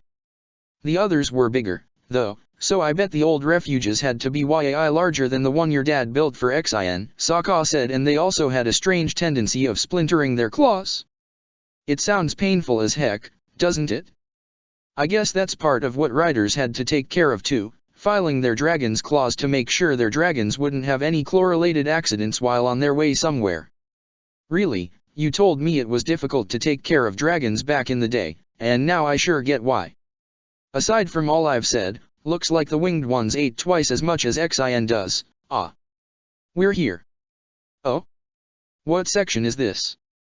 Azula asked, as Sokka tugged her towards one specific row of bookshelves. The section on legends, of course, Sokka grinned, stretching up to reach one of the topmost shelves. The tome he removed wasn't as dusty as the others, despite it was rather old. Azula guessed he had browsed it for a while, earthbending legends, in particular. Oh. Azula smiled back, her chest tightening with anticipation. Sokka snickered as he offered her the book. As you must imagine, theirs is the very first story, or, well, ours, he said, with a cheeky smirk. Azula spread the book open carefully. The pages were yellow with age, and her fingertips prickled just over touching them. She barely registered the discomfort, though, taken immediately by the delicate drawings of the 2 lovers. Their tale was recorded with far more detail in these pages. She couldn't fail to notice that, and her smile only widened as she read further. They met by chance, looks like. And, she thought he'd attack her, Azula smiled, as he was in military garb. But the moment he saw her, he thought she was the most beautiful woman he had ever seen, Sokka finished, beaming. The more you read, the more convincing this is. Definitely our past lives, girl, they have to be. Oh. Perhaps Azula laughed softly, though she pressed her head to his shoulder. Apparently, reincarnation is as real as our new spirit friends and this huge library, or so said Wan Shi Tong. Yeah, you implied something like that on our first night here, Sokka smirked. He told you that, then. He did, Azula nodded, passing the pages carefully, but he also says that the Avatar is known to reincarnate because there's only one person in each generation who can bend all 4 elements. Which suggests that people only reincarnate as whatever type of bender or non-bender they were in a past life. Yeah, well, maybe, but that also kind of implies there's a fixed number of souls being recycled in our world, right? Sokka said, raising an eyebrow. So, if a couple decides to have 20 kids, and the universe doesn't have enough souls to reincarnate into each of them, how does reincarnation work within that particular situation? I wouldn't know. Angela laughed. I guess new souls are created once in a while, at least, but I did say that it suggests people retain their bending abilities, not that it's a certainty. So, while logic dictates maybe we weren't earthbenders in our past lives, there's just about as much information to confirm it as to deny it, since Wan Shi Tong says there's no way to figure out who your past life was unless you're the Avatar. Heh. Good. Though I still doubt there's such a specific number of souls cycling between life and death just like that. Sokka pouted, and Azula smiled at him. And I'm also pretty sure we're these two, okay? Look, read more. It says he wrote poetry to her and left it for her to find at the tree they often met at, whenever he was called for battle. Well, I admit, that definitely sounds like something you'd do. Azula smiled, kissing his cheek softly. I don't know for sure whether they're us or not, honestly, but even if they weren't, I'm pretty sure we'd understand each other perfectly.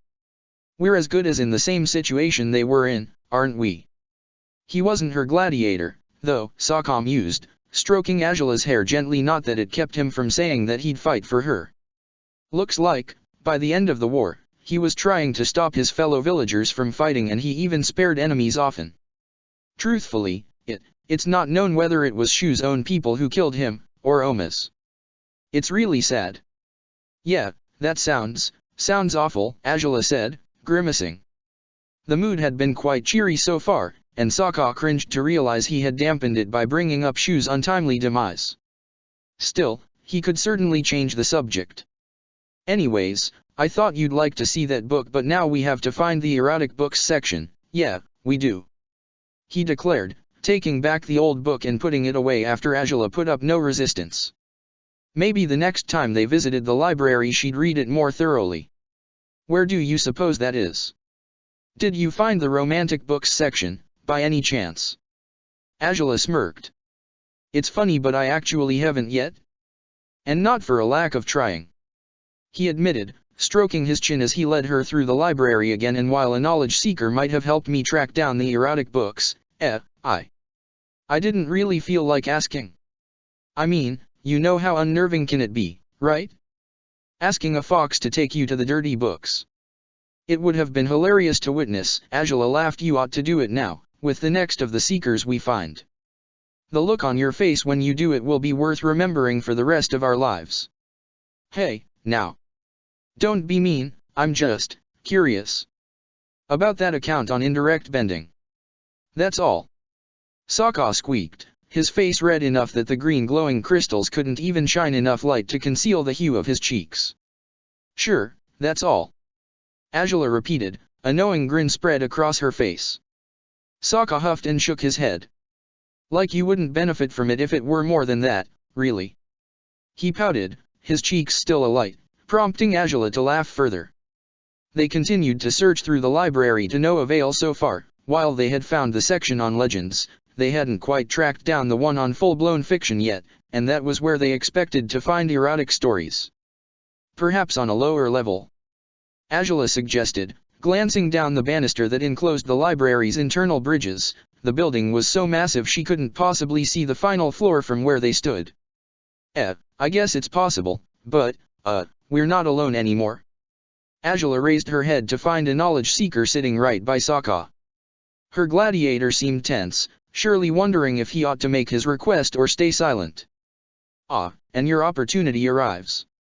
You'd better take it while you can, Sokka, really. Azula smirked, as Sokka snarled at her. As if. You're the one who should, if that's so. He squeaked. Sounds to me like you're the one who wants to read all about how people can make each other see stars, to put it in some way. He glanced down at the fox, wary of its reaction over his near indiscreet comment, and just like it had been earlier, the creature took off in a rush after pointing in one direction. Azula raised an eyebrow, puzzled. Is it guiding us somewhere? Yeah, that's what the other one did when we wanted to see the books on dragons. Sokka smiled and sighed. Oh, well. May the owl not hate us for being pervs, eh? Who knows? Might be we have an idea or two that could bolster his collection, as far as eroticism is concerned. Angela suggested, biting her lip. Sokka snickered but nodded, taking her hand in his as they followed the fox. They didn't have to go far until the creature stopped before what appeared to be a large, heavy, round door. It reminded them of the cave of two lovers immediately, despite this door was far grander, golden, engraved in the shape of a flower, perhaps, or an ancient depiction of the sun. Despite everything, the two stopped by the door to admire it as the fox scurried off towards the next wall, sliding underneath it through a hole at its foot. Huh. That's some heavy protection for the erotic books, Sokka chuckled. I guess he really doesn't want people like us to rummage through them. It sure is a huge door. Hopefully not another earthbending powered one, because, if it is, you're not tearing it open with your sword this time, Angela said, pointing at Sokka threateningly with her index finger. Sokka gasped in feigned indignation. Why, perish the thought, why on earth would I do such a thing? He said playfully, and Angela chuckled. Imagine that, you rejected reading something to find information that might bring someone harm, we're holding back from doing anything perverted, and after all that, you'd outright tear down chunks of the building? That'd get us exiled from this place far more urgently than anything else. Well, true, but it looks like no vandalizing is needed, Sokka said, gesturing at the door.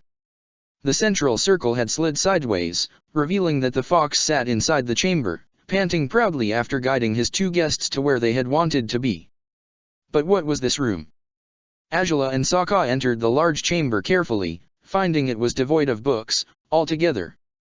The light from outside barely drifted through the door, and they couldn't easily glimpse whatever was inside, though there was a round platform before them, a platform the fox had walked purposefully towards once they were inside the mysterious, dark room. Why, you don't think he literally led us somewhere where we could, Sokka asked, with an awkward grin, and Angela huffed. This is a library, not some inn or anything of the sort where people would, wait, what's it doing? Sokka had stopped paying attention to the knowledge seeker until Angela brought it to his attention again. The creature stood on its back legs now, using the front ones to push a lever, right in front of the round platform. The very ceiling shifted suddenly, as what appeared to be a cupule rose from the floor and reached higher and higher on its way to covering the whole room. Angela and Sokka jumped, both over the mechanical noise this contraption made, and the sudden spread of darkness above them, darkness topped by blinking lights, akin to stars. What is? Angela gasped, astonished enough to forget their previous intention to search for the section on erotic books. Sokka, as well, barely seemed to remember how much they had joked about it, utterly enthralled by the mysterious place they'd wound up in. Look. Sokka said, gesturing at another shifting figure. It was a circle, suspended above them, close to the ceiling, and shaped as a white moon. They were only reasoning with what they were witnessing when the spreading mantle of darkness reached the bottom of the floor, only to be replaced by a new, brighter spreading mantle, this time a blue one, accompanied by another circular shape, a yellow sun. The room was fully lit up now, so much brighter than before, and the shifting ceilings stopped moving after the blue covered up the full expanse of the room, the mechanical, yellow circle hovering above them now. Both Angela and Sokka remained speechless for a moment, barely giving credit to what they'd witnessed. What the heck is this place? Sokka smiled awkwardly, glancing at Angela off the corner of his eyes. Maybe she'd understand. Maybe she'd seen something like it? She appeared utterly clueless, however, but absolutely intrigued. He had seen her eyes gleaming over new knowledge before, and he recognized the same expression now over her face. However crazy and strange this situation was, he certainly had time enough to admire her beauty, even now. I have no idea what it is, but it's mechanical, obviously, she started, shaking her head briskly as she tried to regain some of her rationale. It wouldn't do to simply gawk up at the ceiling instead of unraveling what was truly going on. We saw the stars just before, and the moon. Now it's the sun, and daylight. So, it's an imitation, a simulation, isn't it? Of the locations of celestial bodies. Which sounds really cool, but I think it's cooler still, Sokka said, raising a hand to point at the platform next to the lever, at the very center of the room. Look. They strode towards the platform together and Sokka smiled wildly as he took in the dials that comprised it. The symbol of the yin and yang stood at the center. The sun's shape took the place of the yin's black dot, whereas the moon occupied the classic white dot in yang. They determine whether the simulation stops at daytime or nighttime, Azula reasoned, and Sokka nodded. And over here?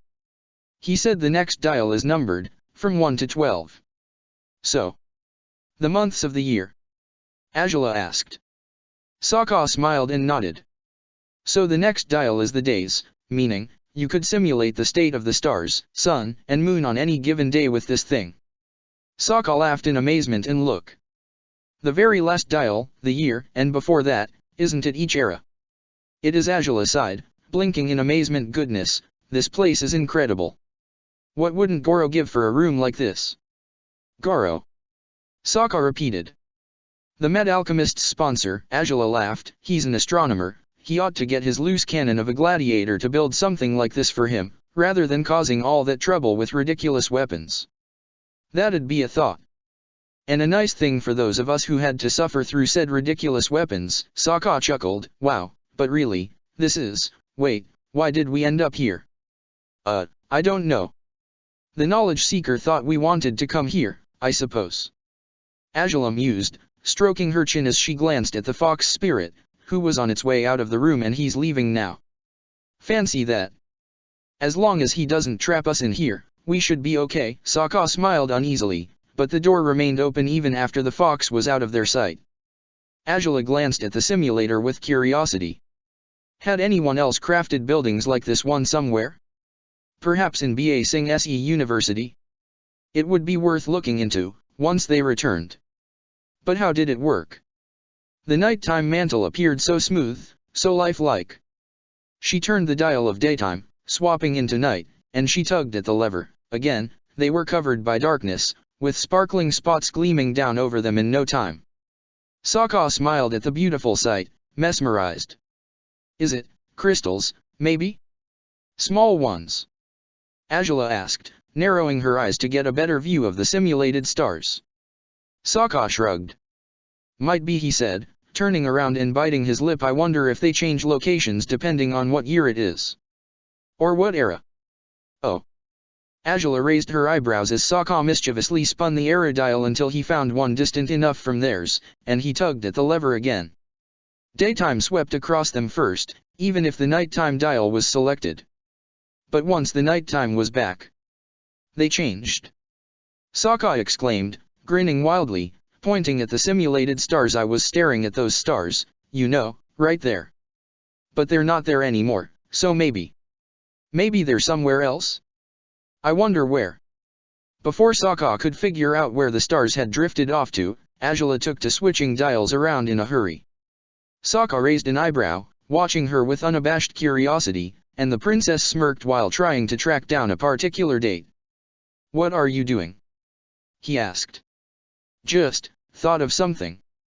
Let's say I'm challenging the room, she smirked, winking at him. His throat dried over the gesture, and suddenly he was tempted to pin her to that calendar and make love to her under the stars of a whole different time. What are you? Huh? He said, smiling awkwardly as he hoped she wouldn't notice how her gesture had affected him. I don't know how detailed this might be, but there's one thing I'd like to test. She determined, as she finally switched the dials completely. What date is that? Sokka asked, approaching the dials to analyze which positions Azula had set right under the gold markers. It wasn't quite necessary to ask, as merely gazing at the dials would tell him enough. The last day of the 7th month, in the year of the monkey of their era. He frowned. Wasn't that the year of the final battle of Ba Sing Se? The year when the war over the Earth Kingdom had ended to the Fire Nation's favor? Let's see if I got it right. It was ages ago, so. Azula said, reaching for the lever again. Again, the spectacle above them was fascinating, but the outcome of the daytime scenario startled Sokka. The sun and the moon were so close together they nearly overlapped. Whoa, he said, blinking blankly as Azula snapped her tongue behind him.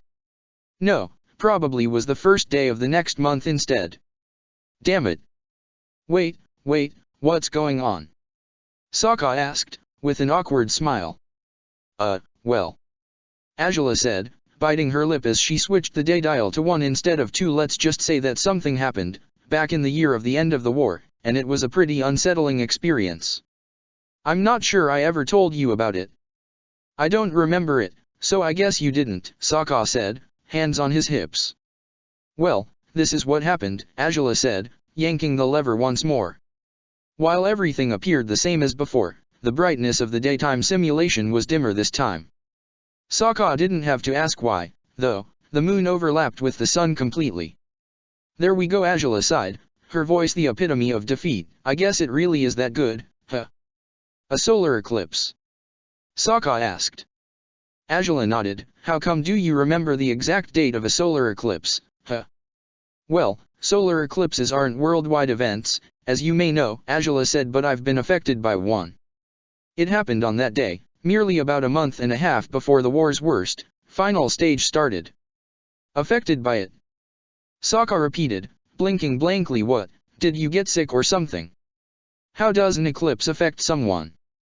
As much as the sun's presence was constant, it was blocked, physically, by the moon that day, Angela said, sighing. When that happens, for however long it is, firebenders lose their ability to bend.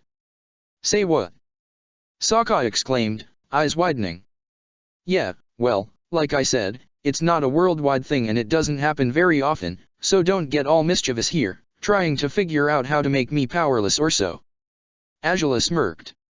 Sokka snorted, shaking his head. Like it'd matter, you'd be tough as hell without firebending anyhow, he declared. That's flattering to hear. I should hope so, Angela conceded, chuckling. Anyways, I remember it because we were warned about it merely about a month before it happened.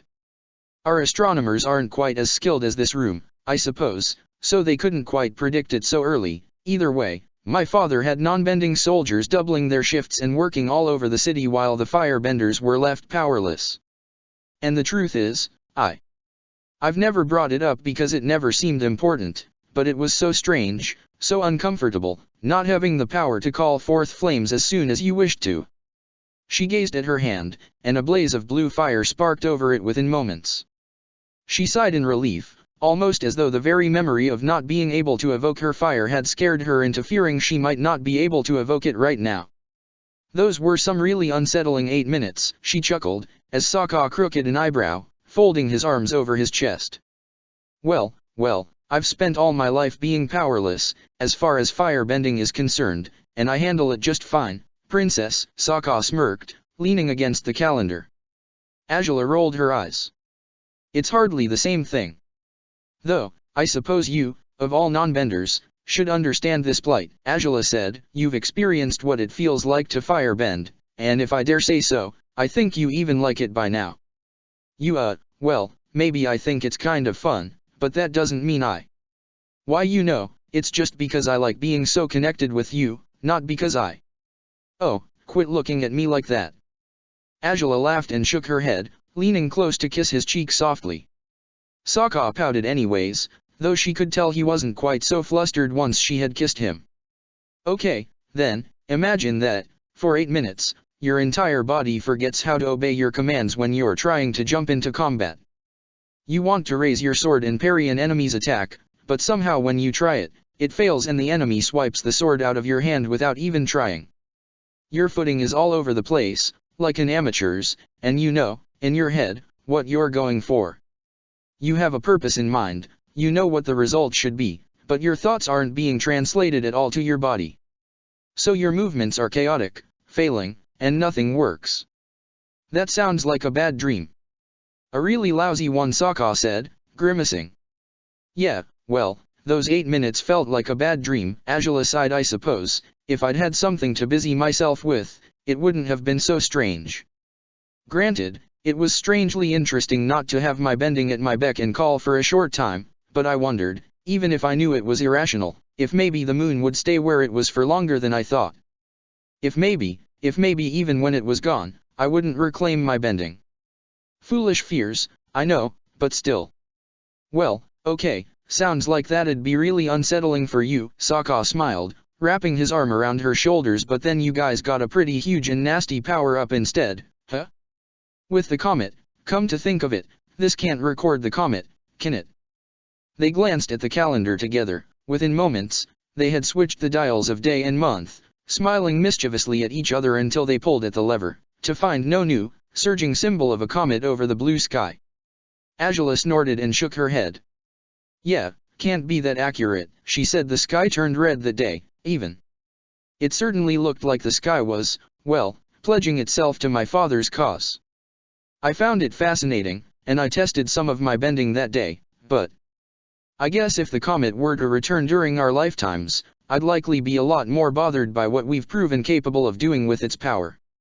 Yeah, you firebenders sure can be a hazard when you're playing at being almighty, huh?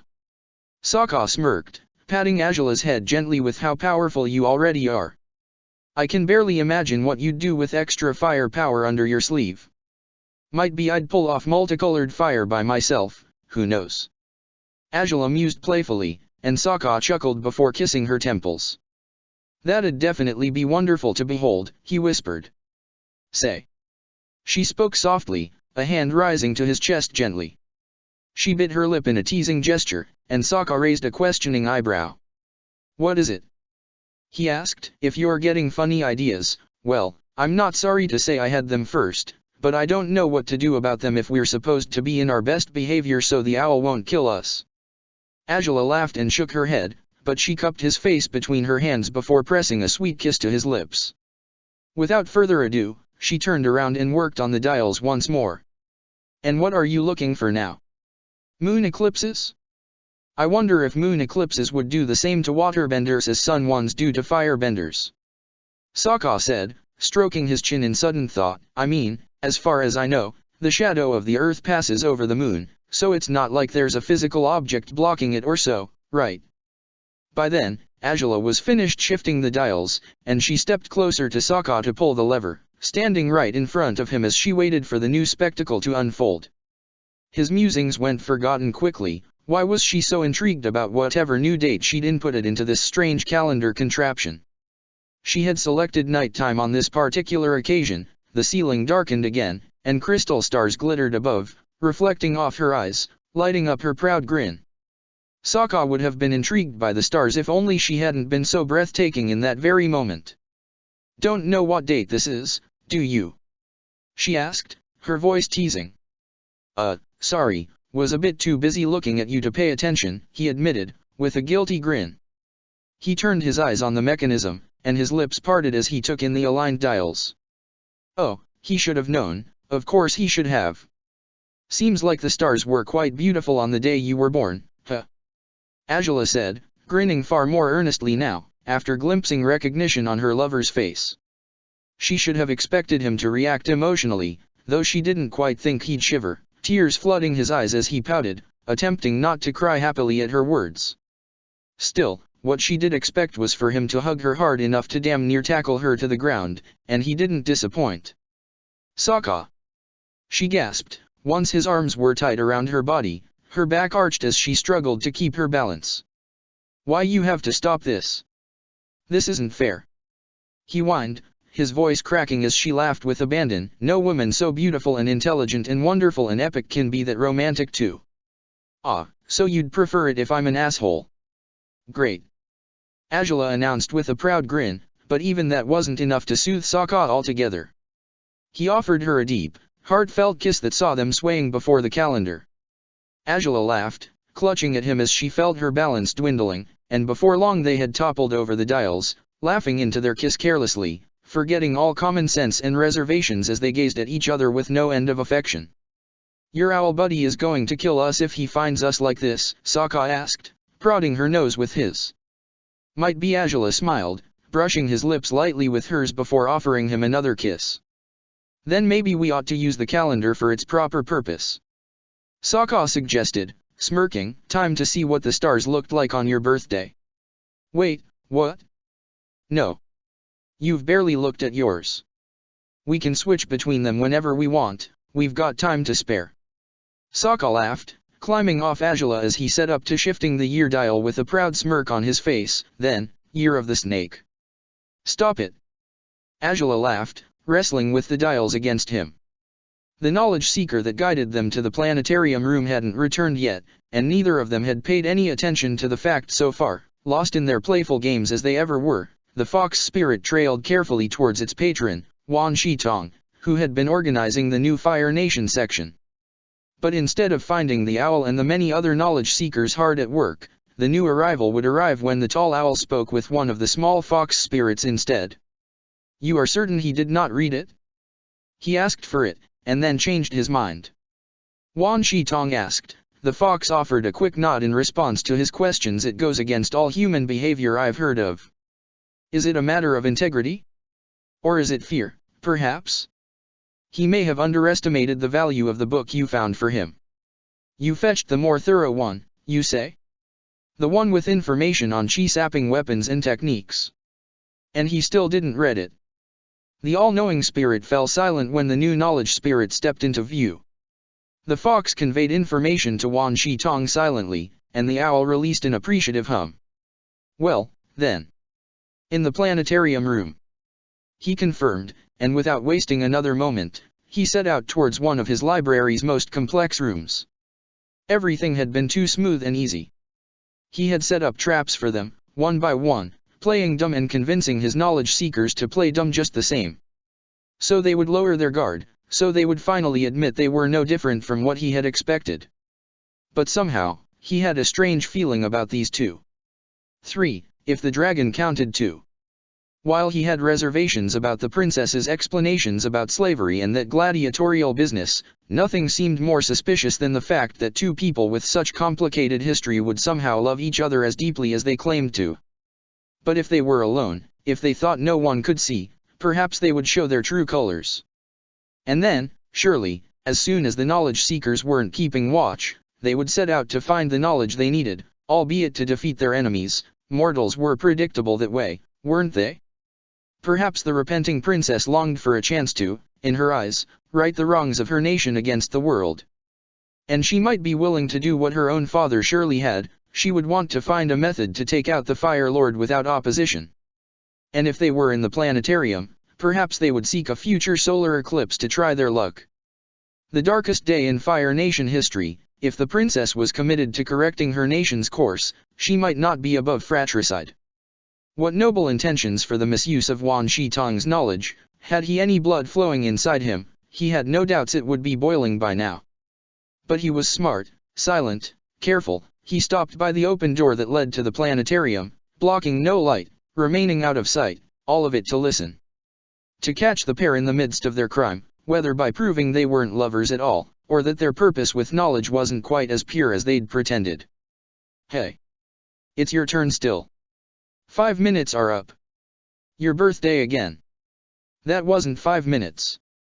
It had to be like 5 seconds, if anything. "Quit being whiny, Sokka, you barely even looked at yours earlier, see? That star was glowing much more brightly on your birthday than on mine." Come to think of it, could that be a planet rather than a star? And then it looks brighter in the summer than in the winter. Could be. Depends on whatever its trajectory around the sun is like, I'd guess. This is every bit as fascinating as it is confusing, isn't it? You're too easily entranced by what confuses you. Yeah? Says the most entrancing, confusing thing that ever happened to me. Oh, I'm a thing that happened to you, am I? Oh, okay, sorry, you're a woman who happened to me, if anything, and what a woman you are indeed. Okay, no. Stop gushing about me. Just look at the stars. Look and... The muffled sounds betrayed the man wasn't looking at the stars at all. Chances were he would be looking at the inside of his eyelids as he kissed his secret wife, who had fallen silent now too. Wan Shitong dared venture a glance, and there they were, swaying in place, underneath a dome of stars. Well, his predictions had been based on observation, not on gut feelings, so he had nothing to be ashamed of. Predictions could be wrong, on occasion. Humans could be difficult to predict, it couldn't be denied. The last one to visit the library before them had been as charming as they come, and he had proven to be more destructive than anyone else he'd seen so far. So, it wasn't all that surprising that, when he had been bracing himself for the very worst, the humans in question happened to take the entirely opposite route he had foreseen. Not only had they been honest, they truly loved each other. And it did seem that, despite they had no shortage of enemies, they didn't intend to misuse the knowledge they could acquire in this library, no matter how tempting it might be. It seemed they had different priorities that might lead them to offer him a rather distasteful show in his very planetarium unless he interrupted their passionate kisses before they went too far. So he slid inside the room quietly, eyeing with curiosity as the two seasoned warriors remained oblivious to his presence. Were they so focused on each other that they barely registered someone was watching them? So many romantic stories spoke of such events, but Wan Shitong had never witnessed it personally before. He wasn't entirely sure he had wanted to. "It seems you've found the planetarium," he announced loudly enough to startle the two kissing lovers into jumping out of each other's arms. Well, he certainly had no doubts left their love was genuine. With no one to watch them, they had been foolishly playing at seeing the positions of the stars on their birthdays, apparently, kissing with abandon when they thought they were alone. He would have been compelled to lash out at anyone who indulged in such displays of affection in his library in the past. Right now he was appeased by it, surprisingly. "Well. Your, foxy friend got us here," Sokka said, swallowing hard, cheeks flushed just as Azula's were. "We don't exactly know why, though. From what my knowledge seeker said, you had asked about a way for people to see stars. Did he misunderstand?" Both Sokka and Azula tried to hold a straight face at Wan Shitong's question, but Azula snorted and doubled over laughing while Sokka blushed and smacked his face with a hand. They had stopped questioning why the creature would have guided them here, intrigued and fascinated by the room. The mystery had been cleared up rather successfully by now, however. "Why yeah, well, we weren't really talking about this, but we did say that," Sokka admitted, grinning awkwardly. "I see. The pragmatism of linguistics, I suppose," said the owl spirit, glancing at his accompanying knowledge seekers. The foxes lowered their heads in apparent shame. "But it's all right. No need to be all bashful and sad, we really enjoyed this room. It's so cool," Sokka said, grinning brightly at the stars glittering above them. "Though, we really should be looking at Azula's birthday instead." "Yes, we should. If that is what you hoped to do," Wan Shitong said, raising his eyes to the dome-shaped ceiling. "Then I'm afraid I must confess not all the movements of the stars above are perfectly accurate. Most are, but deciphering the pattern of star movements has taken me many centuries still, and it certainly will take me many more centuries. There is much to discover yet." "I see," Sokka hummed, raising his eyebrows. "It's still a really impressive mechanism, though," Azula said, glancing about herself in amazement. "If only I hadn't already promised I wouldn't reveal any of what we've seen here with anyone outside, I'd be sorely tempted to share this experience with an astronomer I met." "Temptation, is it?" Wan Shitong said, and Azula tensed up. "It is quite curious that you'd admit to temptations. Most who are ready to act on them would never acknowledge they feel any pull to do something they shouldn't." "Well, perhaps," Azula admitted, trying not to blush, "but I have no intentions to act on it, so." "Indeed. You don't. And neither does he, I suspect," Wan Shitong admitted, turning his large eyes on Sokka, who grinned awkwardly. "You did not know this, but you were being tested, all along." Wait, what?" Sokka blurted out, his grin fading quickly. "I didn't quite allow you to explore my collection as freely as you thought. The knowledge seekers were to keep an eye on you," Wan Shitong explained. "Even if you had betrayed no ill intent, I would have had you watched, all the same." But we didn't really have ill intent," Sokka squeaked, spreading his arms in a gesture of surrender. "I mean, yeah, I did consider searching for some information for myself, but, after what you'd said, I thought twice about it and I didn't go forward with it. It wasn't like I wanted to discover that information to hurt anyone. If anything, it would have even been, well, less dangerous to have information on how to chi-block someone without hurting them physically." "A rather roundabout way to look at it," Wan Shitong said, his voice dripping with judgment. Sokka shrank under his glare, though his eyebrow twitched rebelliously. "And you certainly did intend to do it. Otherwise, you wouldn't have asked for that book. But, you returned it. You did not read it." "No, I didn't," Sokka pouted. "Your temptation stood before you, yet you decided not to go forward with it," Wan Shitong said. "Why?"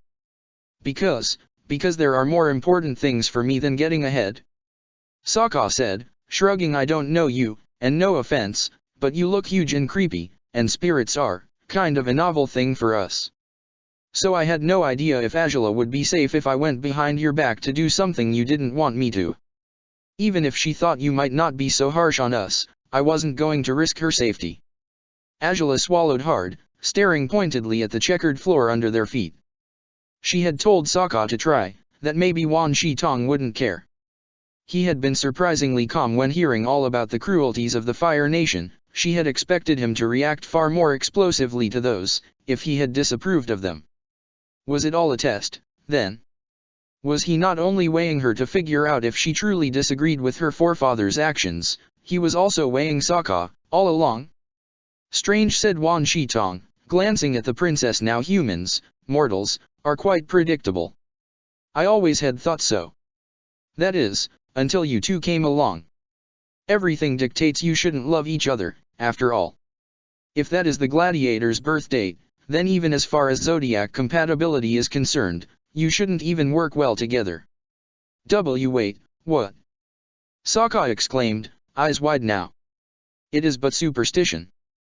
Pay it no mind, Wan Shi-tong said, waving a wing carelessly as Angela chuckled at Sokka's dumbstruck face. Somehow, the two of you have proven to be honest and far more resilient to trickery than most humans I've tested in the past. So, this is a habit of yours? Angela asked, raising her eyebrows, tricking your guests into revealing what terrible people they are. Indeed. Though I hardly had to trick you two at all, you admitted quite readily that you have been a dreadful person, Wan Shi-tong said, and Angela froze while Sokka gasped in indignation. Yet, if you still were one, you would have never ventured Fire Nation information to me. Or agreed to share your life with a man who, if your romantic association were discovered, could become your very undoing. It was Sokka's turn to freeze now. Hearing an almighty spirit say the words somehow was all the more flooring and terrifying than knowing them by heart. But Angela didn't waver. Even your partnership with your dragon speaks for itself, Wan Shi-tong continued. No dragon would have joined forces with a woman who wanted nothing but to butcher those of his kind, the way your forefathers did. So, nothing about you quite makes sense, Crown Princess Angela. I suppose it seemed that way, yes, Angela sighed, rubbing the bridge of her nose with her fingertips. And that is remarkably intriguing. His words weren't entirely flattering. He made them sound like experimental subjects of some sort, if anything, but Angela and Sokka glanced up at him in surprise for them. The owl cocked his head sideways, eyeing them with interest. Perhaps I will be proven right, and humans are indeed predictable and dishonorable, as they ever seem to be, Wan Shi-tong declared. But if you prove me wrong, then my understanding and knowledge of humans might yet grow further. All depends, of course, on whether you uphold your vows to better your world in my collection or not. But for now, I believe offering you the benefit of the doubt is the least I can do. Sokka smiled and nodded, reaching out with a hand to clasp Angela's proudly. The princess grinned too, wondering whether or not to be affronted by being subjected to a test without her awareness. She couldn't quite blame the spirit for distrusting them, not truly. Having overcome his expectations was rather satisfactory regardless of that. And that is, indeed, a good thing for all three of you. Otherwise I would have merely sank this library into the desert for good and added you to my collection, Wan Shi-tong announced, as he turned around and slunk towards the door again. The pleasant mood froze over his last statement. Wait, what? Angela said, grimacing. He can't stop being creepy. Sokka gulped, scowling at the tall owl. He felt watched by those white feathers, patterned as eyes, on the back of the creature's head. It's safe for you to leave now. It will be best if you don't dawdle, Wan Shi-tong advised them. He didn't need to ask them twice, not after his threat to add them to his collection, whatever that meant. Still, Angela smiled and glanced at the projected night sky one last time, beaming brightly at the stars meant to simulate the very night of Sokka's birth. Just as she had told him in the past, she was ever grateful he was part of her life, ever grateful that he had been born in the same world where she would be born too, merely a year and a half later. He tugged at her gently by their linked hands, and Angela turned her gentle grin at him. Sokka smiled too, leaning close to press a quick kiss to her brow before they stepped out of the planetarium room, following the eerie, hunched figure of the owl towards the library's spire, their only way out of the massive building. In their absence, Xin Long had carelessly played with a few knowledge seekers. Now, though, the dragon was back to his cautious behavior, ever wary of the intimidating creature that reigned over this spiritual place. Ensure to fly out of the path of the buzzard wasp's nest, Wan Shi Tong warned them. It's a massive rock with many creepy tunnels, yeah. We came across it on our way here. Sokka nodded, fastening their mostly empty bags back on Xin Long's saddle.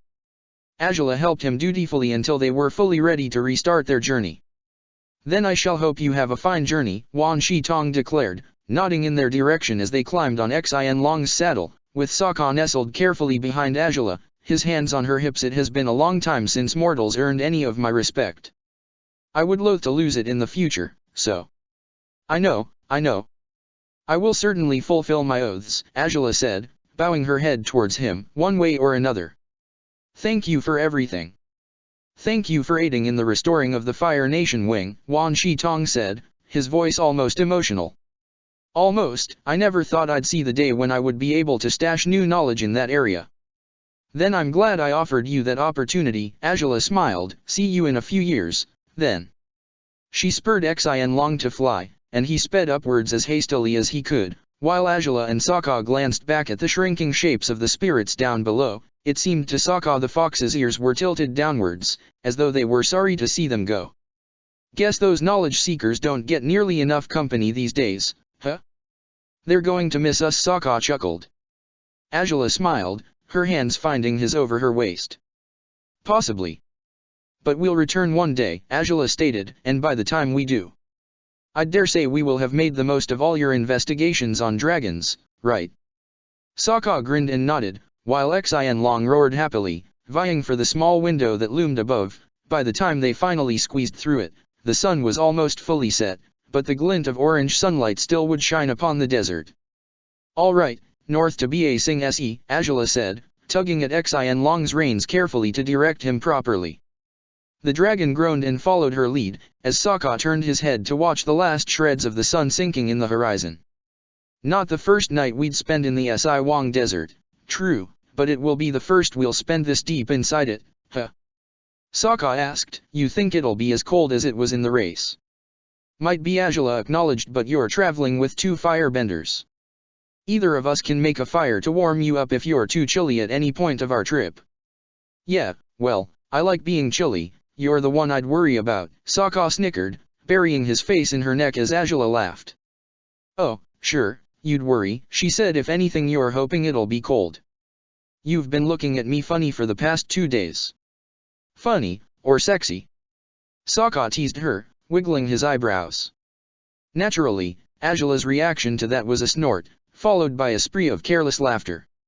Sokka bit his lip but smiled, ever basking in her happiness whenever it was as genuine as it often was with him. Oh, you're a lost cause, she determined, once she had stopped laughing for the time being. In less than a week we'll be on the barge again, and you'll be free to do anything you want by then.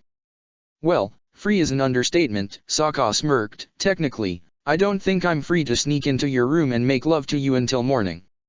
Yet you do it all the time, don't you? Azula asked, raising her eyebrows. Sokka snickered. Oh, yeah, I do. He smiled proudly, and I wouldn't mind doing it again, and again. And again, and... Stop thinking about it so much or else we'll be in trouble when we get to Ba Sing Se. I mean it, Azula said, patting his knee gently. But, look how awesome the desert looks under the spread of darkness. Sokka smiled, eyeing the black-blue sky, and its slowly appearing glittering stars, with a bright grin. I mean, the desert's mostly pretty creepy, but it kind of looks nice at night, doesn't it? Depends on what's your standard for nice, I guess. Azula smiled. Either way, we're not going to stop for a quickie somewhere in the sand. Not only does that sound uncomfortable as hell, we should just go back as fast as we can. Ruishi won't stand for anything less, and I think we all agreed it's better if he doesn't barge into the desert to find us, right? Right.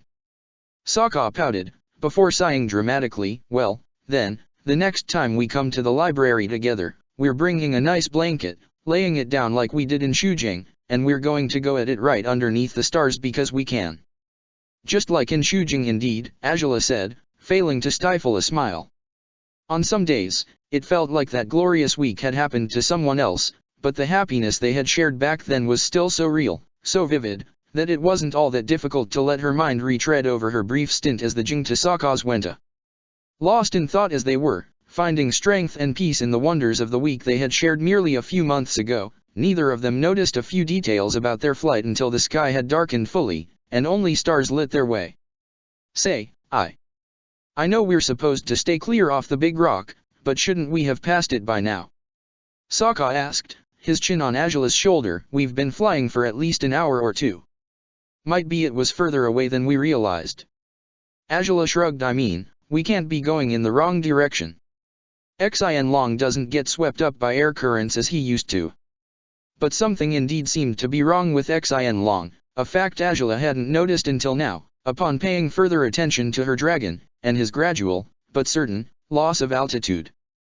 Xian? Xian!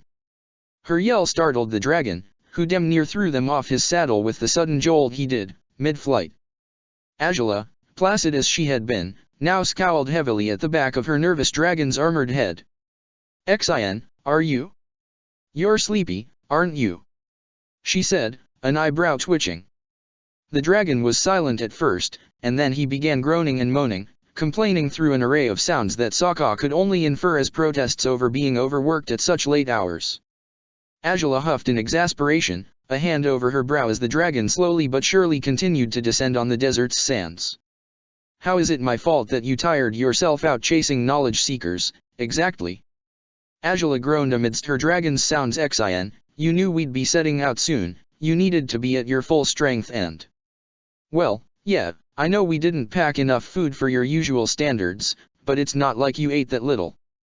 You ate like twice as much as Sokka did, and most nobody can do that. Hey. Seriously, Xian. Azula grunted, as the dragon touched the ground and stubbornly strode towards an unusual cluster of vegetation within the desert and settled there, by a large rock where he could perch himself and rest. Oh, you think I ought to carry you instead, for a change? Well, if only you didn't weigh that much, I'd give it a shot.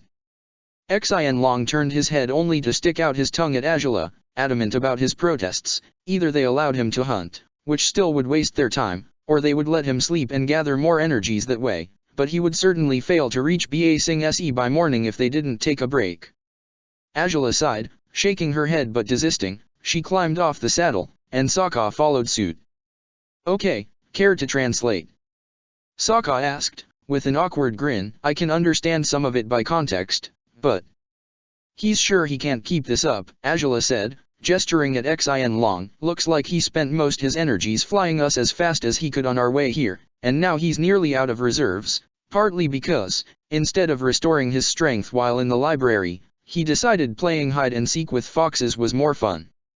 Xian Long was quick to assure her that it was indeed much more fun, but there hadn't been anything to hunt in the library. The fox spirits had become his friends, and the owl was really creepy.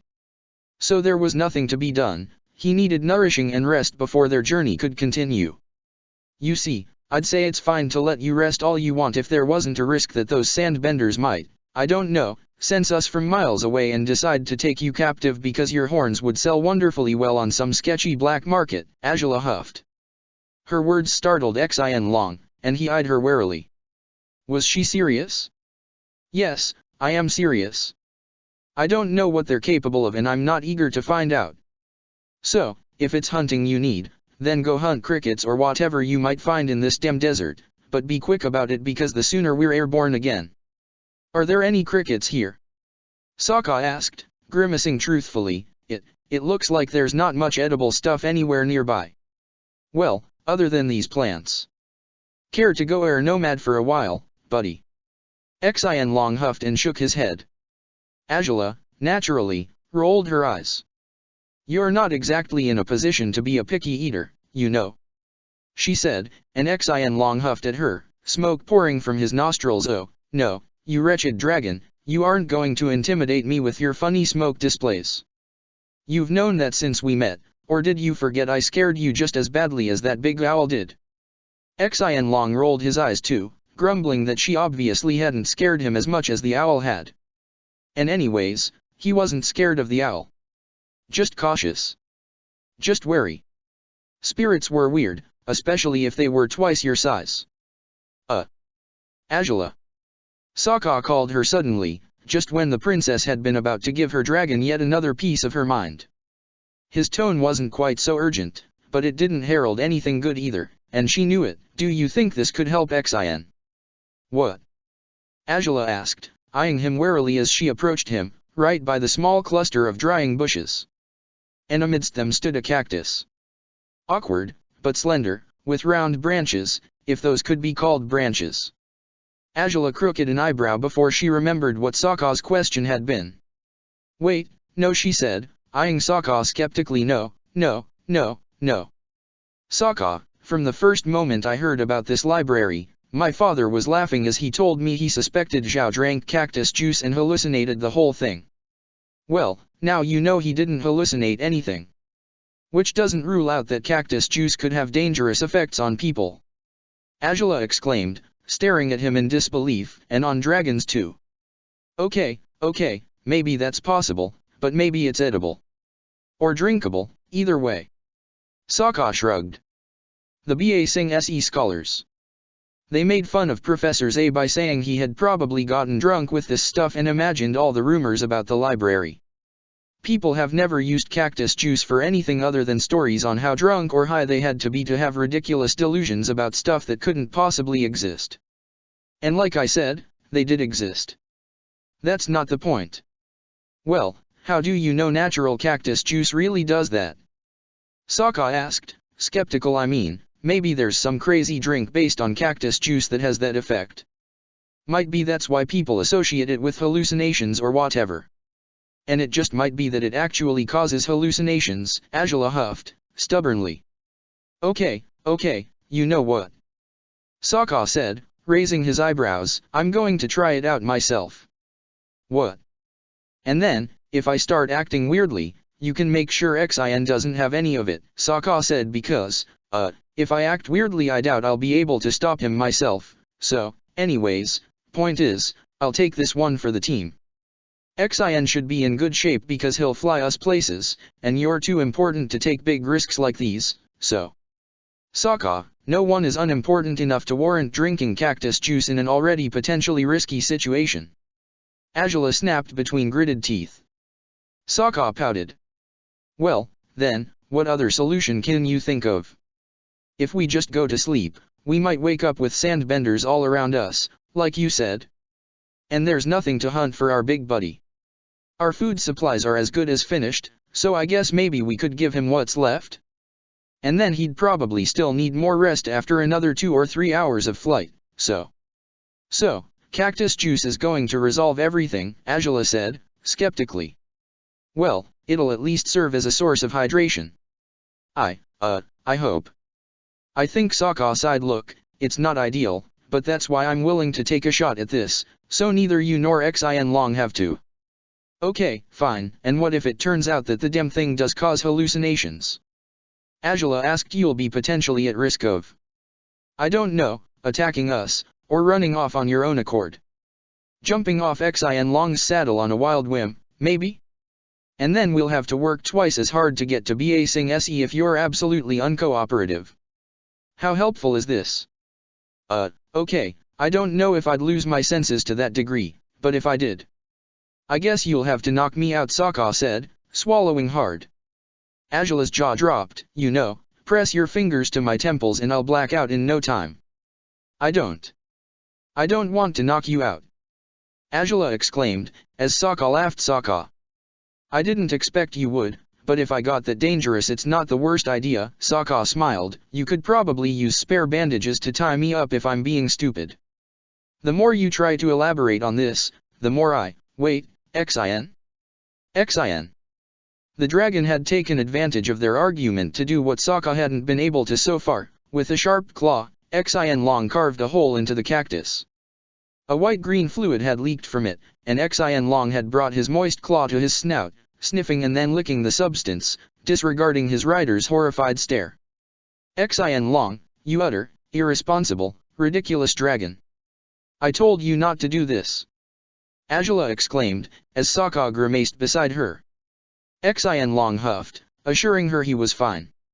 If anything, he was starting to think her reservations were nonsense. It even tasted good, For a weird plant with teeth, that is. His tongue ventured out towards the hole on the cactus, licking at the juice without a care in the world, as Angela fell on her knees before him. You are going to kill us, dragon. You will, she said, watching in horror. Why on earth did he have to be so stubborn whenever it suited him? Yet, strangely, Xin Long remained level-headed, sane. Even after a few mouthfuls, the dragon reported not feeling anything strange. Angela's eyebrow twitched, something didn't feel quite right about Xin Long's reassurances, but she couldn't decipher why just yet. Well, if Xin's okay. Sokka declared, interrupting her focus on the dragon immediately. Sokka, don't. Angela warned him. The gladiator pouted. Look, there's not much left in the last water skin.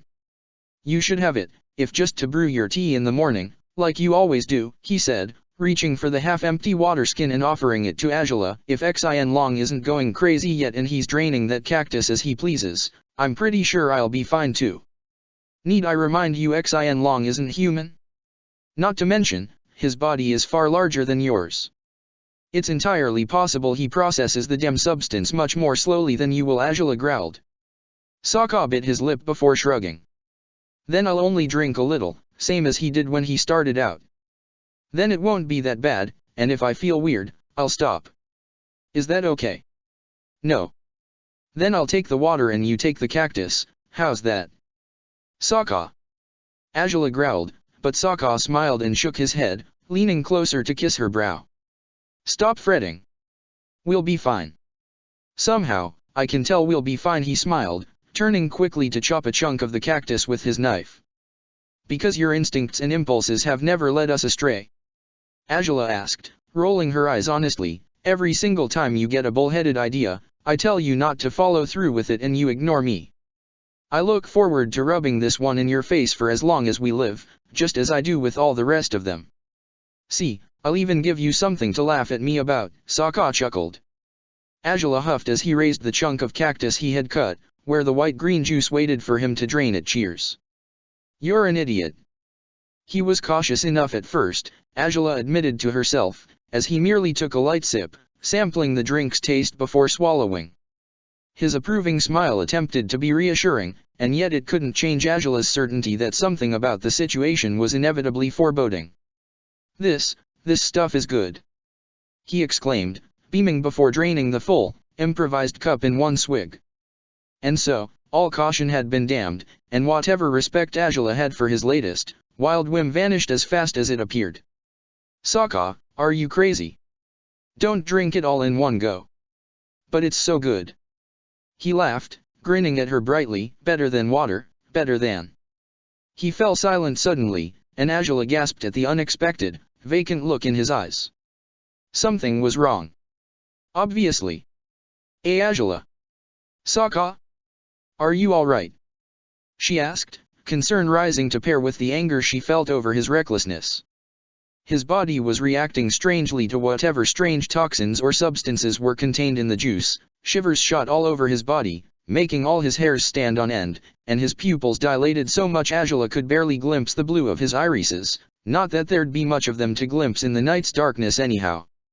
He didn't answer her question, not verbally anyways. Instead he yelped, and then raised his hands, and wiggled his fingers. Angela blinked blankly as she watched him. A weird humming sound came from his lips, and it stopped when he abruptly turned his head around to look at her, jaw dropped, eyes open wide. Angela. Cactus juice tastes so good. It tastes so good, so. Wait, why are you going so fast? No, stop going. Too fast. Angela, you gotta slow down. Slow down? Sokka, I'm not even moving. Angela exclaimed, her patience decreasing at an alarming rate. Sokka gasped again at her words. Then why's everything going so fast? Everything's, Xin. Xin, buddy. Angela watched Sokka rush to Xin Long's side with a disdaining eyebrow raised, only to be utterly horrified upon glimpsing her dragon appeared to be draining the cactus from all its liquids as fast as possible. Xin. Stop that! Angela exclaimed, as Sokka slowed right beside the dragon, his body hunched over as he waited for the creature to pay him any attention. Body mass certainly had something to do with how fast and strong the cactus juice's effect would be, for Xian Long had been fine until then, and Angela could tell as much because he certainly wasn't so fine anymore. His mind, connected to hers, was feeding her all sorts of nonsensical, colorful images, including dancing knowledge seekers underneath him, for apparently that's what the grains of sand were, according to her newly intoxicated dragon. You've got whiskers, buddy. And I've got stubble. Sokka exclaimed, pointing at each of their facial features as he spoke. Xian Long appeared utterly entranced by his words. So that means, together, we're a whole beard. Xian Long roared in celebration at this great discovery, while Angela buried her face in her hands. The minute they sobered up, and they got out of this damn desert, she was going to need a drink of her own to soften the urges she currently was experiencing, urges to strangle both her partners for being so reckless and foolish, naturally.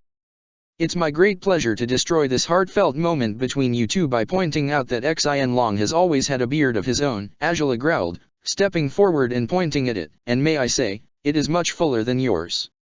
Whoa. Hey, now, how did you grow that? Xian. You didn't have that beard a minute ago. You should teach me that trick. He's had it since we found him, you. Ugh, I'm going to kill you. I'm going to kill you both. So much for staying true to my promises to better the world with you. Angela growled, pacing in circles as she ranted. As much as she knew she had to remain level-headed, especially when her two companions were far from it, she could barely hold back her outrage. One glance again told her that Xian Long was rather anguished now, trying to look at his own beard and failing catastrophically at it. He whimpered pitifully, bending in ridiculous ways until his entire body flopped onto the sand. In his mind, the knowledge seekers were cheering for him now, passing him between their outstretched paws like an excited crowd might. But Sokka suddenly was quiet, and looking at Angela with what could be a sudden glimpse of lucidity, or the exact opposite of that. Oh, how she hoped for the former. Say, Angela. He started. She grunted curtly, you're real damn pretty. Oh. Right. Now that's what you'll get hung up on, huh? You'll butter me up, hoping that this way I'll stop being angry over your stupid cactus juice idea. You're the prettiest girl in the world. Sokka chuckled, grinning goofily. I wanted to write it, you know? In a book. But, maybe when we visit the big ol' owl again. Haha. Maybe then we can tell him, you know? That you're the prettiest girl there ever was. Right, without objective, scientific, provable evidence. Angela asked. Sokka grinned. Just gotta look at you to know. You're the prettiest, and I want to build a castle with you. You, what? Angela repeated, and without further ado, Sokka dropped on his butt on the sand, mere inches from where Xian Long was lounging amidst his non-existent fox fans. Build a castle.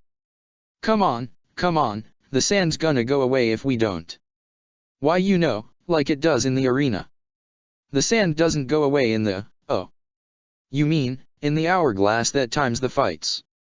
Angela asked, and Sokka blinked blankly. The what? Never mind, Angela sighed, rolling her eyes and sitting as well, though not too closely as Sokka gathered some sand in front of himself. How do you plan on making it stick, though? You're not going to use what little water we have left, and you're not an earthbender, so achieving it without water isn't going to work. We're gonna grill meat outdoors in our castle, and we'll invite our neighbors and, wait, I'm not an earthbender. I could be an earthbender. Sokka, you're from the water tribe and you're not a waterbender. Why would you be an earthbender? She said, sighing as she wondered if perhaps there would be a chance to save Sokka's rationale by forcing him to reason with his own words. Well, I could firebend. Well, I did it before. Sokka pouted, so, I guess. I'm the Avatar. No, you're not, Angela sighed, though she smiled a little. You only bent fire when you did because someone else was bending it through you, remember? And how do you know if the Avatar's big bending wasn't? You know, that he wasn't bending through? Or rather, he was through his bending and, people were bending out of the Avatar? The Avatar had 4 people inside him. the worst part is you're not completely wrong about that last bit, but I'm not about to debate the metaphysics of the Avatar with you, Azula sighed, not while you're like this, anyhow. Then if the Avatar's got people bending in him I can be the Avatar. Sokka announced, and he swatted his hands while puckering out his lips. Whoosh. Fwoom. Zoom. And what's that? Azula asked, raising an eyebrow. I'm earthbending. Sokka declared, proudly. No, you're not. Your stance is off. Azula smirked. Might as well play his game somehow, the same way he had played it with the first homeless man they had met in the capital, so many years ago. Oh. My feet. Sokka exclaimed, but where Azula thought he'd try to stand up and strike up a poor imitation of an earthbending stance, Sokka instead jumped and kicked both his feet forward, a rather nimble accomplishment, considering his intoxicated state. And it was a clumsy one, too. He fell hard on his rear again, lost balance and landed with his head against Xian Long's hard scales, arms and legs stretched out clumsily. Sokka. Azula sighed, shifting closer to inspect if he had hurt himself somehow after his latest stunt. Yet Sokka was utterly unconcerned by her concern. Oh. Stars re kinda pretty, he said, letting his limbs drop before he started giggling for no apparent reason. And what's so funny now? Azula asked, uncertain over whether to touch his scalp or not. It didn't look like he was wounded, at least. That one told a joke, you know, so they're all laughing, don't you hear? He chuckled. Is that so? And what was the joke? I missed it, you see. Azula sighed dramatically. Sokka bit his lip and shrugged. Yeah, I don't know what it was just rude not to laugh, he explained. Azula rolled her eyes but grinned anyhow. You're infuriating and yet somehow you still manage to be cute. Unreal, she said, finally daring raise his head gently to confirm he didn't have any scrapes over his scalp, fortunately so. Say, I'm kinda thirsty again, Sokka declared, grinning. I want more juice, it's really good, totally quenching and Xian Long drank the whole cactus already, so I'm sorry, but you can't have more, Azula shrugged.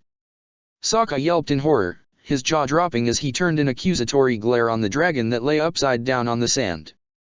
You did not. He exclaimed, aghast. Xian Long burped, as good as an answer to Sokka's outrage, before groaning something like, get your own cactus, as far as Azula could understand from his mind, which was currently crowded with hallucinated chanting foxes. She couldn't help but smile at the ridiculousness of their fight. Here I thought we were pals, pal. But you were waiting to double-cross me from the beginning, weren't you? To pounce. On my cactus. It was mine. I saw it first. Didn't I? I think I did. What dreadful ordeal, what immense, unforeseen betrayal, how shall you two ever recover from this terrible conflict? Azula sighed dramatically, and Sokka huffed. That's what I said. No. That's what I just said. You were deciding whether the cactus was yours or not, Azula smirked. I was. Sokka blinked blankly, mystified as he gazed upon her. And then he was smiling. Smiling with sheer abandon, genuine joy, as he let himself fall against Xian Long again. Azula raised a confused and wary eyebrow. And what's gotten into you now? She asked. Hee. I like your nose, he smiled. Azula grinned awkwardly. Why, thank you. And your chin. Your jaw's like, the same length, you know? On the left and the right. See? Well, I'm glad I'm so symmetrical. Really glad, Azula said, folding her arms over her chest. Why on earth she was blushing at Sokka's sudden spree of compliments of her features. It wasn't like he never called her beautiful, he'd been doing that for a very long time as it was. Your cheeks are so cute too, he said, raising a hand only to poke at it gently with his finger. Azula sighed, unsure if she should let him continue with this nonsense or not. And your lips are, ahaha. Your lips.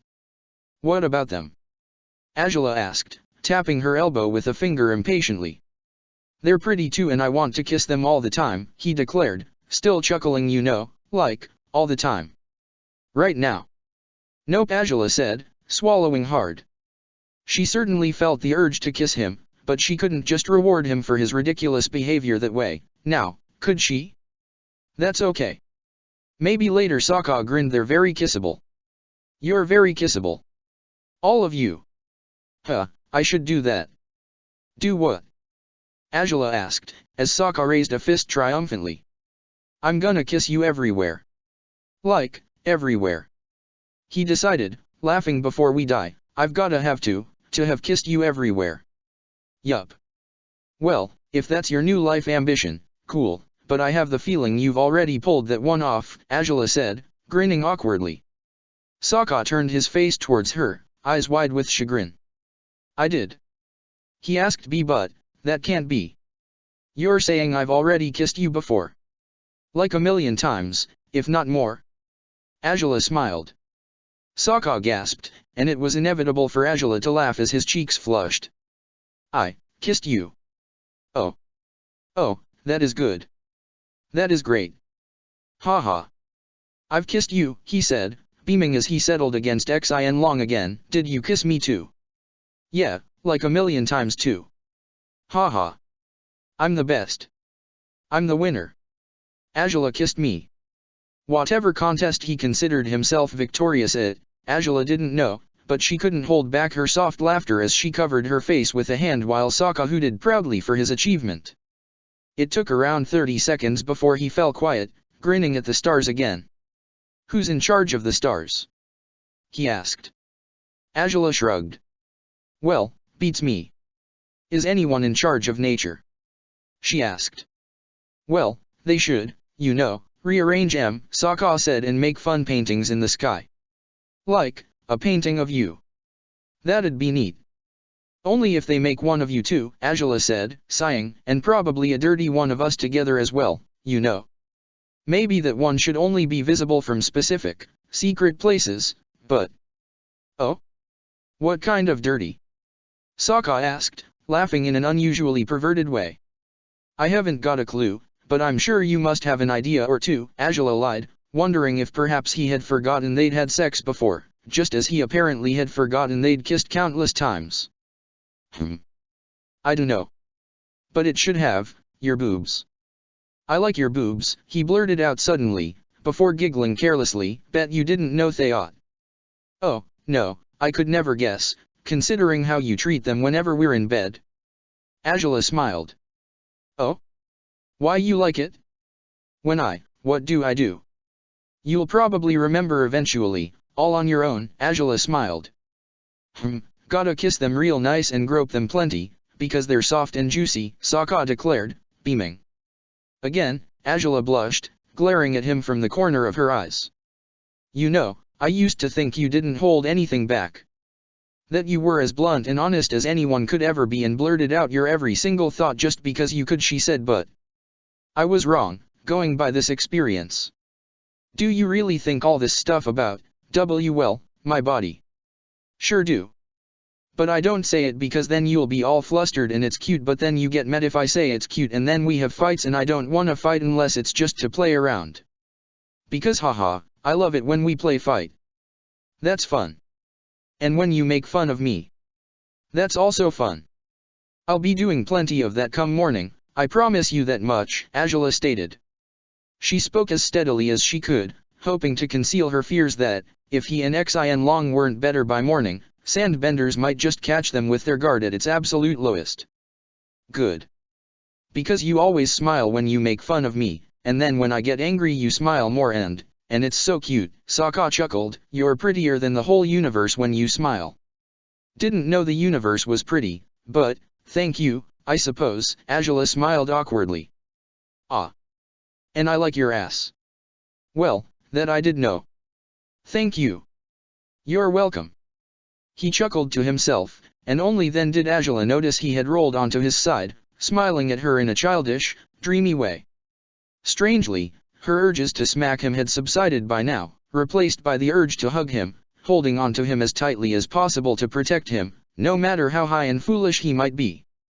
For, just as he enjoyed her playful jabs, she rather enjoyed his foolishness, craved it, even. And I also like your hips, he continued, and your secret spot. My, I suppose I should be grateful you called it that. Angela gritted her teeth. And your pussy? Sokka! Angela exclaimed, blushing far more intensely now as he blinked innocently at her. Why what the hell were you talking about before, then? Before what? When you said, what's the secret spot? She asked, gritting her teeth. You know, the one right above your pussy, he continued, and Angela gritted her teeth at his crudeness. Oh, she was right back to wanting to kill him right now. Never mind. I dunno, forgot what it's called, but then I tickle you there and you go crazy. Ahahaha, it's fun. Maybe we should change the subject. Angela mumbled. She probably shouldn't be so shy about talking about her own body parts, especially with someone who was so closely acquainted with them, had been for years. Your legs. I said change the subject. Your ears. Stop talking about me. Your eyes. Oh, for crying out loud. Angela sighed, dropping against Xin Long's body too as Sokka chuckled happily. Your eyes are so pretty. Yeah, everything about me is pretty. You've said it already, Angela grumbled, masquerading her embarrassment quite poorly. Sokka huffed. Oh. Then, your eyes are beautiful. And so is your nose, and your ass, and your... For fuck's sake, are you never going to? She asked, but Sokka was ignoring her readily as he continued to recite all her body parts carelessly, a bright grin on his face. And your fingernails, and your elbows, and your throat, and the nape of your neck too, and your hair. Okay, you know what? You win. I've had it, Angela growled, clasping him by the edge of the armor and pulling him closer. Just as in the early days of their relationship, when she had often threatened to silence him with kisses, she did it now, though to less successful results. He continued to mumble unintelligibly against her lips, his muffled words prompting Angela to laugh as she engaged his lips, and eventually his tongue as well, to ensure he wouldn't be free to say whatever he pleased anymore. By the time she pulled away, Sokka was smiling groggily. And your navel, he said, prompting Angela to snort and laugh in disbelief, dropping her head against his shoulder. It's a really cute navel. Wait, beautiful. Though it's also cute.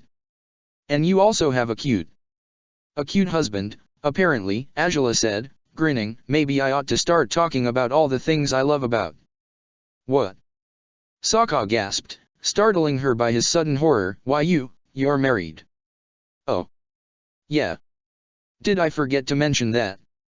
Angela asked, a knowing grin on her face. Sokka's perennial happiness had faded, though. Oh, no. Oh, this is not right. I thought I had a shot, he said. I mean, I'm not in your league or anything, but I really thought. Such a tragedy, isn't it? Angela asked, amused. She only stopped it when she saw tears blinking in the corners of his eyes. It was inevitable for her to laugh and take his face between her hands, startling him by her forward movement. You're the biggest idiot in the world, you know that? Yes, I do have a husband, it's you. Me. Sokka exclaimed, smiling brightly now. Angela could barely handle the laughter anymore, dropping her face on his lap as she fell forward, unable to sit upright anymore. I'm the husband. Xin, can you believe it? I'm the husband. Oh, goodness, I'm married. I married the prettiest, cutest, hottest, most beautiful woman in the history of the universe. Oh, how did this ever happen? We have to celebrate. Ha ha ha. Oh, where's the cactus juice? In Xin Long's stomach, Angela retorted, her face still pressed to Sokka's thigh. What? Sokka exclaimed, glancing at the dragon with utmost outrage again. And you already knew that, Angela chuckled. Sokka's new emotional bout ended quite easily at that. Oh. Did I? I forgot. Ahaha. I guess it's because you're so pretty I can't think of anything else. Haha. You're the prettiest, he said, grinning lazily before clearing his throat, and lashing out in a poorly tuned, improvised melody, the most prettiest Gael. Oh, no. Oh, no, you're not going to sing. Angela exclaimed, sitting up again in a frenzied panic. Built a castle in the Saiyond. Sokka continued, beaming, and, married a fool? You, oh, hell, you made a haiku, Angela realized, staring at him in disbelief as Sokka chuckled. Did you like the song? I was thrilled. Amazing. You're insanely talented, Angela said, with a dry grin. Truthfully, there was some merit to be given to his instinctive ease to construct a haiku properly, not quite as much merit for his singing voice, however. That was certainly not something to commend him for. Then another one. I found a stone of pebble. A stone of pebble I found. Oh, you're unbelievable. Angela sighed, smiling despite herself as Sokka threw an arm around her shoulders while lashing out into a poor rendition, with misremembered lyrics, of the weird song he'd sung to her, so many years ago, in Xin Long's refuge. And speaking of Xin Long, the dragon decided to join in with the singing too, in his guttural, tone-deaf manner, just as incapable of holding a melody as Sokka was. It was inevitable for the anguished, irritated princess to laugh now, far too carelessly, as the dragon and the gladiator attempted the clumsiest, weirdest duet she'd ever heard, and just so, the most unforgettable one, for sure. When she sensed Xin Long's condition was improving, Angela would ensure they returned to their trip across the desert, however slowly and clumsily her dragon might fly while under the influence of such strange substances. They'd reach Ba Sing Se at some point during the next day, and she deeply hoped it happened before Rui Shi took off on a wild rescue mission that, hopefully, would prove unnecessary. But until then, she'd sit with them, keeping a wary eye out in the horizon on occasion, and ensuring to shut Sokka up playfully, sometimes by kissing him, sometimes by pushing his jaw back up in the middle of his singing. He protested against none of it, and at all times he offered her an unabashed, sincere, wild grin. It certainly had been bothersome and distressing that he'd drink the cactus juice, disregarding her better judgment, but as he continued to gush over her through the night, voicing thoughts that he often kept to himself, some of them sweet, others rather raunchy, but most of them unbearably adorable, Angela found herself thinking that, despite the obvious dangers, perhaps there was something endearing, something beautiful, even, to being stranded in this desert at night with the two people she cared about most. Chapter 214, The Spirit Library 5. It was the third day since they had watched the princess and her gladiator flying south on the back of her dragon. As they had yet to return, her guards were to set out to search for her in the Si Wang Desert and bring her back to Ba Sing Se safely, as promised. Song had trusted such measures wouldn't be necessary, but she had noticed Rui Shi had been as good as resigned to take off after Angela from the very beginning of their friend's newest journey. It was no surprise that he'd be packing his bags in his room, loaded with supplies that he would need when attempting to track down their princess in the depths of the desert, but Song shuddered to think of what could have delayed Angela and Sokka. If they had been attacked, or hurt somehow, was it possible that Rui Shi would be in danger too by chasing after them? Do you really think something could have happened to them? Song asked, trying her best to keep her voice level. It wouldn't do to worry Rui Shi unnecessarily. Do I? Rui Shi repeated, crooking an eyebrow as he fastened the buckles of his third bag. Well, it's not impossible. But if anything, you. Song studied him carefully. The expression of his face wasn't quite that of concern, it was judgment, instead. I suspect those two may have grown tired of their impossible quest and decided to give everyone the slip for a few days. Rui Shi sighed. Hardly beyond them, is it? Well, yeah, it's not beyond them, but they wouldn't be so irresponsible when they know you'd promised you'd come after them, right? Song asked, with an awkward grin. Rui Shi laughed. I hoped my warnings would serve that purpose, but I can't be sure they were so successful, Rui Shi acknowledged. He rose to his full height, eyes set on the bags he'd assembled over the past hours. Song had brought him packs of food from the kitchens, a gesture Rui Shi had been grateful for, despite he wished it hadn't been necessary. If only those two hadn't been so foolish, taking off on some mad quest to no avail, maybe he'd be able to spend more time with Song. Which he had done, constantly, for the better part of a month now. He blushed at the thought, they weren't usually together as often as this. He should be grateful for it, he knew, yet he was greedy and foolish and eager to spend even more time with her, no matter what. By her reluctance to see him off, Rui Shi could only hope Song felt the same way. Don't you think it's dangerous, though? Song asked, toying with the tip of her braid. I mean, not the sandbenders, you know how dangerous they are better than I ever could, but I mean, if those two are actually being as reckless as you think they are, isn't it going to be more trouble if you bring the other guards with you to find them? What if you all catch them doing something they shouldn't be doing? Heh. I guess it'll teach them a lesson about how utterly foolish they've been for the past 4 months. I don't even know how long it's been since their wild vacation anymore. Ruishi laughed, shaking his head as he leaned down to strap the packs to his shoulders. Either way, a mild scare might get them back on their better behavior. I'd hope, at least. You don't think the others might? Well, it's not to say they're not trustworthy, it's just, well, those two never want anyone to know about them, right? Great job they're doing of keeping their obvious attraction and secret relationship secret, huh? Ruishi said, and his sarcasm brought an inevitable laugh out of Song. All the guards suspect enough already, and these kinds of stunts only convince them further that something's going on. If they go public with it one day, Fei Li will probably throw a party. No one's as hung up on the idea of those two together as he is. Oh, boy, Song chuckled, shaking her head. Ruishi grinned as he approached her, all his bags firmly in place. Can't say they wouldn't have asked for it, in that case. Still, though, you're sure they're only delayed over something silly like that? Most likely, Ruishi said, nodding. I pity any fool who tries to get between them, or to hurt them. They'll either find themselves electrocuted or beheaded before they can make the first move. True. Song grinned. Well, good luck with your search.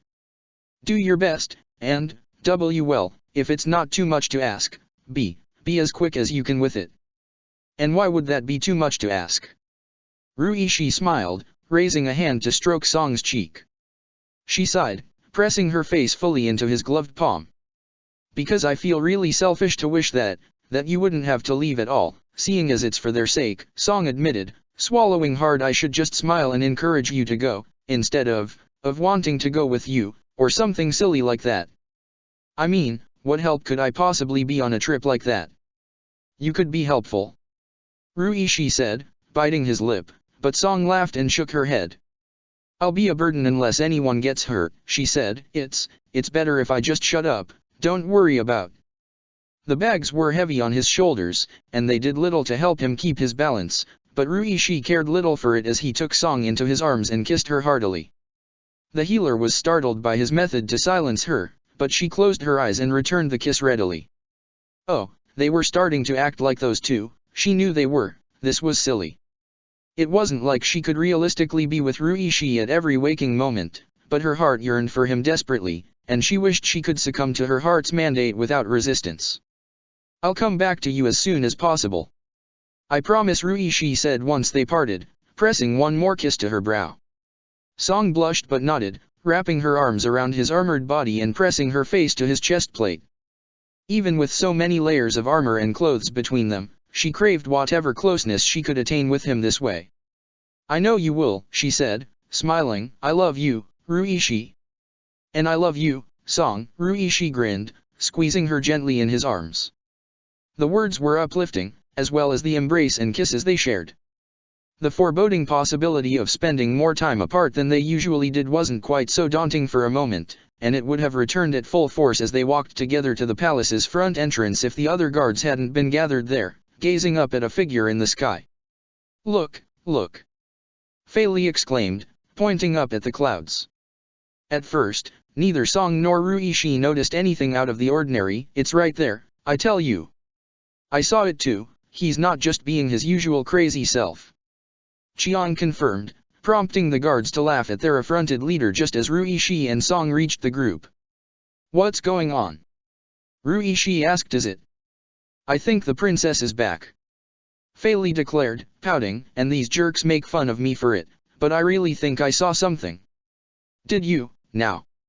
Ruishi said, squinting. There was a small black smudge in the horizon amidst the white clouds and blue skies, and he smiled upon glimpsing it was much larger than a bird, and coming their way. Huh? I guess we worried over nothing, after all. Is it really them? Song asked, and Ruishi smiled, pointing at the shape that loomed larger as it progressed towards the palace. Seems so, he said. Song sighed in obvious relief, and Ruishi's grin widened. Was she happier that their friends had returned safely, or that he wouldn't have to leave at all? Up in the skies, the sight of Ba Sing Se's walls had already been a great relief, and that of the palace was even more welcome.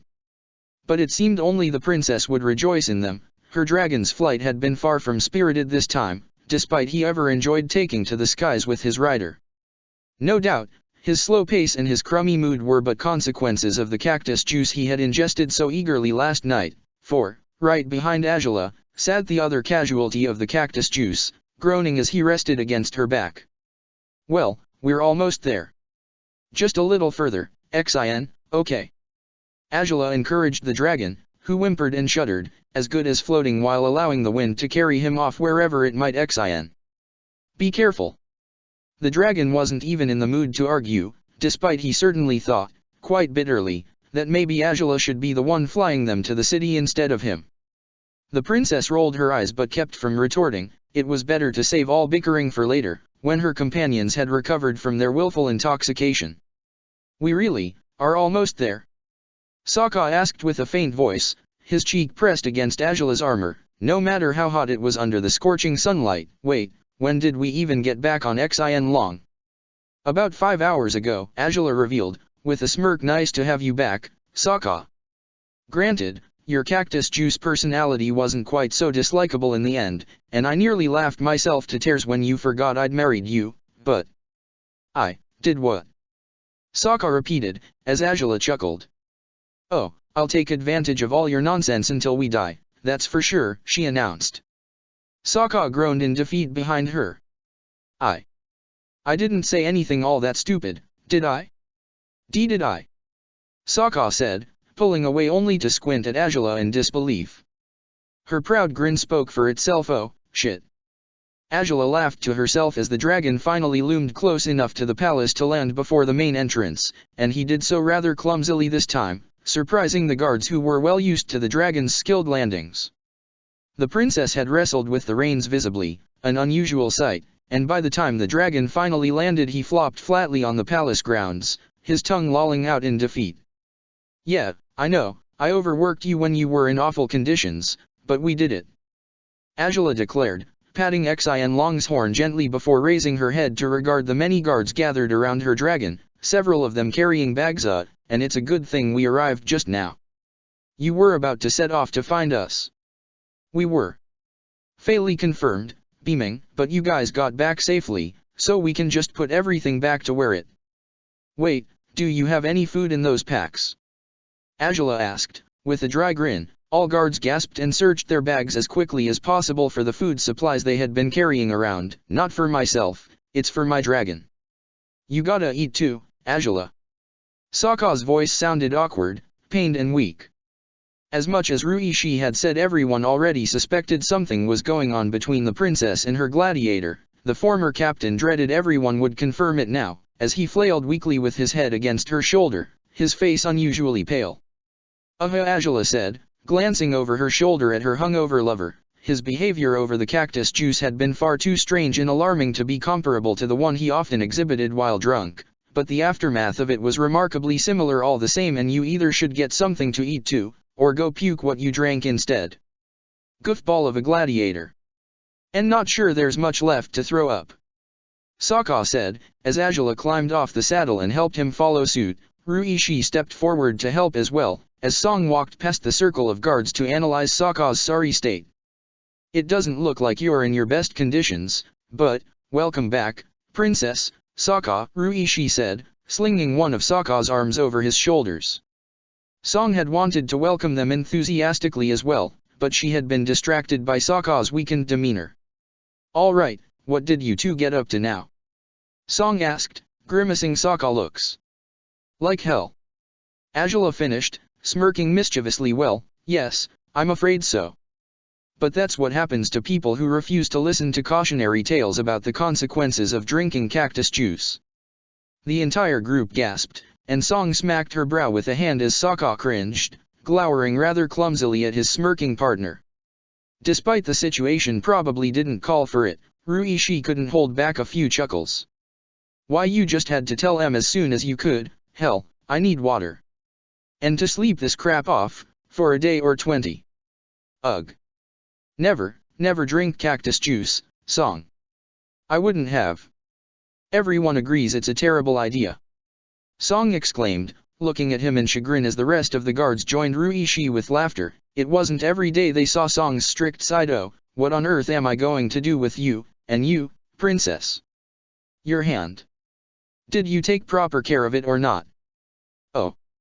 I guess I could use a change of bandages, but I'm fine," Angela said, with a reassuring grin. Sokka snorted. "Ha." She charged a lightning blast and fired it, Song. She was using her bending. He exclaimed, pointing at Angela with a finger as the princess gasped indignantly. "Well, what's this?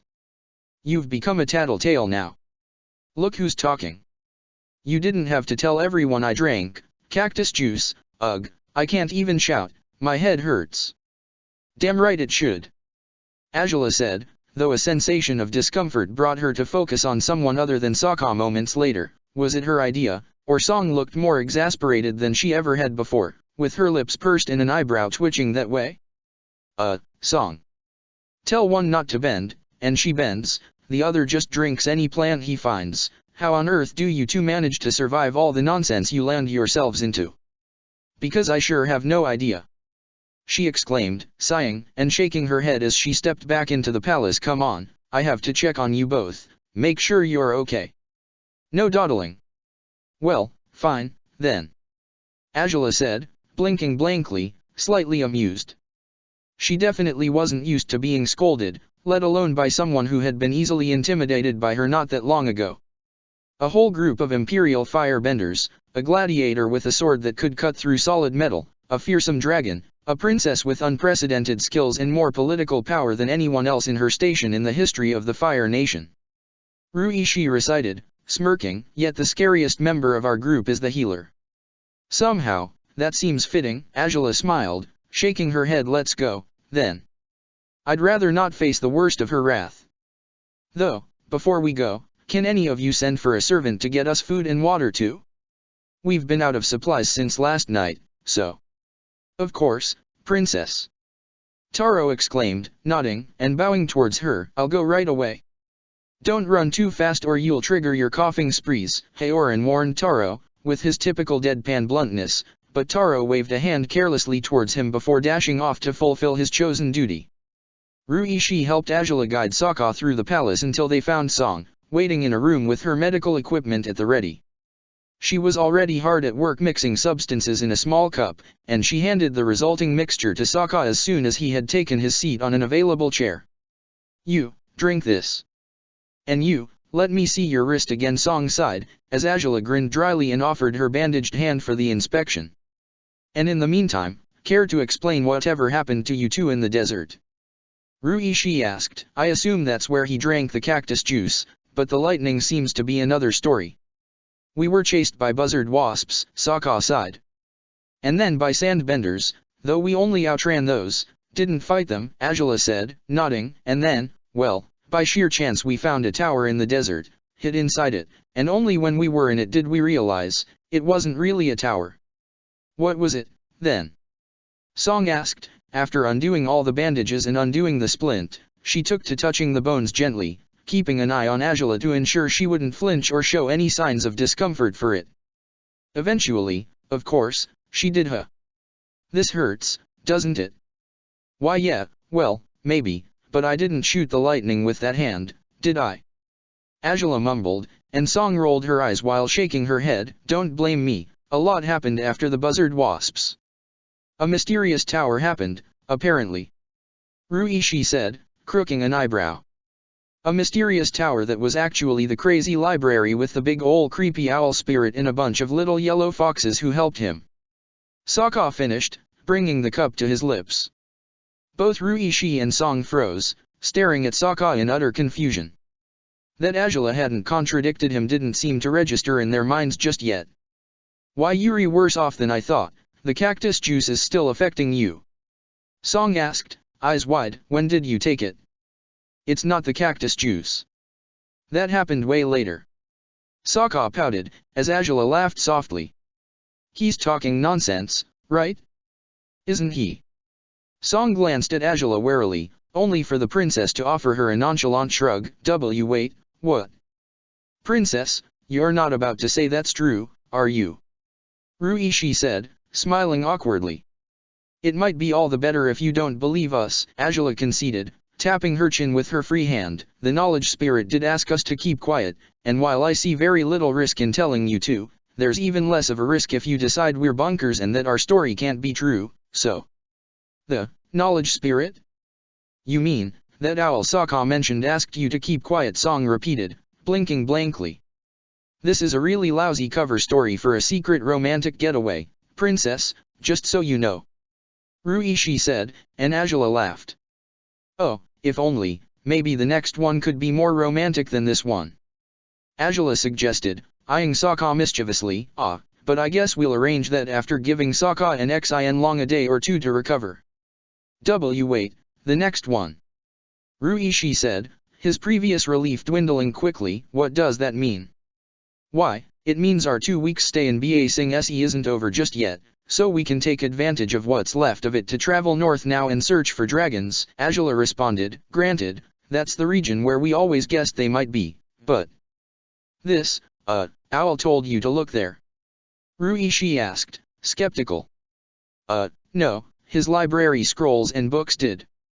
Sokka read the ones about dragons, Angela declared proudly, patting her secret husband's back gently as he whimpered. The remedy was affecting him already. My head hurts. What the hell did you give me, Song? He said, raising his head towards the healer. It may be painful now, but that little cocktail should purge your body's impurities once it's flowed through your body fully, Song declared, finally grinning. No more cactus juice delusions for you. Why yeah, well, good. Truth be told, it wasn't all that fun, Sokka mumbled. Well, at first I thought it wasn't fun too, but, you did become quite entertaining after a while, Angela smiled, just, not so much when you decided to make a list of your favorite parts of my body. Sokka flinched at that, looking at Angela awkwardly from the corner of his eyes. The princess, naturally, was smirking. I did that, didn't I? And you admitted you rather thrive in being teased and tormented whenever I say mean things to you. Apparently, it's wonderful because it makes me smile, so you play dumb and get angry just to make me laugh some more. So very romantic. And no, that's not. Oh, shit, what have I done? Sokka groaned, as Angela laughed with abandon. I really had wanted to kill you when you drank the juice, but now with all this ammunition, I'm much happier about the whole thing, she declared, patting his hung head gently. Okay, and how did you end up drinking cactus juice at all if you were in some owl's library? Song asked, raising an eyebrow. It was on our way here. We took off last night, actually. Sokka pouted. We were almost all out of water, Xin Long was hungry and thirsty and tired, and, I figured it couldn't be such a bad idea. He figured wrong, of course, but it was funny either way. Now I'll make sure he regrets it for as long as we may live, Angela grinned, prompting the other two to laugh while Sokka sighed hopelessly. Still, you say we'll take off again to find dragons? Sokka asked. Will we just go on occasional trips up to the mountains, or will we look for some place to stay? Not a lot of places in those mountains could host you properly, though, Ruishi pointed out, the villages there aren't particularly well off. True. Angela conceded, with a sigh, but, there's one place we could go to.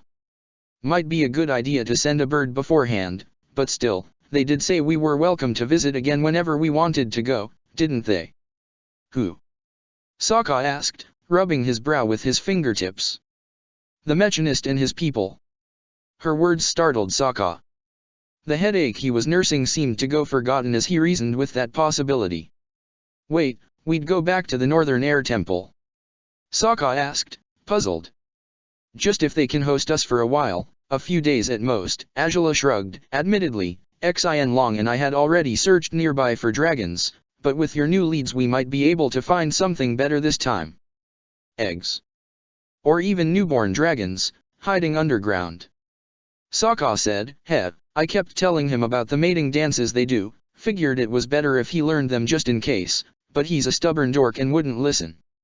Dragon mating dances. Song repeated, smiling weakly, that's what you read about in the owl's library. Why yeah, well, next time we go, you two should come along and see it all for yourselves, Sokka pouted. But that won't be happening until I'm Fire Lord and we can make up for all the stuff Zhao burned, Azula said, and Sokka nodded. Right, right. What does the Admiral have to do with anything? Ruishi asked. Every new bit of this story was more confusing than the next. Sokka and Azula shared a glance and a smile, as much as they had little intentions to offer this information to most people. Ruishi and Song were trustworthy, more than anyone else.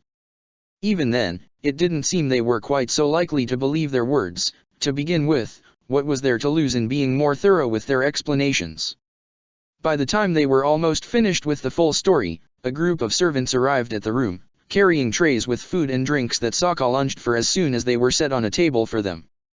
Azula thanked them graciously and dug in alongside Sokka, only realizing how truly famished they were upon taking the first bite of a sweet bun. So, a big creepy library, with a big creepy owl helped by fox spirits, Song recapped, grimacing. Sokka read about dragons, while Azula shared all Fire Nation information she could offer the owl, and then when the two of you left, the dragon got tired, you drank cactus juice and then you came back. We got back on track a few hours before dawn, because I forced Xin to get moving, but yes, that's the general idea. Azula nodded. I didn't think it would be wise to stay on solid ground by sunrise, not with those sandbenders lurking about. Sokka started to snap out of his cactus juice high halfway through our trip, and fell asleep instead, whereas Xin Long was already somewhat recovered when we took off. And you don't remember most of what the princess says you did? Ruishi asked Sokka, amused. Well, no. I mean, I believe her. I must have been ridiculous enough to try to make a sand castle and whatever, but, crap, I really forgot it all, Sokka said, eyes wide. Must have been some really strong cactus, Song smiled. And you'll take off on that trip soon, then? Ruishi asked, should we all go along, or? I doubt there's much need for that, Azula said, waving a hand dismissively. This time we'll go someplace safer than the desert, so you'll have even less cause for concern there. We'll try to return at least a day or two before our time in Ba Sing Se is set to end. Heh, and who will take care of your wrist while you're there? Song asked, crooking an eyebrow. Azula grimaced but sighed. I'll be more careful. Not sure I can believe that. Who could I possibly have to fight in the Northern Air Temple, anyhow? Azula asked, rolling her eyes. You said you wouldn't have to pick any fights after the race and that you'd recover fine because of that, Song reminded her, with a dry grin. Azula's stomach sank. She had said that, hadn't she? Seems like I do have reason to worry, huh? Azula sighed in defeat, but Song and Ruishi smiled, nonetheless. The other two continued to eat ravenously, oblivious to how pleased their friends were by the outcome of their journey. Their safe return meant they'd be free to be together with little interruptions, and that was the best way to bolster their spirits. Once their meal was finished, the princess convinced Sokka to take a proper nap and sleep off whatever was left of the cactus juice's effects. He'd do best to rest as much as he could, for once Xin Long had replenished his energies, they'd be off to another long trip. Azula was tired too, and she would have gladly taken a nap of her own, preferably, with Sokka's arms around her. An impossible wish in Ba Sing Se's palace, but she had to report her safe return and her upcoming venture to her host as soon as possible, and she did as much after catching him in the middle of a snack break from his duties. Then, you wish to travel north? Tien asked Azula, as they paced the halls of the palace together. You and your gladiator again, I presume. Well, if he's in any condition to travel again by tomorrow, or the next day, Azula smirked. He's slightly affected by the cactus juice he drank while we were in the desert, so. Oh, my.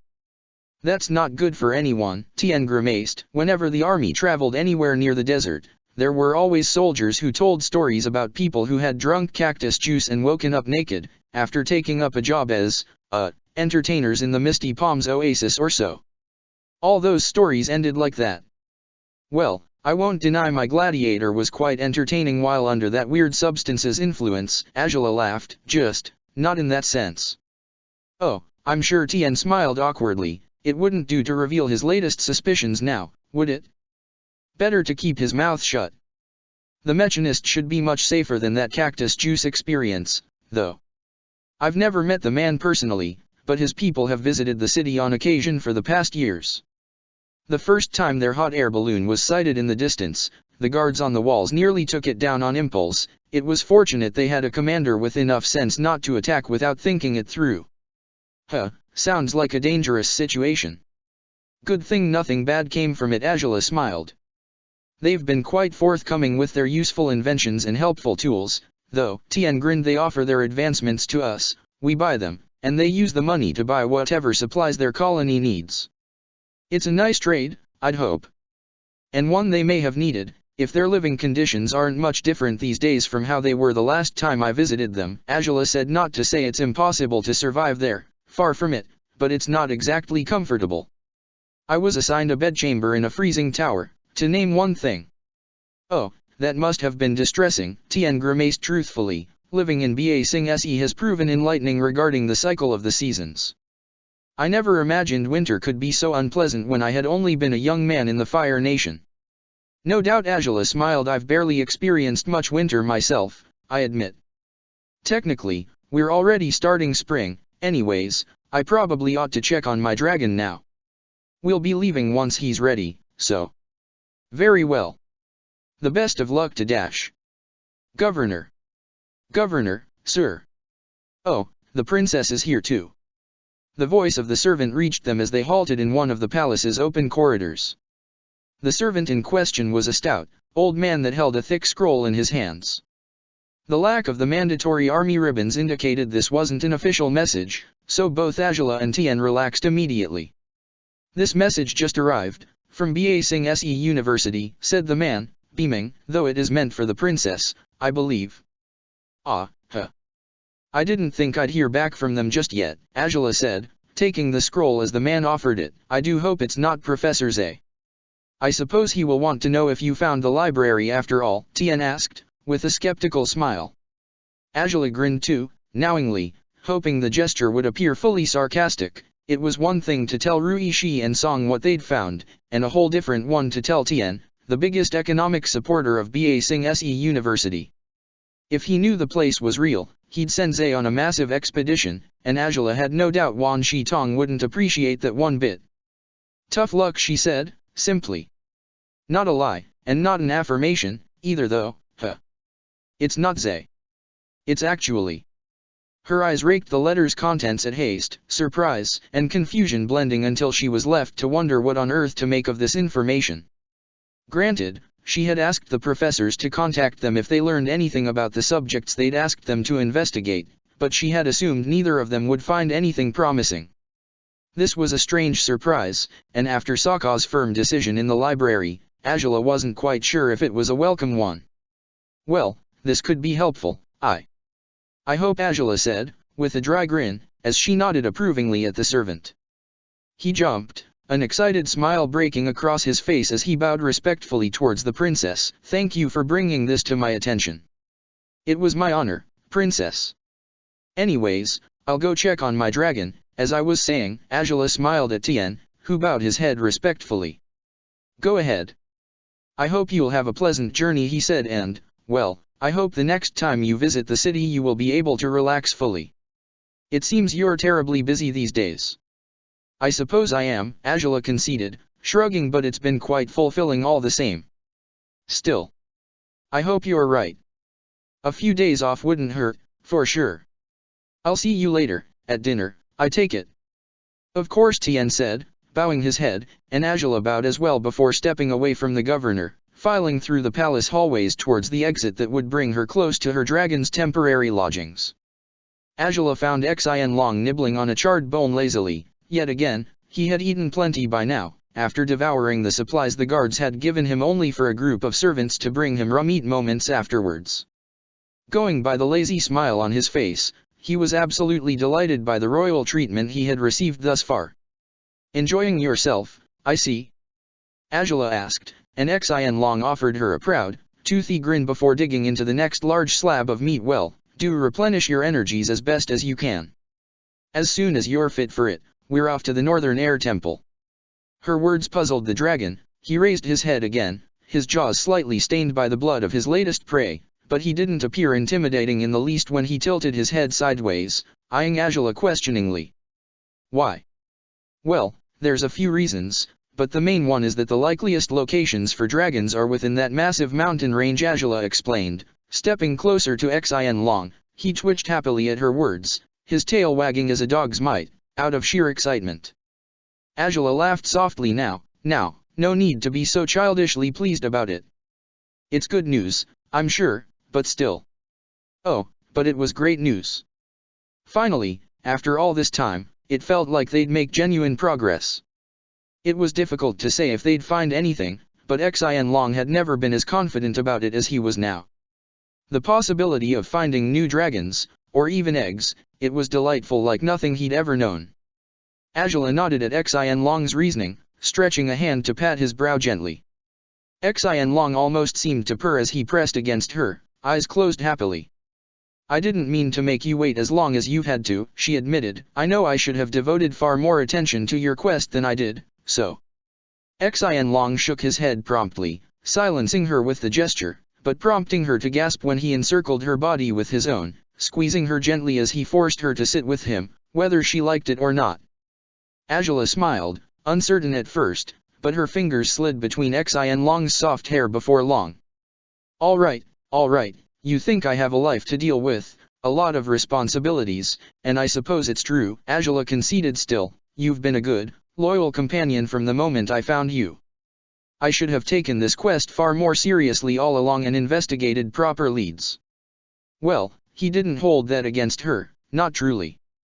If their situations were reversed, and their world was fully populated by dragons, and she were the only human around, he would likely have too much dragon business to deal with, just as she had human business. Angela snorted at his attempt to see things from her point of view, as Xin Long grinned at her excitedly. What mattered was that she would do something now, of course. If they didn't give up, chances were they'd find new dragons soon, and then he wouldn't be alone anymore. Her heart clenched at those thoughts, no matter how innocently Xin Long poised them. He chuckled happily as her fingers tightened around his hair, and she offered him a sad smile. That's right. You'll find your fellow dragons, Xin, for sure, she said, pressing her brow to his gently. She was startled again when she felt the dragon's moist tongue against her cheek, rising quickly and mischievously as he licked her playfully. Angela pulled away to look at her dragon accusingly, but Xin Long's excitement broke her before she could even attempt to play the stern rider. And who says you're allowed to do that? She asked regardless, only for Xin Long to lunge forward again, attacking with his serpentine tongue as Angela struggled to fight him off, laughing despite herself. Xin. Behave yourself. You're not a dog, are you? Xin. He was so cheerful now, so hopeful and elated by their progress, and it only filled her with guilt as he settled down, taking a deserved, leisurely nap on her lap, whiskers swaying in midair of their own accord. Angela stroked his hair, holding him closely as he rested, her back against his long body. The guilt, she knew, came from two sources. The first was over how she had neglected this quest for as long as she had. If there were any dragons left in the world, it was impossible to say whether they'd be in good or bad conditions, safe or in danger. The sooner they had found them, the better, she knew, but she hadn't done that. She had busied herself with her own matters, losing sight of what her partner was most desperate for. It was an unforgivable slight, one she hoped to make amends for in the next week. The other source of guilt probably was even worse than the first one. She feared what would happen if they were successful. No, she didn't believe the dragons would attack Xin Long, she didn't expect them to be deadly or dangerous in any sense, but the same fears that had gripped her heart in Whaletail Island resurged now. Once again, she bottled them up. How selfish could she be, hoping that Xin Long would take pity on her and stay with her by the time his greatest dream came true? It was folly, it was something she ought to be above of. No, not for the reasons her father believed. Feelings, she knew, were far worse if denied or feared rather than embraced. It was because Xin Long deserved better than this from the woman who had become his rider. Just as with Sokka, she felt vertigo tugging at her entrails at the very thought of having to say goodbye. She would do it, if need be, but it seemed so sudden, too soon, and she wasn't sure she could ever be ready for it. Somehow, she had taken for granted she would have her trusted, powerful dragon by her side at all times. Only now did she realize how that certainty had affected her, how it had changed her, only now, when she first realized she might lose it, to a fault. They would be bonded forever, that much was inevitable, but could that be any consolation if he decided to live a life away from her? She sighed and shook her head. She was being foolish, and she'd do best to stop. Not only was there no guarantee that this would work, she had no right to interfere, no right to make demands. She would help Xin Long, the same way she had been willing to help Sokka, come what may. Both her partners deserved nothing less. In the meantime, however, she would be foolish not to enjoy every moment she could spend with the feisty dragon. She smiled, stroking his hair gently, basking in his company. It was hard to say what the future might hold, but cherishing the present was the better way to prepare for anything that loomed ahead, she hoped. If only she'd realized this sooner, if only she'd been less self-absorbed, perhaps she would be more prepared to let him go, if it came to that. But as things stood, she was still stroking her dragon's mane kindly when a servant dropped by to alert her that dinner would be served. Azula thanked him before lifting Xin Long's head gently, hoping not to wake her slumbering partner with her movements. Perhaps he would wake anyways, to catch her as she pressed a soft kiss to the top of his scaly head, but she did it, and his eyes didn't open. Azula allowed herself a sad smile before stepping away from her dragon, ever glancing back at his sleeping figure, rising and falling with every breath he drew.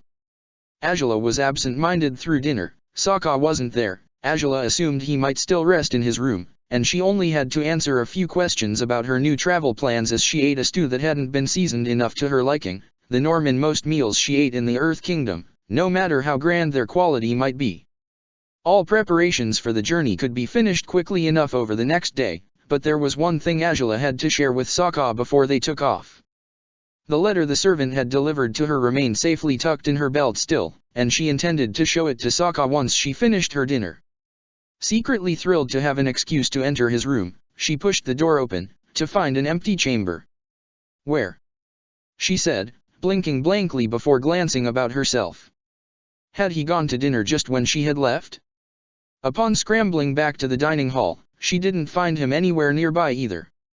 She gazed about herself with uncertainty. Was he visiting Xin Long? Where on earth could he have run off to suddenly, when he should be sleeping off his hangover, if it could be called that? Something wrong. Song's voice reached Azula just as she started to ponder actual places within the palace where she could search for the Gladiator. "I have something I ought to talk about with Sokka, but he's nowhere around," Azula replied, turning to face the healer, who had only just finished her own meal. "I checked his room and it was empty, so I figured he would have rushed for dinner, but he's not here either." "Huh. Well, that's strange," Song said, raising an eyebrow. "Is there anything else he would be likely to do? Maybe taking a bath?" "Well, he probably ought to do that at some point." "As should I," Azula conceded, with a grimace. She had disregarded cleaning up thoroughly after their experiences in the desert, after all. "Could be that's it," Song suggested, though. "Well, why don't follow him there, if that's where he might be," Azula finished, with a dry grin. Song swallowed hard. "Despite your suspicions, I actually am at my best behavior whenever we come to Ba Sing Se." "Well, good." Song smiled, though her eyebrow twitched. "Is he?" "Usually. Sometimes. Whenever he doesn't decide to write haikus about me at random only to leave them lying about carelessly," Azula laughed, shaking her head. "At any rate, I'll just knock on the bathroom door to see if that's the case." "Thanks for the idea." "No problem. Be careful," Song whispered, grimacing as the princess started on her way to the bathrooms, raising a hand in acknowledgement of her friend's warning. The communal baths in Ba Sing Se's palace were below ground. Azula had a private bathroom of her own in her assigned room, and she had no doubt every high-profile individual hosted in the palace had a bathroom of their own as well. Sokka didn't quite have the same luxury, though she had no doubts he would have enjoyed sharing her private bathroom with her, if only it had been possible. Hence, the Gladiator would likely be in the basement's communal baths, if he was cleaning up at all. After having visited the palace several times, Azula had grown acquainted with its layout, but not enough to find the right staircase that would lead to the bathrooms on the first attempt. Instead, she found another staircase, a familiar one, right past a stone archway.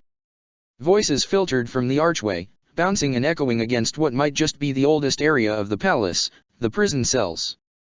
Angela breathed deeply, recognizing one of those voices immediately as Sokka's. She should have considered he might be there, instead of cleaning up or eating. She clenched her fists as she walked down the stairs, curious about whatever Sokka was talking about, but most of all, hoping that, if he noticed her presence, he might put an end to his conversation and choose to spare her from the awkwardness of facing the former Earth Kingdom monarch. Still, knowing her gladiator as well as she did, the likelihood of that was slim, if not non-existent, altogether. So, things are moving along. Maybe not as fast as you hoped, but those who didn't simply settle into a comfortable life under Fire Nation rule, those who still are loyal to you, and to your nation, finally will be treated better. Doesn't that sound a little promising, at least? I guess it does, a voice answered Sokka. The quality of Ki's voice suggested it had once been as smooth as the marble in his palace's halls, but now it was choked, weak, broken. Angela frowned, though his tone implied he might not truly agree with Sokka's words, but... And the typical exasperation in her lover's voice brought a smile to Angela's face. It's wrong anyways, I suppose. Not for the reasons you might think, no. Ki sighed. It's not that I don't want them treated better, of course I do. But I haven't helped them, have I? I've done nothing for my own people. And if they owe any relief in their lives to the Fire Nation, won't it mean they will lose even more of the hope they had once placed on me? On the Earth Kingdom. Silence followed those words. Angela clenched her fists, dreading Sokka might go on a rampage of the sorts he often had waged against her, in the past. Reasoning with this king didn't appear to be an easy task, and that Sokka was trying to do it for a second time didn't seem fated for a better outcome than the last time he'd done it. What do you want, then? Sokka finally said, his voice cold. You won't leave your cell, because you think everyone beyond these walls is an enemy or a traitor. You're powerless to help slaves, the only ones you are willing to acknowledge as non-traitors, but when someone else helps them, you're displeased because it's not you who's doing it? It sounds. I'm not displeased that they're being helped, don't get me wrong, but... Was this the kind of king you were? The kind of king you wanted to be? Sokka asked, cutting across Ki without a care. The man gasped, indignant. Were you merely out for the glory, for the hero worship, to be told you were extraordinary just because you were born to the richest man in your land? Is that it? Well, no. But it's not that simple.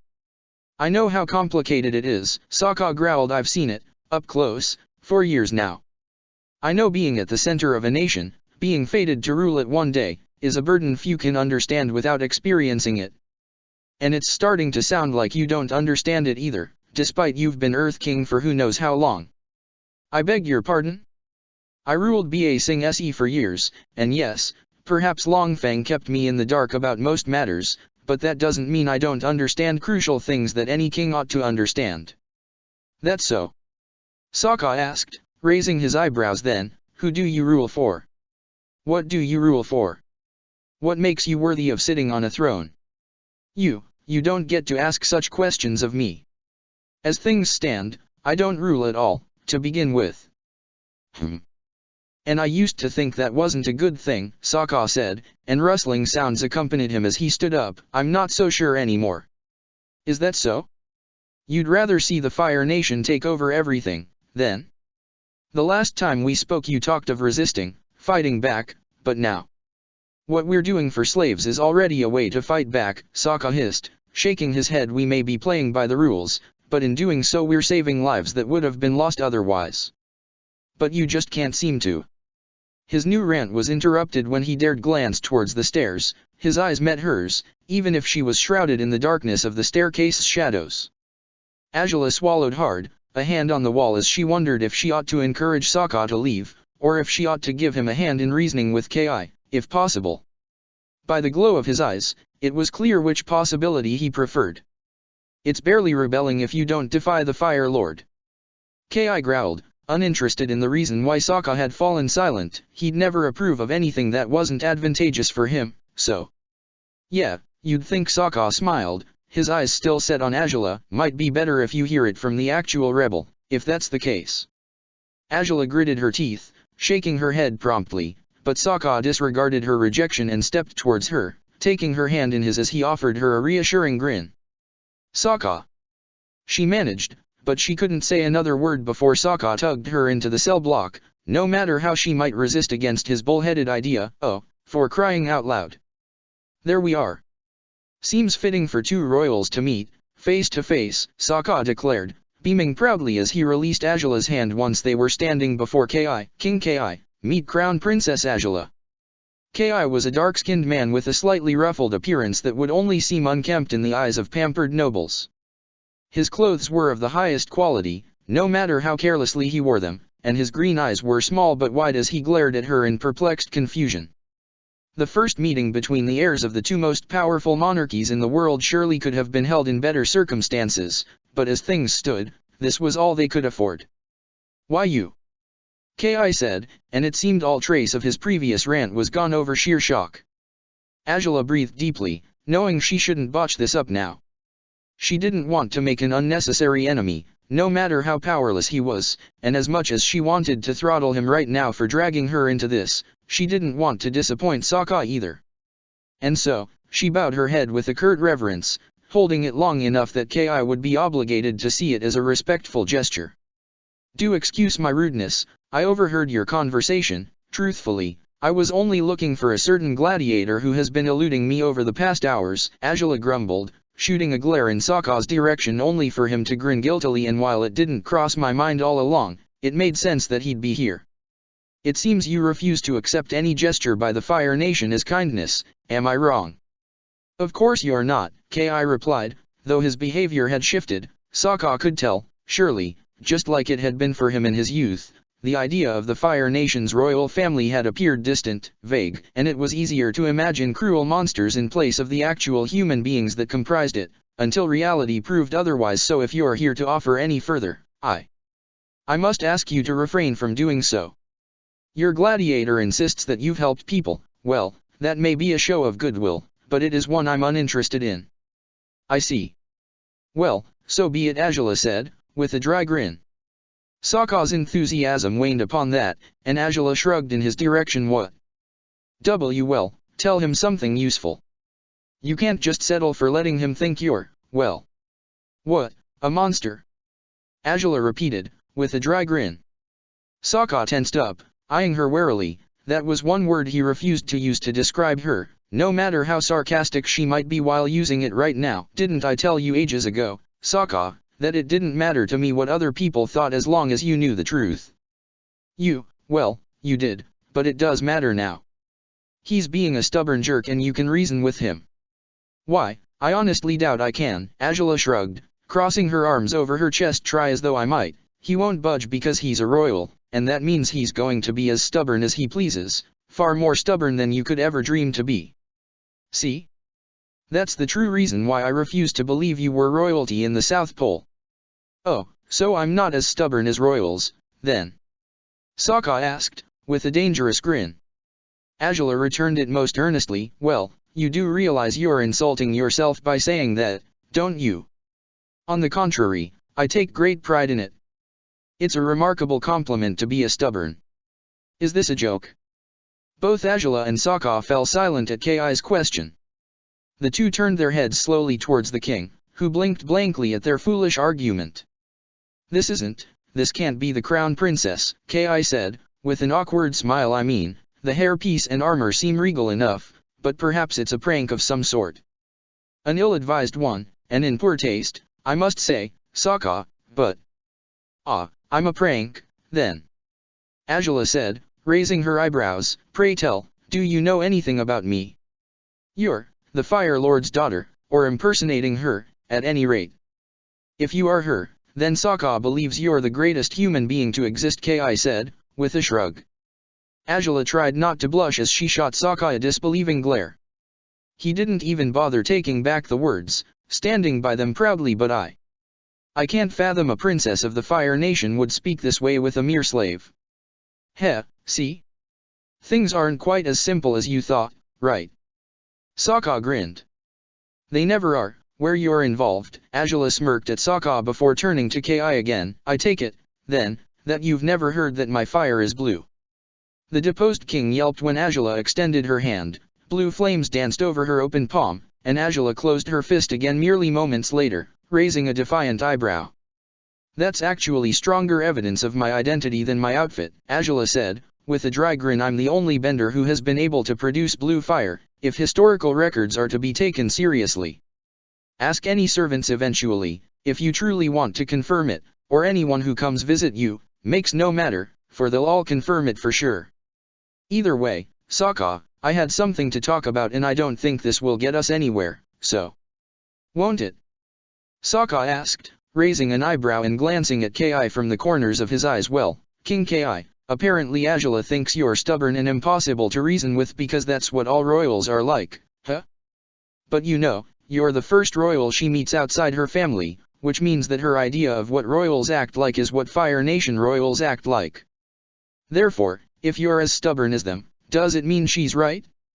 Does it mean Fire Nation concepts of the world, of royalty, are accurate? What? Don't try to manipulate me like this. Ki nearly squeaked now, though Sokka smirked mischievously as Angela rolled her eyes and smiled. Why do you want him to change his mind about me, and the Fire Nation, so badly? Angela asked, startling Sokka out of his wicked smirking. Not to be a downer here, but, it doesn't make much of a difference what he thinks. He may resent us, he may think we're thieves, monsters, tyrants, and he might even be right about some of it. But, for one thing, he's powerless in that cell and probably will be forever, which means his beliefs and actions won't be likely to shape the world. For another, ours already are shaping the world into a much better place, so, why do we need his support, exactly? Because, well, he is supposed to be the rightful ruler of the Earth Kingdom, Sokka said, biting his lip. I'd think that should mean something to you, right? Well, he certainly does appear regal, to some degree, Angela conceded, eyeing the fallen king again. More than you do, anyhow. Hey. But the truth is, if I'd allowed destiny to determine my path in life, I would have never found you, Angela said, and Sokka's eyes widened. If I'd believed some higher power, or some tradition, could determine the course my life would take, I would have become nothing but a broodmare for whatever husband my father imposed on me, long before we could have even met. I took a stand against every alleged destiny that was imposed on me, albeit so I could determine my own course, so I could seize all the opportunities one could, at first for my selfish reasons, eventually for the sake of those I cared for, my nation, and ultimately the world. So, that he's the rightful ruler, by law and tradition, is hardly a reason for him to retake his throne, if you ask me. For that matter, my uncle ought to be Fire Lord now, and if his son had lived, he would be Crown Prince instead of me. And I would amount to very little, I suppose. Yeah, right, Sokka pouted, and Angela smiled. You would have achieved amazing things anyhow, no matter if you weren't in the main branch of your, you have something to say now. Ki had stood up, and he eyed them both with confusion. Up until now, he had been wary. Now, however, he seemed curious. You believe destiny isn't set in stone? He asked. You warped yours, to come all this way. You don't possibly believe the Fire Nation was destined to take everything we did, do you? Angela asked, raising an eyebrow. Ki huffed and shook his head. Never. And yet we did, Angela finished, at which Ki scowled. It's not something anyone should be taking pride on, and I certainly don't anymore, but it's something for you to ponder, if anything. Letting others dictate what your destiny is or what it should be, assuming your current circumstances are the only ones you could possibly be stuck in, it seems rather depressing to live your life that way, doesn't it? And why do so instead of choosing your own path and fate? Perhaps, in the end, all my grand deeds will blow up in my face and everything I worked for will be useless. Maybe the very slaves I'm trying to help will turn against me, who knows? Hey, now. I'd stop them if they tried. Sokka pouted, his voice cracking as Angela laughed. Whether they did or not, what matters is I made the choice to help them myself, regardless of its consequences. She said destiny is far from something set in stone, and it's a fool's errand to allow your actions to be guided by nothing but some preconceived notion of destiny. I highly doubt you were destined to rot away in this jail cell for the rest of your life, right?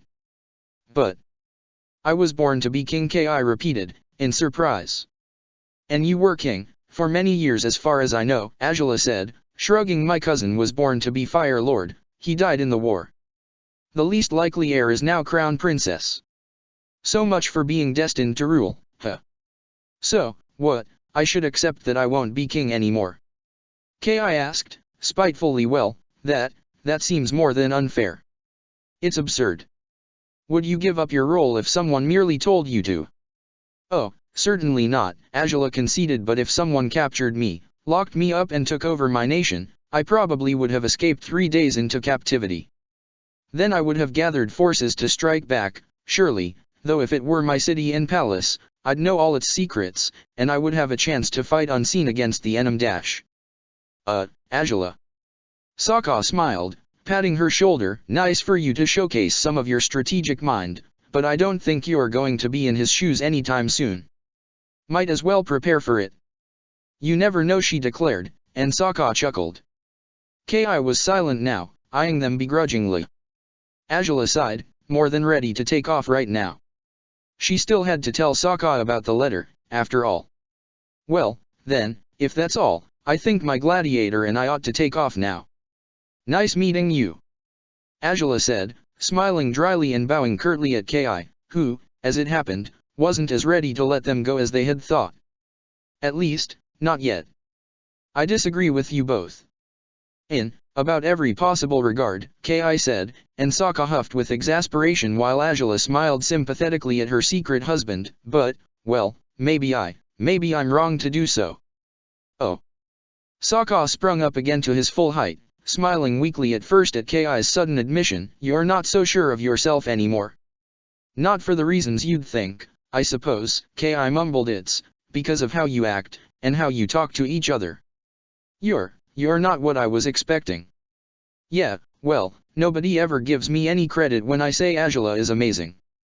Sokka grumbled, rolling his eyes. I will admit, it's always fun when she proves people wrong about her, which happens just about all the time, but at this point I just wish we'd meet someone a little more willing to believe my stories.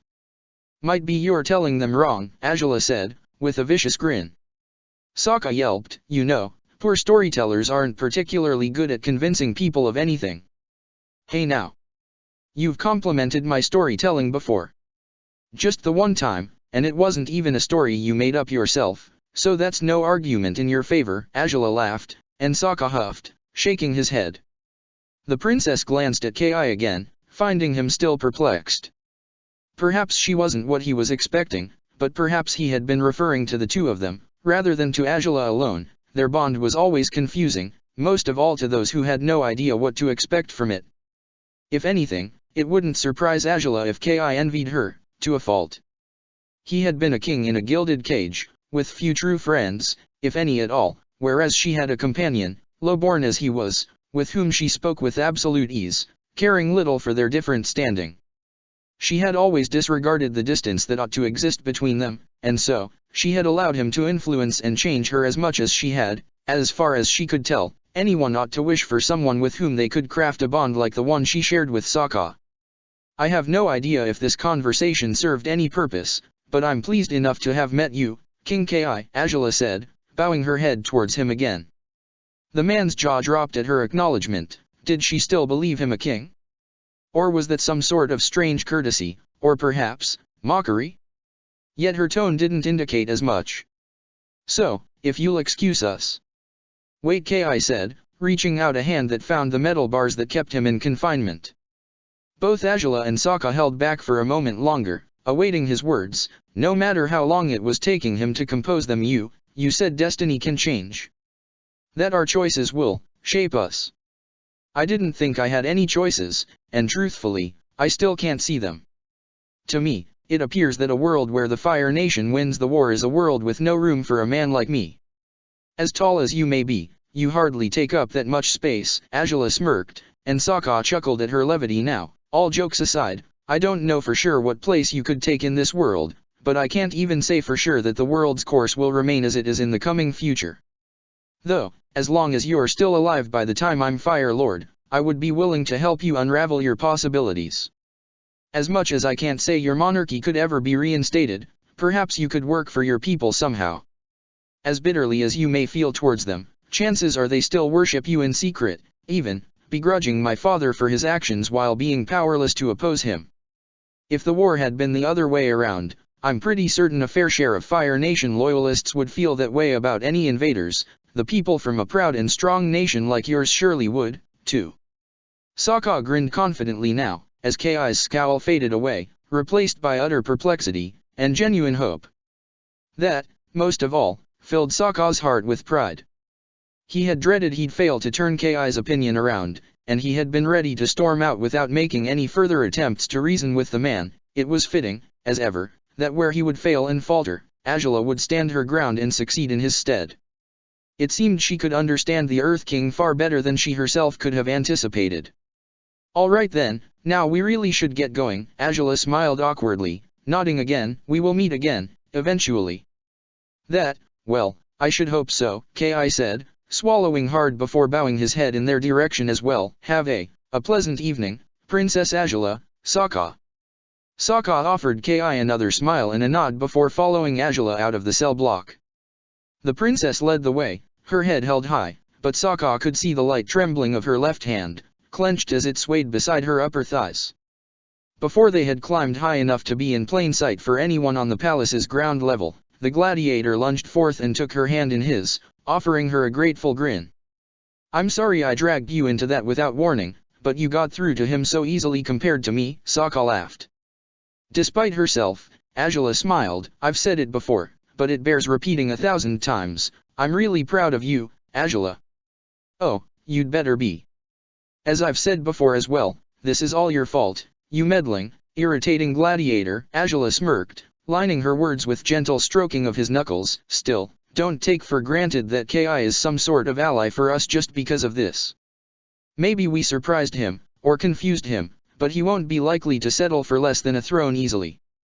Yeah, I get that, Sokka said, releasing her hand as they continued climbing the staircase. But at least he listened, if just now, right? I'm pretty sure he was just as dumb about the Fire Nation royals as I used to be, probably assumed you were, well. A monster indeed, Azula finished, and Sokka sighed. You shouldn't take it to heart, silly.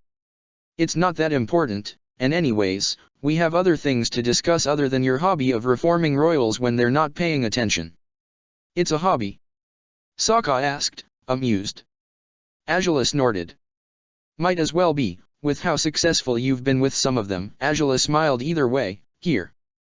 This message arrived earlier today, and while it's addressed to me, I think we both know it concerns you more. Sokka raised a quizzical eyebrow as he accepted the small scroll Azula was offering him. He found impeccable calligraphy upon spreading it, and his lips parted as he read its contents, taking in the elegantly drawn plant at the center of the message. This is from Tinya, Sokka said, blinking blankly. The botanist from Ba Sing Se University, right? Exactly, Azula nodded, as Sokka continued to read the scroll. Wait, he found something? He did. Sokka exclaimed, his jaw dropping altogether now.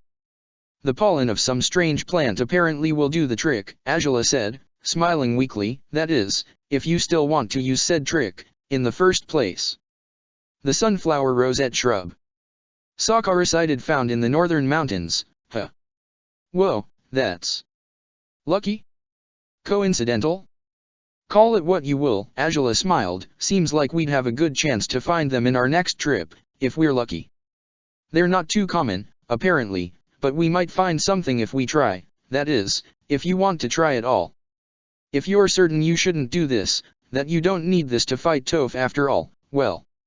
I'm not certain of anything, not when it comes to fighting our favorite earthbending prodigy. Sokka smiled sadly. But I admit, I'm not sure I should throw this away now that I know of it. Besides, if we're off to the Northern Air Temple, maybe I could get the Mechanist to give me a hand with building the bombs, right? You could. Azula smiled, nodding. Then, you'll try? Might as well, even if I don't know if I'll use them. Sokka grinned. Don't get too mad at me if I choose not to, okay? It's your decision, and yours alone, Azula said, raising her hands defensively. I defer to your judgment. Hey, now, we're a team, you get a say upon my nonsense. Sokka chuckled, and Azula smiled. Fair enough, she said, her chest churning at his words. They were a team, in more ways than most people ought to understand, that she'd give him room to make his own decisions, only for him to ask for her input and opinion, somehow only furthered her pride and bliss at being his secret wife. I won't be mad anyhow, but yes, I agree that, for practicality's sake, it's best to give this a shot. Just, let's refrain from telling Wan Shi-tong about this, whenever we return to his library. Yeah, no need to worry, Sokka chuckled. At any rate, you should get some dinner. You haven't yet, right? Azula asked. Sokka nodded promptly at her suggestion. Will you go to bed? You probably ought to rest up, it's been a long day, or days, rather. He raised his eyebrows. You didn't even sleep at all last night, did you? Yeah, well. I'm not all that drowsy just yet, Azula answered truthfully. Her body felt tired, to a fault, but somehow she didn't feel like sleeping right now. If she could have spent the night in Sokka's arms, it'd be a wholly different story, but she didn't want to be alone right now. I'll sit with you as you eat, if you don't mind. I mind that you're not getting proper rest, Princess, Sokka said, smirking, and poking her forehead with a fingertip. Your hand's not going to recover any sooner if you don't sleep once in a while. But I suppose I can't dissuade you from this, so I guess I'll just have to eat really fast to make sure you go to bed, huh? Oh, that's going to be quite a spectacle, then, Azula said, grimacing as Sokka chuckled and led the way to the now empty dining room. The few servants who had still been tidying up in the kitchen brought a meal for Sokka, and as promised, he ate it quite ravenously while Azula sat beside him, losing herself in her thoughts, often forcing herself back to reality by watching Sokka, if only to comment on how utterly crass he was for eating so recklessly. By now, those barbs were merely affectionate, and Sokka was fully aware of it as he grinned proudly at the princess who smirked in his direction. The servants cleaned up his plate and the table afterwards, and the torches and lanterns in the halls were dimmed, a clear sign that everyone ought to go to bed by now, other than the guards pacing the walls and main halls of the palace.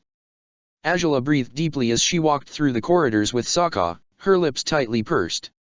She truly could use Sokka's comforting companionship for a while longer, but there wasn't much she could do about it anymore, was there?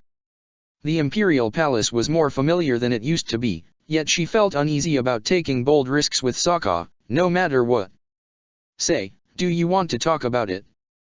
Azula froze on her tracks, turning to glance at Sokka quickly enough that her hair whipped against him.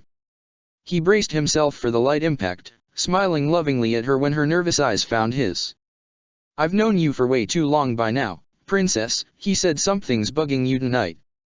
And if you don't want to talk about it, that's fine, but I figured I'd offer just in case you did. Oh, well, I probably shouldn't. It's Stu Dash.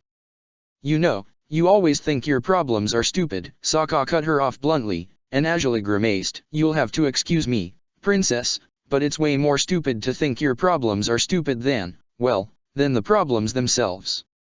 So, that means I'm doubly stupid? Azula asked, with a dry grin, and Sokka huffed. That's not what I meant, he grumbled as the princess laughed softly. I'm just saying, you're too hard on yourself when something bothers you. Especially when it's something emotional and irrational. And that's just not good for you, in any way. I bet it's not, Azula sighed, but I can't help but judge myself whenever some foolishness takes over me. Especially when I know I have no right to feel the way I do, so. You don't? Sokka asked, raising his eyebrows. Who says you don't? Is it the same unseen entity that controls destiny, by any chance? No, Azula smiled, shaking her head. I say so, not anyone else. Oh, never mind. We should just go to bed and... I can't let you go like this now, turns out, Sokka pouted stubbornly, and Azula laughed and shook her head. And here I thought you wanted me to rest so my hand could be all better as soon as possible, she said. Well, I do. Sokka pouted, but if you go to bed while you're troubled you probably won't rest either, so. Azula frowned, as her earlier idea about where to find Sokka returned to her mind. Sokka missed the glint of it in his lover's eyes as he stroked his chin in deep thought, pondering a possible solution for their current predicament. The bathrooms will be empty at this hour, Azula said, and Sokka raised his eyes to meet hers quickly. I mean, if you truly wish to talk somewhere more private, it's a good possibility, as long as we're not seen entering them at the same time. Huh. Sounds good, Sokka smiled, nodding in her direction. All right, you go first. I'll catch up with you in a bit. Azula smiled and nodded too. It was bold and reckless, surely they shouldn't do this for enough reasons, but the empty corridors invited such recklessness. As long as they were cautious, no one ought to catch them in the midst of their harmless schemes. The princess gathered a change of clothes and a towel, making her way downstairs to the bathrooms, and she barely had to wait 5 minutes before hearing Sokka knocking on the door she had locked as a precaution. He grinned reassuringly once she opened it, and as soon as it was locked again his arms had surrounded her in an intimate embrace, their lips joined sweetly. Heh, that makes me feel better already, Azula smiled, pressing her brow to Sokka's as he chuckled softly. Figured it'd be better to talk while we're locked up someplace where I can do that. Yup, he said, stroking her hair gently before guiding her to the stools near the massive tub that was built into the ground. Azula hadn't visited this particular bathroom before, and doing it with Sokka seemed the right way to grow acquainted with it. Alright then, what's up? He asked the question casually, as his hands worked the fastenings of her armor and clothes expertly. Azula smiled and returned the favor, stripping him naked far more quickly by tugging his sash undone. His shirt opened, his trousers dropped to his knees, held in place by his boots, and most his delectable body was exposed for her to admire and caress as she pleased, yet she didn't do so, for Sokka had taken to stripping her naked and kept her hands busy, ever handling her fractured wrist carefully. Well, ugh, it's the same damn thing from Whaletail Island, I guess, Azula admitted at last, shaking her head. Sokka crooked an eyebrow. What? You think we'll bump into some fake dragons who pretend to be real just to trick Xin Long, or what? No. Well, I'm sorry, but a lot of weird stuff happened at Whaletail Island, Sokka chuckled, pushing down her underwear before tugging her breast bindings loose. I don't mean things that happened there, I mean, the same nonsense I kept thinking of back then is what's bothering me now. Azula swallowed hard. Sokka knelt before her, prompting her to sit on a stool as he removed her boots. When I thought that maybe, if you found your sister, you'd decide to go to the South Pole with her and I had no right to stop you, if you decided to do so. Okay. Sokka said, raising an eyebrow. Both boots were off now, and it was Azula's turn to remove his remaining clothes. Why would that bother you again now? You should know already that I'm not going to. Oh, damn. You mean Xin? Azula sighed, as Sokka stepped out of his own boots and removed his underwear. The princess didn't raise her head, not even to ogle her secret husband, and if anything was a bad sign, it was that. Sokka sighed before moving to fill a bucket with warm water, pouring it carefully over Azula. She raised her head only then, as though the water served to bring her back to her senses. You're worried that, if we succeed, he'll decide to stay with any dragons we may find? Sokka said, finding soap to cleanse Azula. The princess nodded, complying with his scrubbing despite feeling quite childish by sitting still as he did all the work. Just like I was worried about that when it happened with you. And, it's not right for me to be such a selfish asshole, is it? It's not right for you to think you're a selfish asshole for this, if anything. Sokka smiled, and Azula sighed. Alright, we'll finish cleaning up and talk this over in the tub, okay? Azula nodded, though her heart already felt lighter, to a fault, thanks to Sokka's understanding demeanor. He always took great care of her, but in times like these, his affection shone through most blatantly. His fingers massaged her scalp as he washed her hair thoroughly, and she found herself smiling and laughing as he cleaned her body to the best of his ability. He snuck in several caresses, as he ever did, and she welcomed his groping, occasionally reciprocating it with her uninjured hand. She tried to help him clean up too, but as she only could use one hand, Sokka dealt with most of it himself, constantly offering her reassuring grins as he rinsed off the soap and hair product. By the time they were finished, the two fled from the chilly night air by entering the large bathtub, which Azula's bending warmed for them in no time. Alright, then. We're all clean and crisp now. Time for your verdict, Azula said, sitting between his legs as she rested against his chest, her moist hair smoothly pressed to his skin. Am I truly not a dreadful human being for wanting those I care about to stay beside me? If that makes you dreadful, I'm pretty sure everyone is. Sokka smiled, kissing her temples softly, reassuringly. See, your fears aren't that far-fetched, and I assure you, most people have them often. I guess you have it a little worse because of, well, maybe because of your childhood?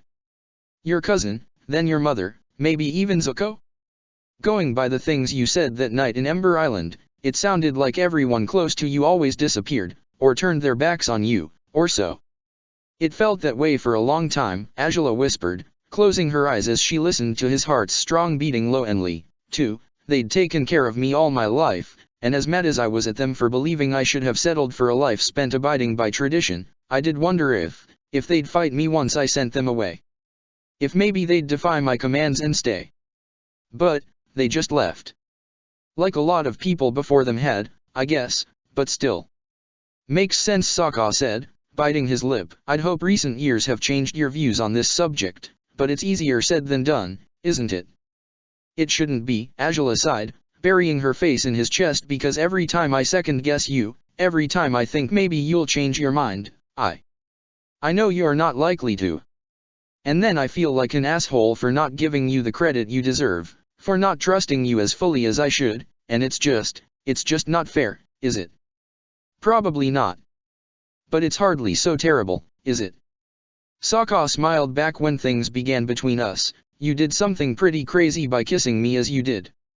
I thought you were playing with me, I thought you were attracted to me. I thought a lot of things. But I didn't think, not really, that maybe you just didn't want me to leave. That maybe you just wanted to keep me beside you by whatever means necessary, and you had no other clue of how to get the message across. Am I right?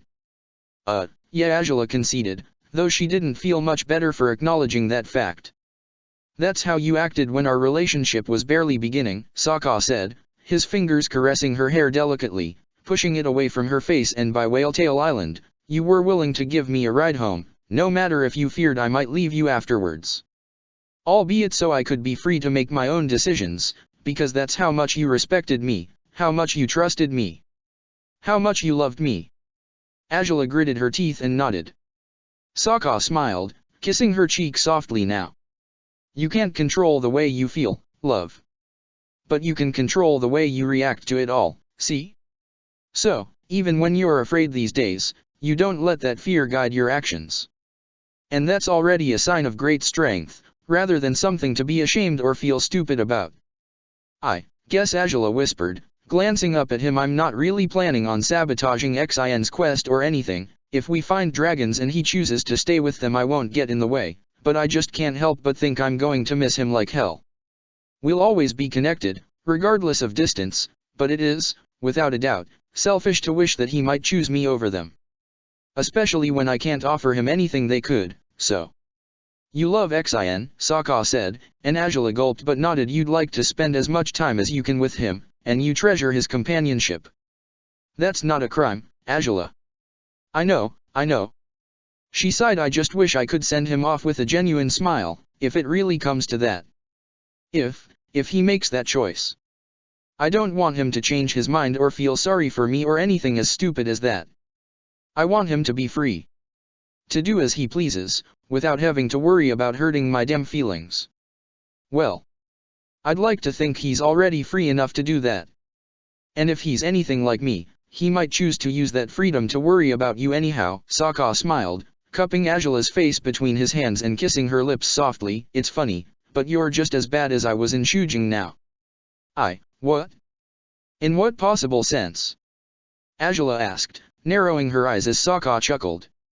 Remember when I said I didn't often think about how much you loved me? He said, and you said you did think about how much I loved you, all that. Right. You keep thinking people will leave, because of those who've left in the past, Sokka said, and it's not a fear you can avoid. But see, there's quite a few new people in your life these days, right? Such as Xin Long and me. You were worried that I might choose to leave, when I wouldn't have chosen anyone else over you. No matter what, if you give me the choice again, I'll still choose you. Every time, I'll choose you. And I can't say for sure, but Xin Long owes you a lot, about as much as I do. Just like you did it with me, you saved him from a life of darkness. You gave him the world, when he didn't have anything but a cave to spend his days in. How easy do you think it is to walk away from someone who has meant as much as you mean to either of us? Angela started, though she had no idea how to answer Sokka's question. He smiled, his thumb stroking her cheek gently. I can't say for sure what Xin will decide if we're successful, but whatever it is, it's safe to say he loves you back, he said. Do you think about that, when you ponder the likelihood that he'll leave? I do. To a fault, Azula whispered, but he belongs with his own, doesn't he? Yeah, with those who breathe fire, Sokka said pompously, prompting Azula to laugh as he smirked at her. You're not a literal dragon, but you're family to him, I'm sure. Then we both are, Azula said, dropping her face on his shoulder and embracing him tightly. Sokka grinned. Maybe. But my point is, in the end, that you seem to overestimate our ability to live without you, Sokka declared, prompting her to laugh softly against him. I don't know about Xin, not for sure, but I can safely say that, as far as I'm concerned, a life without you wouldn't be worth living. Not even a little bit. Azula sighed again, raising her head to look at her stubborn husband, with his defiant cerulean eyes that seemed to want to come back, a retort, anything to show she disagreed with his words. But instead, she allowed herself to smile, if just slowly. I know I mean a lot to you. I know I mean a lot to Xin, too, she whispered, but I haven't always been, well, the best at showing how much you both mean to me. So now, when I'm faced with the possibility that he might leave, I wish I'd been better. I wish I could have been a better rider, friend, partner, and you've been amazing.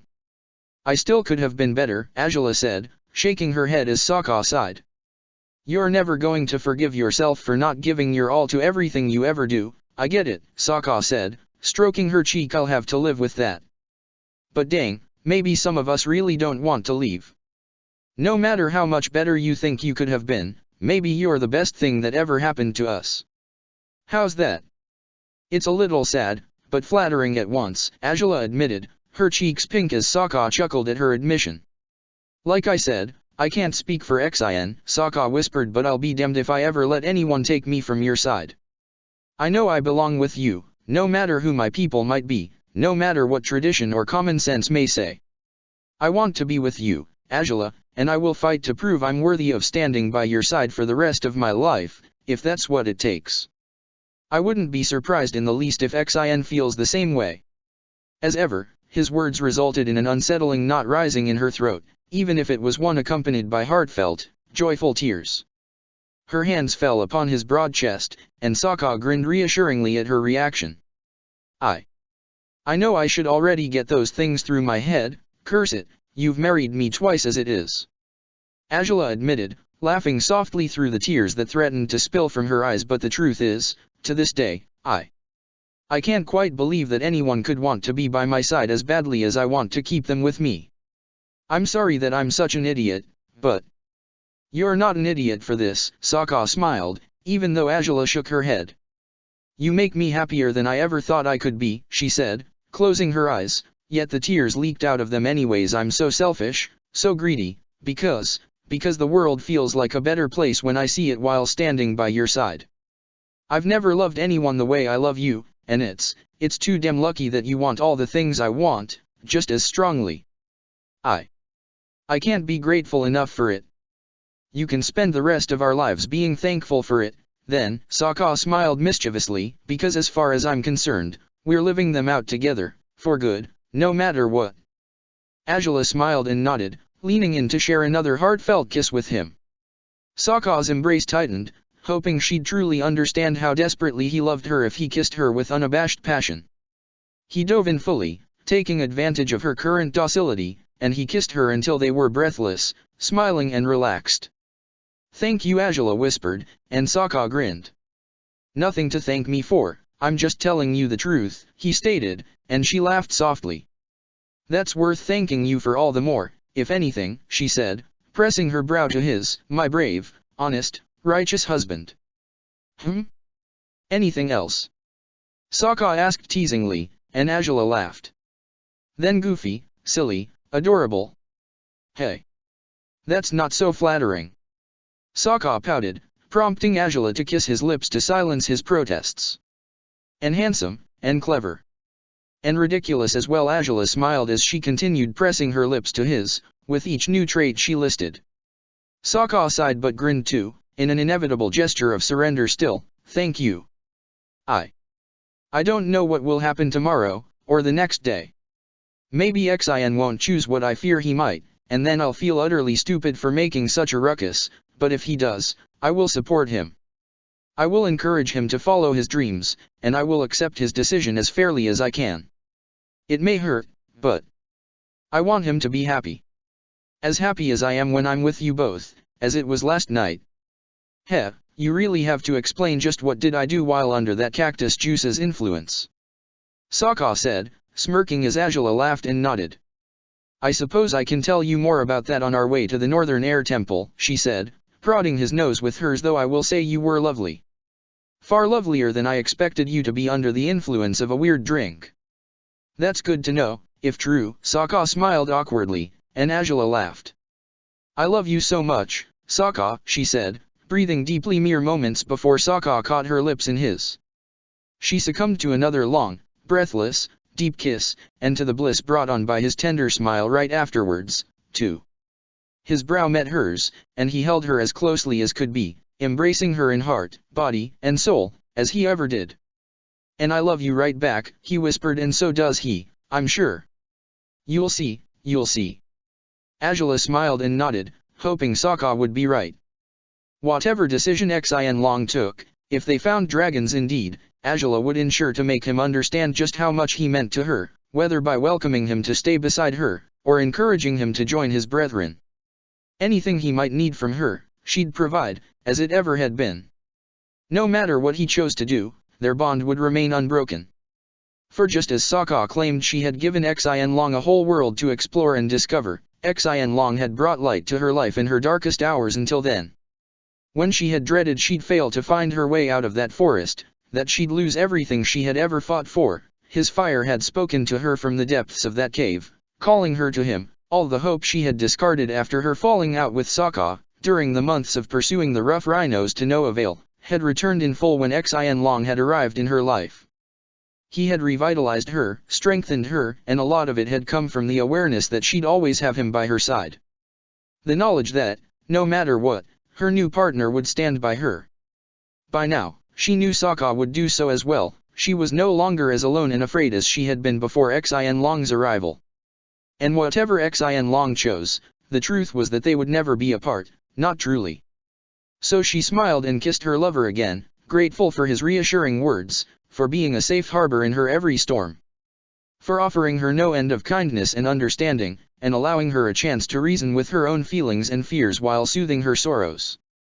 Whatever might happen on the next few days, she felt fully certain that night, in Sokka's comforting arms, that she'd never be alone again. That she had found the true partners she needed in life, and that no matter what decisions any of them might make in the future, their bonds they shared would endure into eternity. Chapter 215, The Spirit Library 6. Fully packed and as rested as they could be, the three travelers took off by mid-morning, after the dragon had eaten a hefty breakfast to fill him with plenty of strength for this coming journey. Even then, his rider had reassured him that if he needed to, they could take breaks on their way to their new destination. Xin Long had been quite confident that he could fly without as much strife as they faced in the desert this time, but as much as he paced himself better, he would need occasional breaks as they traversed the tall mountains of the Northern Earth Kingdom. Whatever occasional conversations and banter the princess and her gladiator held were often put on hold as both firebenders resonated, seeking any forms of fire within the tall peaks around them. Yet they sensed nothing, at least for the time being, and while that was far from reassuring, Azula didn't allow this to discourage her dragon just yet. This trip is barely beginning, Xin, she said, stroking his hair affectionately underneath his dragon armor. As it is, we've known it won't be so easy to find dragons as it was for us to find each other, and that's why we went to that library. Right.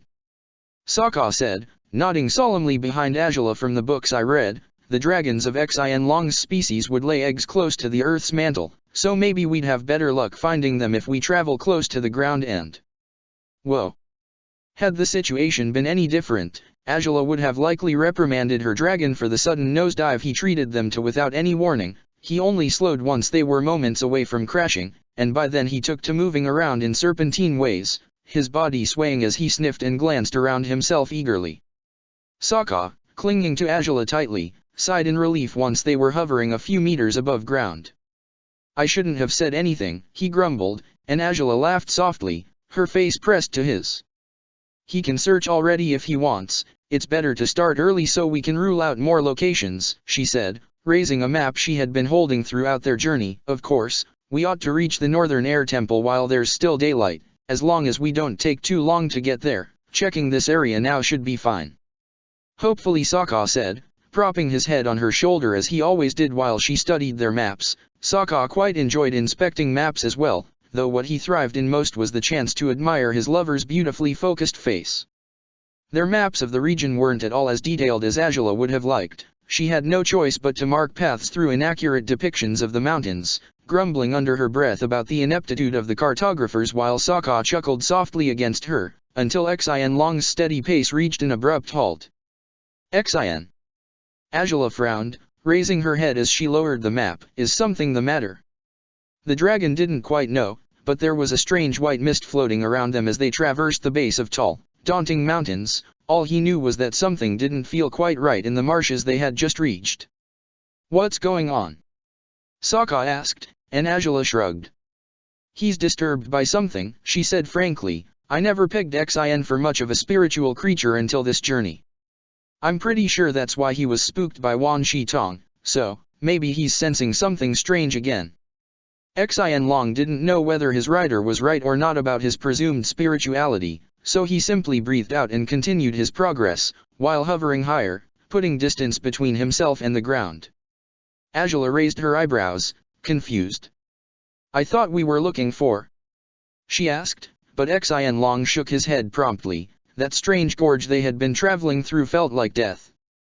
The hair on Angela's arms seemed to stand on end at that final claim of her dragons. Her sudden tension didn't go ignored by Sokka. "What is it?" he asked, and Angela reached to clasp his hand with hers. "He says, this area of the mountains feels like death. I have no idea why, but, admittedly, it does look creepy," Angela said, biting her lip as she inspected the misty area. Where there were occasional trees and vegetation elsewhere, there seemed to be next to none here, and I suppose, if it feels like death, it's not what we're looking for. We want signs of life, so maybe it's better to leave as fast as possible." Sokka frowned, tightening his grip on Angela's hand. "Well, I must say I agree with the snarky dragon. It's bad enough that we'll have to look through caves to find eggs, it'll be all the worse if we have to do it in places that stink of death, right?" Angela smiled reassuringly and nodded, patting Xian Long's shoulder gently as he sped up, gaining altitude gradually. "You all right, Xian?" Angela asked, and the dragon groaned. He'd be better once they were away from that weird misty location. Maybe it would be a good idea to make haste to that temple after all, and start to search later, anywhere but there, of course. Angela breathed in but nodded. "Well, we are at your mercy here. The temple or more searching in less unpleasant places, ultimately, it's up to you." Angela wasn't so permissive with others often, and Xian Long knew as much. She had always had an obvious soft spot for him, no matter how many times she scolded him for his misdemeanors, but she was rather easygoing and mellow today, which struck him as odd, but he decided not to make much of a fuss about it. It wasn't every day that his proud rider allowed others to take the wheel in her endeavors, so he'd do best not to waste this particular opportunity to do as he pleased. And so, to cheer himself up, Xian Long quite promptly began swaying in ridiculous patterns, twirling in midair, anything to make Sokka squeal and trigger Angela's typical scolding. It worked just as he'd intended, and Xian chuckled for it. "What's the big idea, you reckless dragon? Oh, so I'm being too nice, and you don't like it? Is that it?" Angela exclaimed, clinging to the reins as Xian Long's laughter grew louder. "Keep that up and I'll start think you were just faking the whole "this place stinks of death" thing to spook us, you hear me?" Xian Long nodded promptly, encouraging her to say what she wished as he progressed through the mountains, laughing at Sokka's whimpers and Angela's snapping until, eventually, the two humans were laughing with him as well, surely cherishing the dragon's antics despite how dangerous they could be. The dragon's decision had guided them away from the dark, secluded depths of the mountain range. The mist on the ground shrouded the area, an opaque film concealing mysteries of 100 years past, amidst scattered skeletons still bearing remnants of faded robes of orange and yellow. The messenger hawk had arrived at noon, carrying the most unexpected news, and unlike how it had been several years ago, when they had ample time to prepare, the occupants in the Northern Air Temple now scrambled chaotically to prepare their home for the princess's second visit. Teo took to organizing everything as best as he could, with his father's occasional input, but nothing seemed promising. They didn't have enough fancy food, Teo feared, and they had to arrange enough bedrooms for her guards, as well as her tower, which still lacked the proper heating system the machinist had installed everywhere else. He had taken to working on that more hastily than ever today, but it was quite unlikely that he'd be able to assemble the system properly before the princess's arrival. Still, the hawk had come from Ba Sing Se, it had to take her either 2 or 3 days to reach the Northern Air Temple from there if she took the train tank, as far as Teo could foresee. So they'd have enough time to fix most the rooms, even if the tower couldn't be completed, and maybe they could set out on quick trips to look for high-quality food in the nearest towns. It was a relief, in its own way, to have something like this to worry about and look forward to. The past months had been unsettling, and Teo was quite tired of his frequent nightmares by now. With something else to occupy his mind, perhaps he would be able to avoid or ignore his fears for a time, he hoped. Teo! Teo! The voice of one of his fellow refugees startled Teo out of his ruminations. He had been studying one of the hot air balloons they often used for their business in the cities and towns, pondering whether to take up a trip for food by himself or ask someone else to do it, and that was when Min showed up, gasping for breath as he lowered his panicked eyes to find Teo's own. "What's wrong?" Teo said, his stomach sinking. Maybe the princess was early? Or, maybe those men were back. Oh, he'd rather face her displeasure over their inefficiency than deal with them again. The dragon. We just glimpsed a black dragon in the distance. Min exclaimed, and Teo breathed out in poorly disguised relief. What? You're pleased about it? Teo, we're not ready. I know, I'm sorry, Teo said, wheeling himself towards Min though. Wait, the dragon? Then, she's not coming with the royal procession this time. Guess not? Unless they're set to arrive later, I don't know. Said Min, and Teo blinked blankly. Then, we won't need that much food. Or that many rooms, so everyone could focus on working on the princess's tower. Said Teo, smiling. Yeah, I guess you're right, said Min, stroking his chin, though I don't know if that would be enough. I doubt we can finish the tower today. Well, it's better to try, said Teo, sighing as he jerked his head towards the other courtyards of the temple. Where did you guys see them? We're unprepared, it's obvious, but the least we can do is give the princess and her dragon a proper welcome, right? Min nodded and guided Teo towards the open courtyard in question. A few refugees stood in it, alarmed and enthusiastic at once, despite their fears that the princess might be unreasonably angry at their failure to prepare for her arrival. It was already late in the afternoon, and they had taken a few breaks up in ridges within the mountains, but at last, the Northern Air Temple had been in sight for the 3 travelers. Xian Long's energies had decreased steadily through the day, but he flew towards their destination without any hesitation, fluffing his mane upon noticing they would be greeted by the temple's occupants once they landed. They got our messenger hawk after all, seems like, Angela smiled, eyeing the humble people of the Northern Air Temple as she sought familiar faces amongst them, and it wasn't long before she glimpsed Teo, on his wheelchair, gazing up at them in wonder. Welcome, Princess. The residents of the Air Temple chorused together, though not in unison. Angela smiled and nodded at them, acknowledging their greeting graciously. Thank you, she said, and Sokka chuckled behind her as the dragon delicately touched down on the courtyard. Princess. Teo's voice rose above the others, his face bearing a wide grin. It's so good to see you again, and you're here with Sokka too. Hey there. Sokka smiled, waving as Angela urged him to dismount. We were so glad to receive your message, though we didn't expect you to arrive like this, let alone so soon. Teo said, wheeling himself closer to the dragon. Sokka offered Angela a hand as she dismounted as well. She was wary to take it in front of so many onlookers, but her wounded wrist was as good an excuse as any to accept Sokka's generous offer.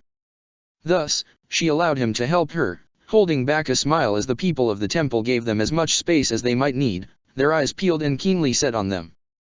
I'm sorry we couldn't offer you prior warning properly, Angela answered Teo, Once she had climbed off the saddle, she squeezed Sokka's hand with her uninjured one before releasing it, hoping no one would be able to notice her quick gesture we would have, but this latest trip of ours has been rather unpredictable. We hadn't even made up our minds about coming here until just yesterday, so don't fret too much if you weren't prepared to receive us just yet. Ah, that's rather kind of you, Teo said, smiling awkwardly. Yeah, we were halfway through with preparations, things were quite hectic because of that. Though, you only brought Sokka? The rest of the guards won't be joining us too. Actually, no, Azula said, biting her lip. They would have had to take the train tank, and it would likely take them several days to arrive safely, so I decided it was better if I simply rode my dragon instead, and we'll return to Ba Sing Se once our allotted time to stay here is over.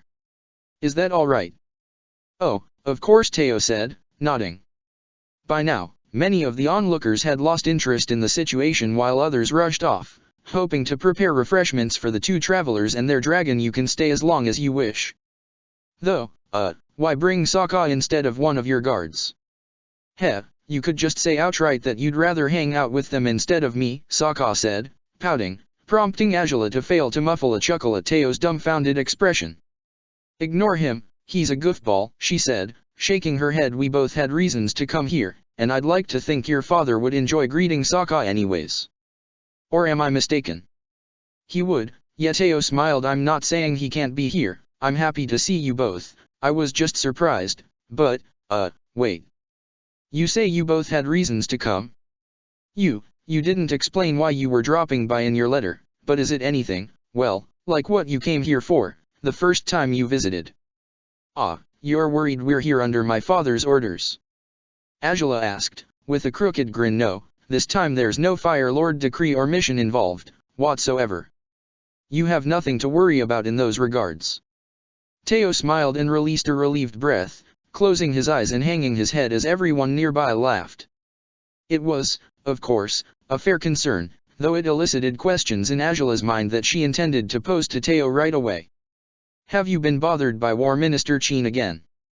Azula asked, frowning. I didn't think to ask my father about it, but I did warn him that the Mechanist wouldn't produce results successfully if he was pressured the way Chin often did.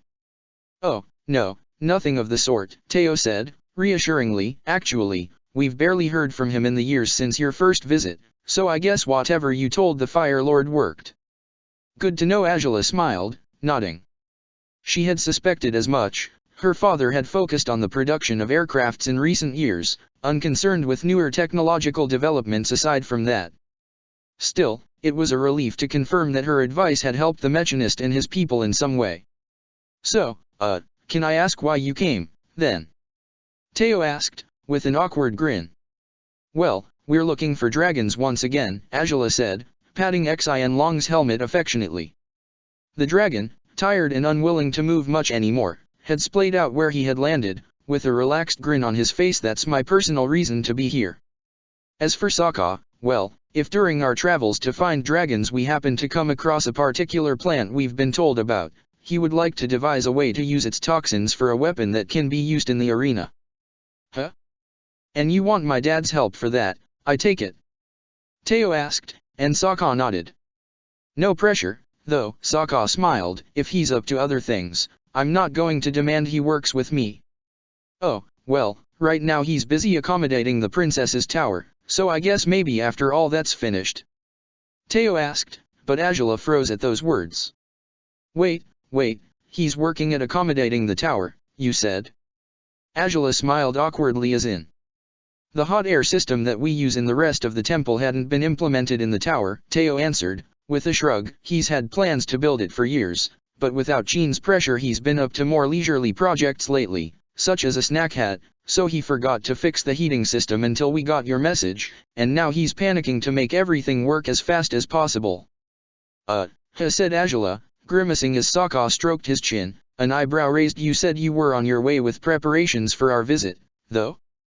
And you had thought I'd bring my guards, so I take it you've prepared a few, humbler rooms. Yeah, I suppose Sokka can use one of those, Teo said, with a shrug, but as you're the princess. In the past months, for various reasons, I've had to sleep in a rundown inn and common tents, Azula declared, startling Teo. Sokka chuckled beside her, and several years ago I didn't even have a cot while I was stuck in a forest. Hey, now, you slept way more than I did, I kept watch most nights. Sokka pouted, as Azula smiled but rolled her eyes. My point is, simply, that I don't really need the tower and I can make myself at home just as well in a smaller room, if you've already prepared one, she finished, and Teo blinked. Your father doesn't need to break his back setting up the tower if it's not ready yet. Maybe the next time I come it will be finished and I will be able to stay there again, but for now, I'd rather not impose that much. Really, then? Said Teo, smiling weakly. Well, damn. If that's the case, I'll have to go tell him right away. He's got to be overworking himself, as always. Then we'll have to go with you to make sure he stops doing that. Sokka snickered, hands on his hips though. You said he's working on some sort of snack hat? What's that, exactly? Oh, just a tall hat with a compartment for food in it, Teo explained, shrugging. My dad thinks that it'd come in handy for people who are taking leisurely walks. If they get hungry, they don't have to turn back home, they can just reach up for their hats and have some candy.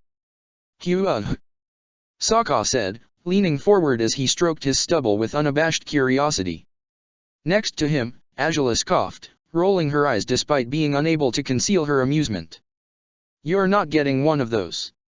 Hey. And why not? Sokka pouted, folding his arms over his chest. He could make a variant of it, you know, a helmet. A wolf-shaped helmet. Then, if I get hungry during a fight. Are you out of your mind?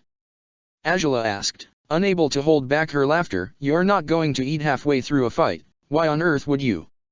Well, then, maybe right afterwards. Who knows, maybe I'll need to replenish my energies if I work too hard to beat a difficult foe, Sokka declared stubbornly, his nose turned up as Azula shook her head. You go home right after every fight. If you're hungry you can just wait and eat there, and why the hell are we even discussing something so ridiculous and unnecessary? You're not here to make snack helmets with the machinist. Says you. I think it'd be neat, Sokka insisted, proudly, as Azula shook her head still. Cursed with a fool of a gladiator. Hey, now, you cursed yourself, because you're the one who picked me, Sokka smirked, and Azula bumped her shoulder into him as she turned towards Xin Long. You'll stay here for now? She asked the dragon, who nodded lazily. They would take off to find dragons tomorrow. It had been a long day and he would rather rest. And if the locals would bring him food instead of leaving him to go hunting, all the better. Azula smiled. Very well, then. I'll check on you soon, all right. Xin Long offered her one of his usual toothy grins as Azula patted his horn and turned to Sokka and Teo again. As expected, the gladiator was asking more questions about the snack hat, namely what kinds of snacks could be in it, as Teo laughed with abandon. Azula couldn't contain a smile as she released a breath slowly. It was fun, far too much fun, to bicker with her secret husband, but his most outlandish, ridiculous words were utterly charming, no matter how hard she tried to rebuff them coldly. No, I'm afraid my dad hasn't tested meat as the snacks, Teo chuckled, as he led the way to the tower once Azula was finished talking to her dragon, but if you want to ask him about it, I'm sure he'll be happy to discuss all possibilities with you. Great. Sokka grinned proudly, shooting a mischievous smirk at Azula. Might be I could stick to the snack hat instead of the helmet, huh? You think that'd suit me, princess? Beats me, but I doubt it, Azula smiled, and Sokka huffed. You're no fun, Azula, seriously. He grumbled, caring little for how the princess laughed at his reaction. Teo smiled, though he was puzzled by their familiarity. It wasn't as though they hadn't been like this before. He visibly recalled Sokka being quite foolish whenever he bickered with the princess, who often switched between being as authoritarian as possible to smirking with malice whenever her words were cruel enough to offend her gladiator. Now, though, the smile on her face was much gentler. And was Sokka talking nonsense so blatantly because he truly wanted that snack hat or snack helmet, or was it he wanted to make her laugh, instead? Whatever the reason, though, their banter was fun enough, even for an onlooker, and Teo chuckled along with them as they progressed together through the many halls of the Air Temple. You're growing out your beard, aren't you, Teo? Sokka asked, and Teo grinned and nodded, blushing lightly. Yeah, somewhat, he said. I still can't grow one as thick as my dad's, though. But everyone's taken to calling me Machinist Junior because of it, heh, though I always say I'd have to burn off my eyebrows too before I can boast of that title. Heh, I doubt you really need to do that, Sokka grinned as Teo laughed, though your dad must be really happy that they think you're like him. He has always been crazy proud of you. And I of him, Teo said. He's been a lot more composed these days. Ever since Chin stopped bugging him as much as he used to, he's been, well, liberated. He still tends to obsess over projects when he really likes them, but he relaxes more. He even eats all 3 meals, and sleeps over 4 hours at night. That sounds surreal, Sokka chuckled. He must look like he's 20 years younger than when we first met him, if that's true. He'll be thrilled to hear you say that, Teo grinned, as they finally reached the courtyard of the tallest tower in the temple. If Azula had been adamant and unreasonable about staying in luxurious accommodations, the current progress of the tower's conditioning would have been sure to change her mind. Massive pipes, protruding throughout the building in awkward angles, men and women working hard with hammers and drills, as well as the occasional sound of explosives, made it dreadfully clear that the work in the tower was, at best, halfway through, and it wouldn't be likely to end for a week or 2, at best. Heh. Yeah, I doubt you'll want to sleep there, Teo said, grinning awkwardly as a wall chunk at the second floor of the tower crumbled to the ground rather chaotically. The Machinist was easy to spot, covered in dust and dirt, his hands furnished with thick gloves as he worked on welding one of the large pipes with help of his assistants. Focused as he was, it wasn't until one of them tapped his shoulder that he raised his head to find their honored guest had already arrived. Goodness! He exclaimed, pushing up his protective mask promptly. He was smiling quite nervously, but he seemed genuinely elated to see Sokka. You've already arrived. Welcome, welcome. Been a while, huh? Sokka said, grinning as the Machinist set down his gloves and strode to him, enthusiastically shaking his hand in greeting. It has. Ah, you look even larger and bulkier than I remember, Sokka. The Machinist smiled. The life of a gladiator, Sokka chuckled, pulling the Machinist in for a one-armed hug. The man seemed utterly out of place for a moment, but he chuckled and patted Sokka's back afterwards. And you look, as regal as ever, princess. The Machinist said nervously once he pulled away from Sokka, bowing his head clumsily towards her. Do excuse my carelessness, I should have conditioned the tower long ago, but... Don't worry about it, Azula said, raising a hand to stop his rambling. The Machinist raised his head in surprise, and Azula only offered him a forgiving smile. I've already talked with Teo, I'll take one of the smaller rooms. My guards aren't with us, so... Oh. It's just the 2 of you, then? And, you're sure? The Machinist asked, his small eyes blinking in amazement at her decision. Absolutely. You don't have to rush with this, let alone when we're dropping by on such short notice, Azula said, nodding. The workers near the Machinist seemed close to fainting of relief, and at his approving smile, they laid down their tools and rushed to inform the others of the princess's decision. That's, oh, thank you. Thank you, the Machinist laughed, shaking his head. I'm irresponsible for putting this off, I know I am, and I swear the next time you visit you won't have to stay in a simple room. It's fine, Azula smiled. You seem every bit as overachieving and nervous as ever, but there's really no need for that this time. We're only stopping by for a bit, and if anything, the one who could use some of your help is Sokka, not me. Oh? For what, if I may ask? The Machinist said, eyeing Sokka with interest as the gladiator grinned and patted his shoulder. I have a bit of a project to work on, though it hinges on whether we find the materials for it or not, he chuckled, smiling at Azula. If we do, then, you think you could help me make and test a very specific kind of bomb? One that will, potentially, chi-block a person just by inhaling its scent. Ah? A smoke bomb, like the ones you used to make? The Machinist asked, and Sokka nodded. Why, absolutely. Sokka grinned happily, glancing at the princess again in celebration, and she only smiled fondly at him. It was true, this would hinge on whether they found the plant Tinya had mentioned or not, but if they were successful, the Machinist would be the most helpful expert who could assist Sokka in exploiting the pollen's chi-blocking potential fully.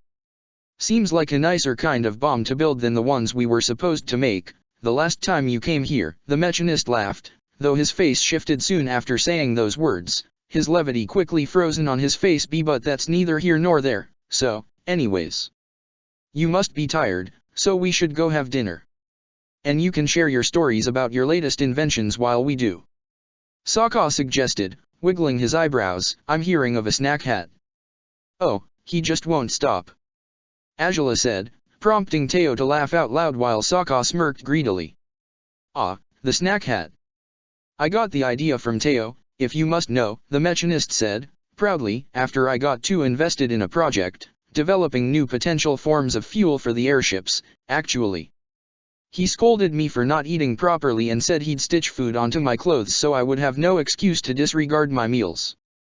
It was only meant to be a silly threat, and then he took it too seriously, Teo admitted with a sad grin, and their guests laughed at his explanation. Well, I think it's brilliant. Sokka grinned, and the machinist smiled right back. I always know I have a kindred spirit in you, Sokka, the machinist declared. Now, then, I'll settle everything here, and then we're off to dinner. It took the machinist only a few minutes to instruct his people to depose their tools and instruments, and by the time he was finished, he herded Sokka towards the buildings in the lower levels of the temple, chatting about all his latest inventions. Angela and Teo lagged behind them, and while Angela was listening in on the inventor's words, she failed to notice Teo was glancing at her with uncertainty. Princess, can I ask you something? He spoke with a small voice. Angela's focus on the mechanist's words broke upon hearing those words. Why, sure, she said. It's nothing big, really, just, how long will you be staying? You said earlier that you'll be here until you run out of time and have to go back to Ba Sing Se or so, what did that mean? Teo asked. Well, technically we're only here now because I'm taking advantage of having finished my business at Ba Sing Se a lot earlier than planned, Angela explained. Governor Tien is dealing with matters pertaining the new slavery laws quite effectively, so. Slavery laws? Teo repeated, raising his eyebrows. You haven't heard about that here? Angela smiled. I guess I should have brought a few copies, though as you have no slaves, I doubt you'd need them.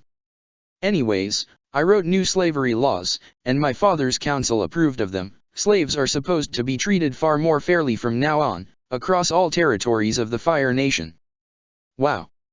That sounds amazing, said Teo, grinning. I'm sure Sokka must be happy about that. No doubt, I can't set him on fire when he infuriates me anymore, Angela smirked, and Teo laughed. At any rate, I was only overseeing that things are moving along smoothly in Ba Sing Se, and as they were, I had time to spare to search for dragons, so we're here now and I think we'll have to leave in about a week, whether we're successful at our quests or not. Would you spend the rest of the week here, even if you're successful with those quests right away? Teo asked. Angela raised her eyebrows. Why?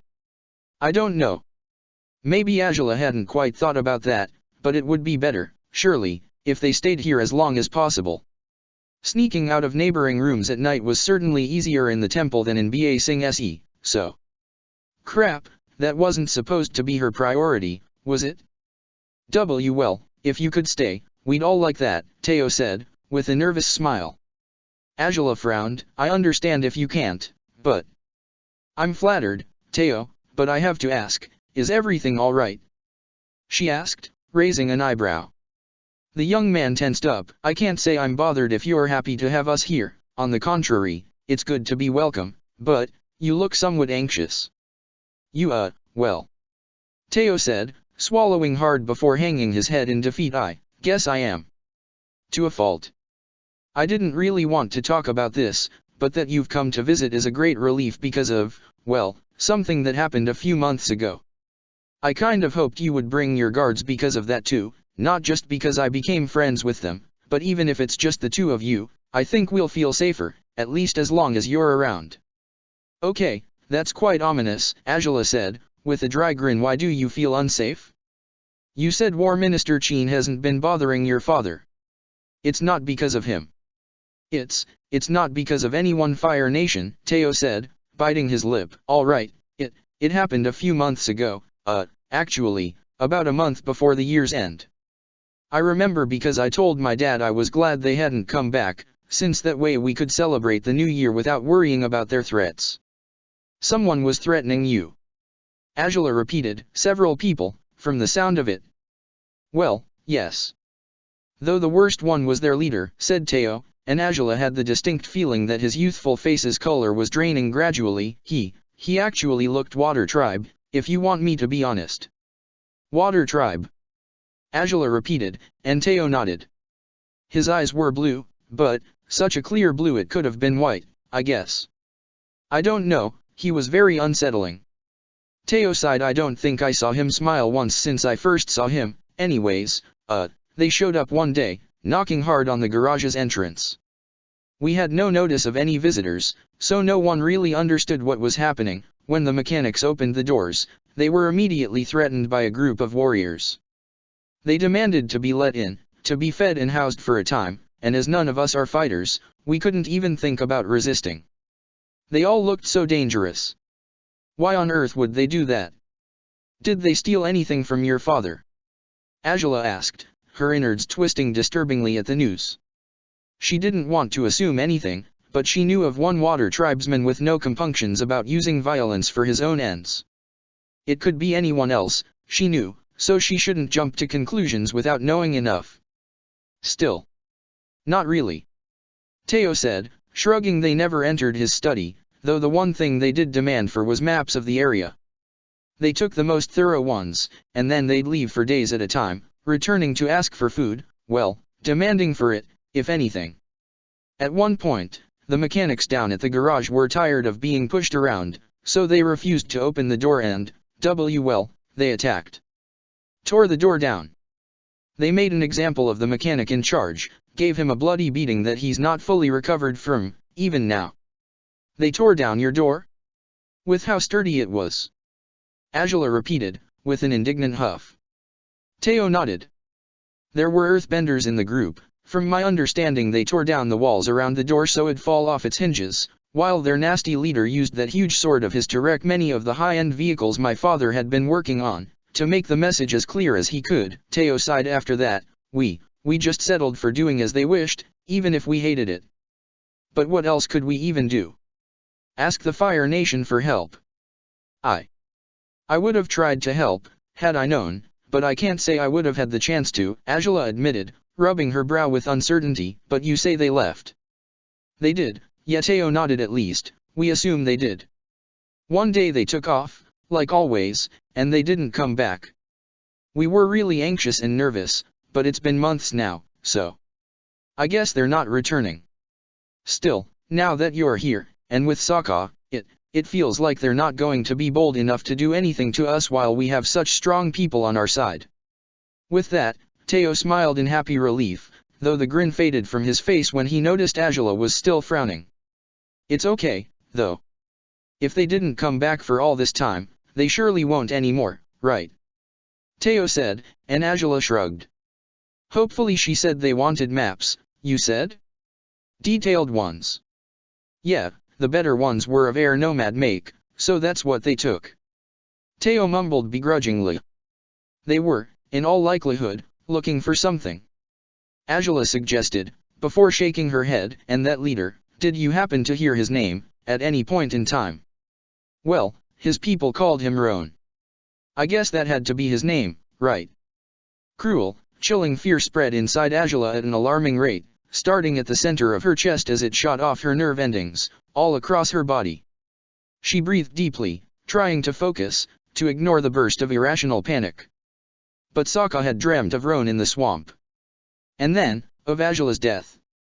She shook her head, trying to write it off as a coincidence. Whatever Roan was up to, it didn't have to mean anything significant, did it? After all, things hadn't been so bad between him and Sokka the last time they'd met. But Roan was far from reformed, from healed, if he had barged into the air temple to bully the Mechanist and his people into giving in to all his demands. Whatever had happened to him after their close encounter with Cephas didn't appear to have changed him for the better, despite their hopes for the opposite. Princess. Teo called her softly, and Angela released her trembling breath. Do you know him? Barely.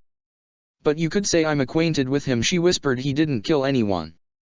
Oh, goodness, no, Teo said, and Angela sighed in relief. I mean, he was no good, but I hoped he wouldn't go that far. But, since you asked, I guess he would have. if you hadn't complied with his demands. Angela said yeah, I know it's unsettling, but he surely would have. He used to be a gladiator, known for being a firebender killer. He'd single out firebending gladiators with the intent of murdering them. That was the main reason why he joined the League. While he obviously resented the Fire Nation more than anything, I can't say he wouldn't kill anyone, regardless of where they came from or who they swear allegiance to, just because they're in his way. Damn, said Teo, his hands trembling as he clutched the sides of his wheelchair nervously. That's unsettling. I mean, I did guess he could be a killer, but I hoped to be wrong. Well, you wouldn't be the first to hope he's better than he truly was. Angela sighed. If he's gone, though, hopefully it means he found whatever he was looking for with those maps. As long as it wasn't other dragons, not that he'd have any use for them, for starters. He didn't have any firebenders with him, right? Oh, no. Not that I know of, anyhow, said Teo, shaking his head. Then it's not like anyone in his group could have bonded with them, so if he just went out looking for dragons to kill them, I'd sooner kill him in retaliation, Angela growled, shaking her head, but hopefully that's not what he was up to. Still, if he's been in these mountains over the past months, Sokka and I will have to be extra cautious while we look for dragons. You'll take him with you? Teo asked. I had thought I might, but now with this information, I'm all the more inclined to do so, Angela admitted, biting her lip. I suppose your father mustn't have handled that stress very well, or did he? Not that much, no, though he did take a light form of revenge by giving them rooms in the tower, Teo said, grinning before the smile faded, which, well, may sound now like you were supposed to be punished by staying in it, which wasn't my father's intent, I swear. I know. Angela smiled, though, if Roan was hosted in the tower, I'm even less willing to stay there now. I haven't always been superstitious, but I guess recent events have convinced me that maybe everything I scoffed at could be real. Might be Roan's lingering, poisonous aura would attempt to kill me in my sleep. Yeah, hopefully not, said Teo, swallowing hard as Angela laughed softly. Though, do you mind if I ask about his companions, too? She said. Well, one of them, in particular.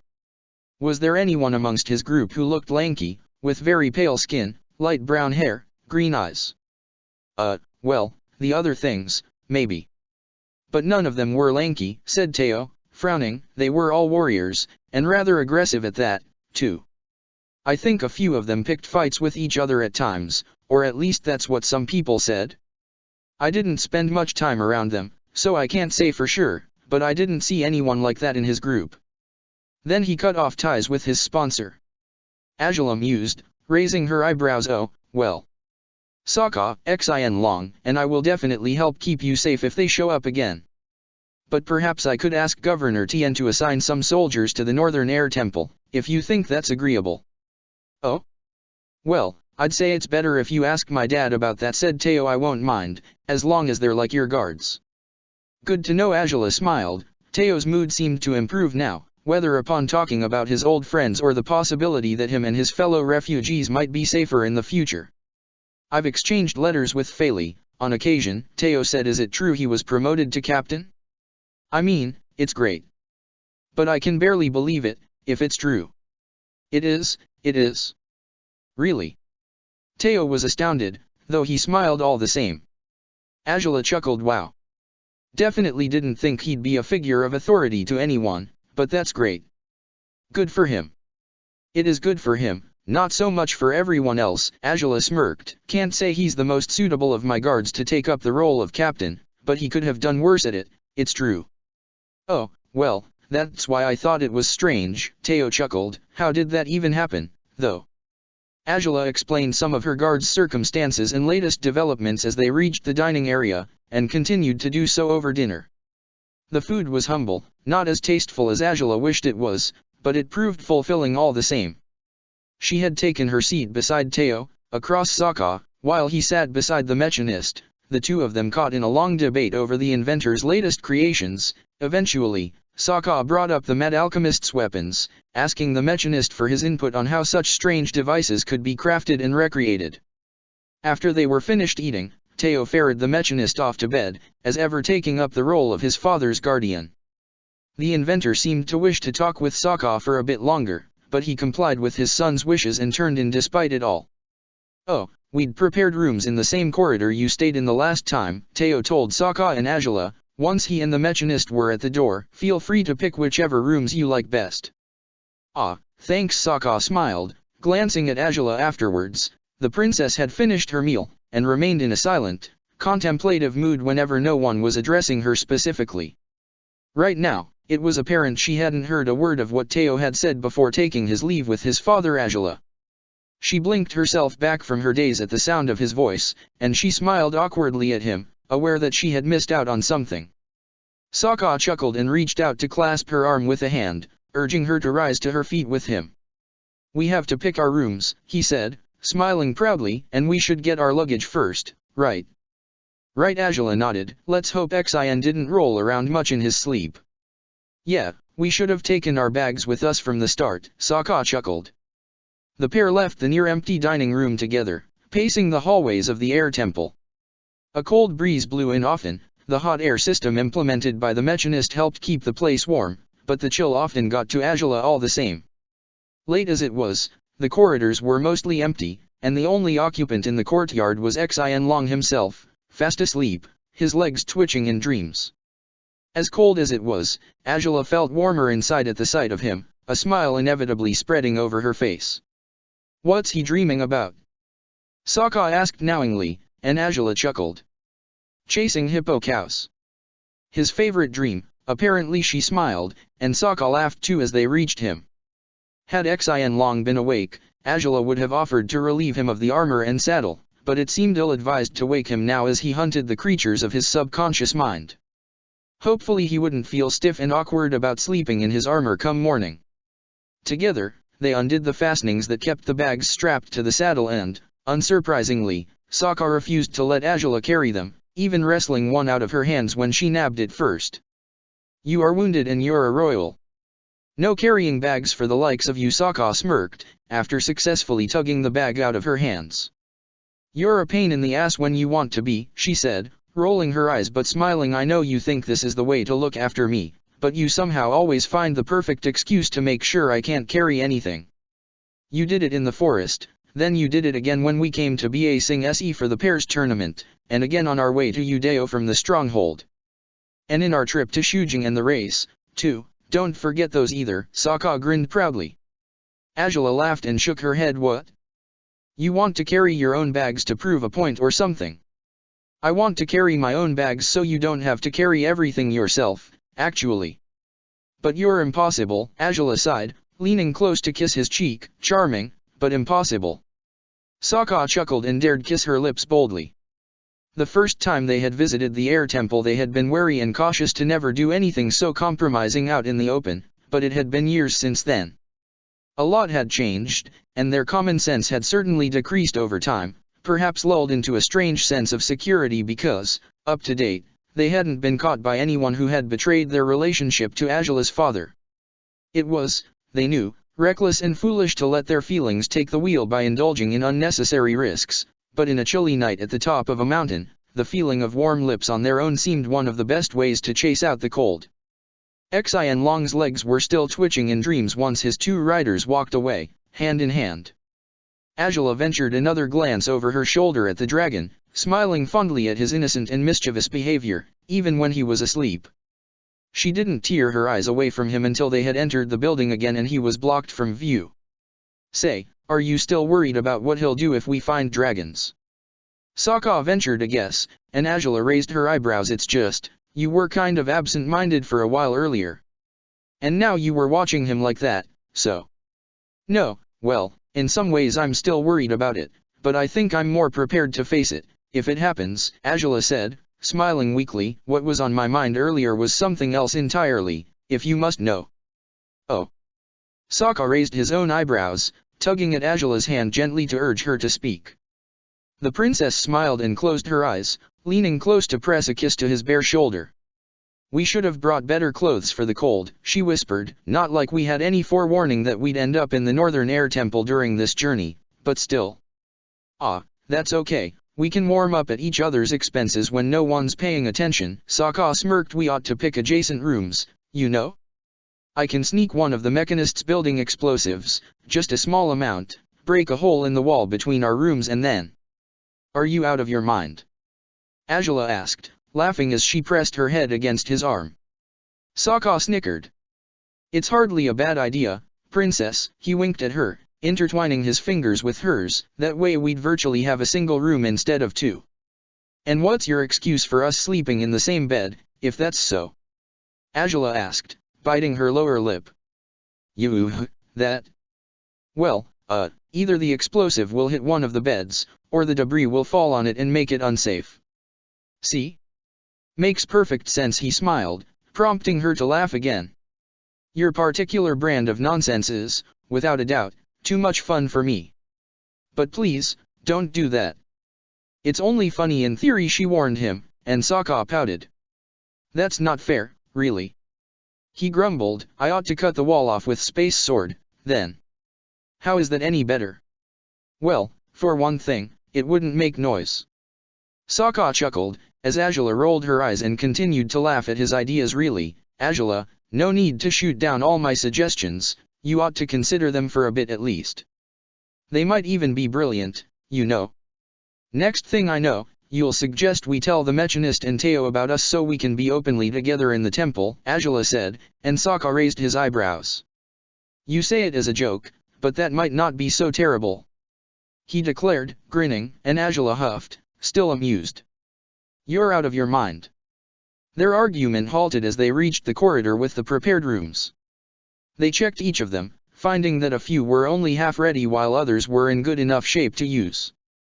The last one in the hallway was a larger room, fully furnished for any visitors, with a large bed that the two of them would fit in comfortably. What caught their attention, however, was the large fireplace that clearly had been built into the room recently. The Mechanist did say they've been working on improvements for the heating system, but he didn't say anything about fireplaces. Sokka chuckled, feels like the more logical solution if anything, right? Definitely, Angela smiled, stepping into the room. There was enough firewood, dry and ready for use. Perhaps they'd still be better off with warmer clothes, but this would help plenty at night, for sure. Well, this is by far the best room, so, you'll take it, princess? Sokka smirked, setting down her bags as Angela glanced at him remorsefully. Well, officially, I guess, but you'll spend the night here anyways, there's no reason for you not to, Angela declared stubbornly. Sokka didn't bother to muffle his amusement. No reason at all? Not even that we're not supposed to be together at all, as far as Fire Nation law is concerned? Sokka asked teasingly, stepping closer and raising her chin to kiss her lips softly. We're in an air temple, Fire Nation laws shouldn't apply here, Angela smirked, and Sokka chuckled, pressing his brow to hers. I'm sure my father would disagree, of course, but still, anyways, you should take your stuff to the next room, for appearance's sake. Come back right after, as long as no one's out there to see you. No one should be, Sokka smirked, but he pressed one more kiss to her lips and followed suit with her advice. By the time Sokka returned, free of all burdens of luggage, beaming and eager to take his lover to bed, Angela had gotten the fireplace running, and heat rose in the room gradually for it. Ah, now it does feel like home, Sokka said, closing the door softly. It's about Fire Nation hot in here now, especially because of a hot Fire Nation princess. Angela rolled her eyes at his words, but he had wrapped an arm around her waist and hoisted her up into his arms, prompting her to cry out in surprise and laughter at his boldness. His proud smile endured even as he brought their lips together, carrying his secret wife to the bed they hoped to share safely for the coming days. He had pinned her to the mattress, kissing her more ravenously now than before. Angela responded, moaning with abandon as his mouth received her every sound. The isolated safety of the tower she had spent nights in during their previous visit had usually guaranteed that their nightly noise wouldn't be overheard, so this time they had to be much more careful, and the best solution Angela could think of was to keep her lips occupied with his all through their tryst. They removed each other's clothes clumsily, laughing into each kiss until every last garment was gone. Sokka buried his face between her breasts, a hand slipping down to her groin. His fingertips toyed with her clit as Angela tried to bite back the moans. Her body arched into his. The burning pleasure only seemed to match perfectly by the mood set by the fireplace, and, if anything, Angela found it was too hot eventually, when pearls of sweat were rolling down her temples and pooling under her breasts. Sokka, taking the initiative as he was, seemed to be just as heated and sweaty, and that only stirred Angela's arousal further. By the time he had entered her, their bodies collided wetly for more than enough reasons, and Sokka didn't pull out even after attaining a rather thrilling climax. He chased another one shortly afterwards by allowing her walls to squeeze and stir him into another erection with each new orgasm he granted her. Angela was breathless, utterly demolished by countless peaks of pleasure when Sokka was finished for the second time, and her flushed face was far too beautiful for Sokka to resist its temptations. He kissed her all over, greedily, as her arms and legs remained locked around his body, silently asking for more bliss. It was well past midnight by the time they finally were sated. Their many recent journeys had afforded them few opportunities to be as intimate as they wished to be. Ba Sing Se, in general, seldom seemed a safe location to indulge in their reckless love-making, but as they lay on their sides, gazing at each other, smiling into soft kisses while their hands stroked the other's matted, sweaty hair, they felt safer than ever, no matter how irrational such belief might be. "You're so beautiful," Sokka whispered, and Angela chuckled softly. "Think that's funny? You've said that a lot recently, is all," she smiled. "You just don't seem to remember you have." "Ah? Oh, wait, when I was high on the cactus juice?" he asked, grimacing, and Angela laughed as she nodded, kissing him softly. "You were adorably annoying for it, if you must know," she said, her breasts pressed smoothly against his chest. Sokka chuckled and shook his head, tightening his arms around her body. "Good to know I didn't say anything that stupid, though," he said. "I mean, maybe I was acting like a moron, but if I was just rambling about how beautiful you are, at least everything I said was true. And make sure you don't forget you also said you wanted to build a castle with me." Angela chuckled, prompting Sokka to snort and laugh, embracing her tighter yet so her head would fall on his chest. "You were so hopeless, really. I was angry at first, but it got ridiculously cute after I told you I had a husband and you forgot it was you." "Oh yeah, you mentioned that," Sokka said, grimacing, "though I have to ask, did I cry?" "Nearly." "Oh, for fuck's sake," Sokka snorted, laughing alongside Angela as she stroked his body gently with her hands. They fell into a comfortable, easy silence after their laughter subsided. Her uninjured hand caressed the strong muscles of his back, while one of his own played with the strands of her hair, the other trailing over her flank and waist in a gentle, teasing manner that might lead them right back to what they had been doing earlier. "Guess you don't have to worry that much about being cold anymore, huh?" Sokka asked. Angela raised an eyebrow. "You know, when I asked what had been eating away at you, that's what you said." "Oh. Well, that was actually a change of subject." Angela smiled guiltily. "It came to mind because your arm was bare and free for me to kiss as I pleased, so, no, that wasn't it." "Heh? So you tricked me, mischievous princess." Sokka smirked, tickling her softly. Angela squirmed and whined softly at his teasing, and he chuckled before leaning in to kiss her neck. "All right, if that wasn't it, what was?" Angela's easygoing, blissful mood shifted suddenly, and Sokka pulled away because of it. His princess bit her lip and glanced at him, eyes charged with conflicted emotions. "I probably should have said this earlier. But as you were talking with the Mechanist, I didn't really have much of a chance to," she admitted. "While you and the Mechanist swapped stories about weird inventions, I was chatting with Teo. He seemed to hope we could stay for a fairly long time, and I noticed he was somewhat anxious about it, and the reason for it was nothing I could have anticipated." "Oh," Sokka said, brushing some of her hair out of her face with gentle fingers. "Turns out they had a few disturbing visitors in the temple not that long ago," Angela said, breathing deeply. "They, well, bullied their way into spending nights here for some time, forcing the Mechanist and his people to agree to it through threats and violence. They got particularly aggressive once, when his mechanics didn't want to let them get away with this forced arrangement anymore." "Really?" Sokka said, frowning. "That's hell. The Mechanist didn't say anything about that." "He was probably too thrilled to see you again." Angela smiled sadly. "If you're wondering, though, it wasn't Fire Nation people." "Wait. I wasn't wondering about that yet, but that's worrisome," Sokka said, his scowl growing more prominent. "No offense, but usually it's your people who bully everyone else, especially vulnerable people like the Mechanist." "Yeah, well, I take no offense because I know it's true, Angela said, sighing, but it's not us this time. It was. Oh, please don't freak out. I already am freaking out a bit, Sokka said, grimacing as Angela cupped his face in her hand, her eyes closed. Who was it? Roan. Predictably, Sokka tensed up, and all his leisurely, pleasant feelings were instantly dismissed, replaced by alarm. Angela opened her eyes again to find his were colder than before. Warm as the room was, she felt chilled to the bone under his gaze, despite knowing it wasn't actually meant for her. That bastard showed up here to harass the Mechanist. Sokka repeated, his voice weak. Angela swallowed hard. That's what Teo said, she whispered. He mentioned he was Water Tribe, and that was already enough reason for me to fear it could be him. Then I asked if he heard his name, and he confirmed it. I'm sorry, Sokka. No, don't be. You're not to blame for whatever crap he's up to, Sokka said, frowning and averting his gaze from hers. And what on earth is he up to, anyways? Why come here? I don't know. My best guess was that he was looking for something, Angela shrugged. Teo said they asked for maps of the area, didn't even return them. Well, damn. So much for hoping he'd become less of a shithead since we last saved him, Sokka growled, shaking his head. What exactly did he do to the people here? Did Teo say? I don't know the full extent of it, Angela admitted. They injured one of their mechanics, badly. Basically to prove they wouldn't take no for an answer. They? Sokka asked, and Angela nodded. He was with a group of big burly men, or so said Teo.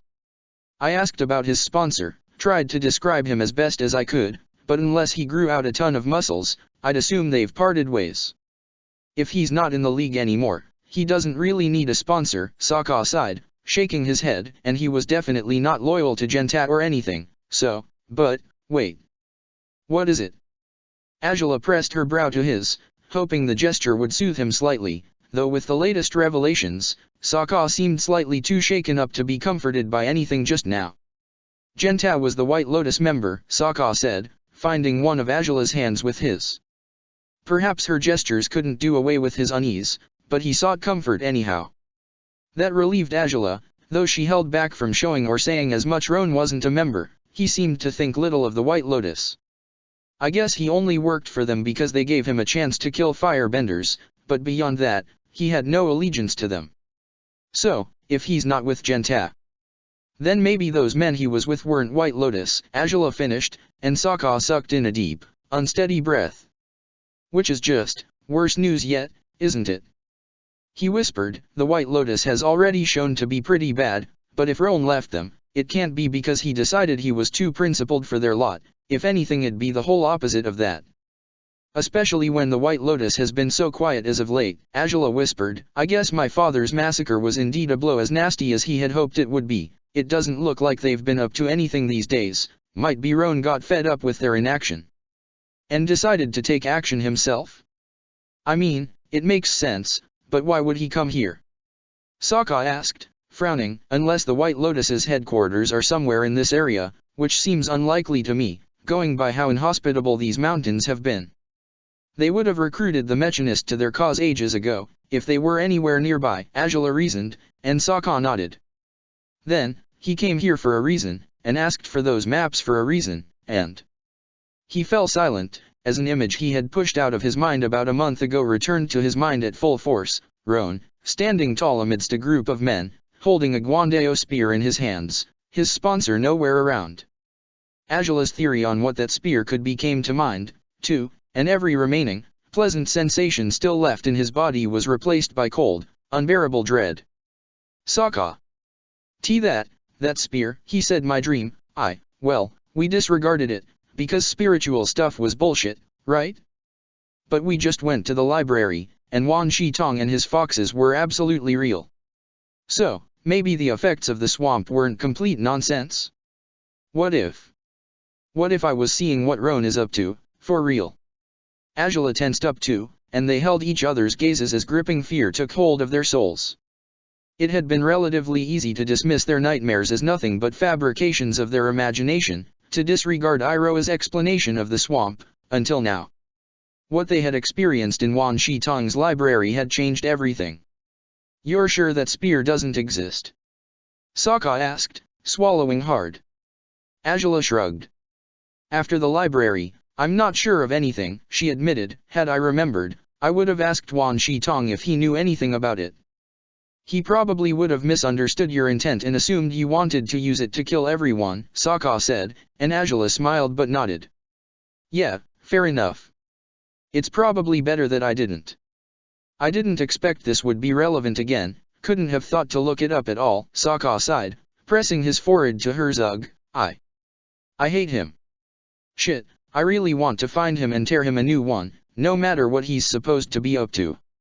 I mean, if he's been looking for that spear, he can't be up to anything good, can he? I'm sure he sees it differently, Azula sighed, but that's only if it exists, right? If it doesn't, chances are he'll spend the rest of his life looking, and... She fell silent then, and Sokka raised his eyebrows quizzically. And?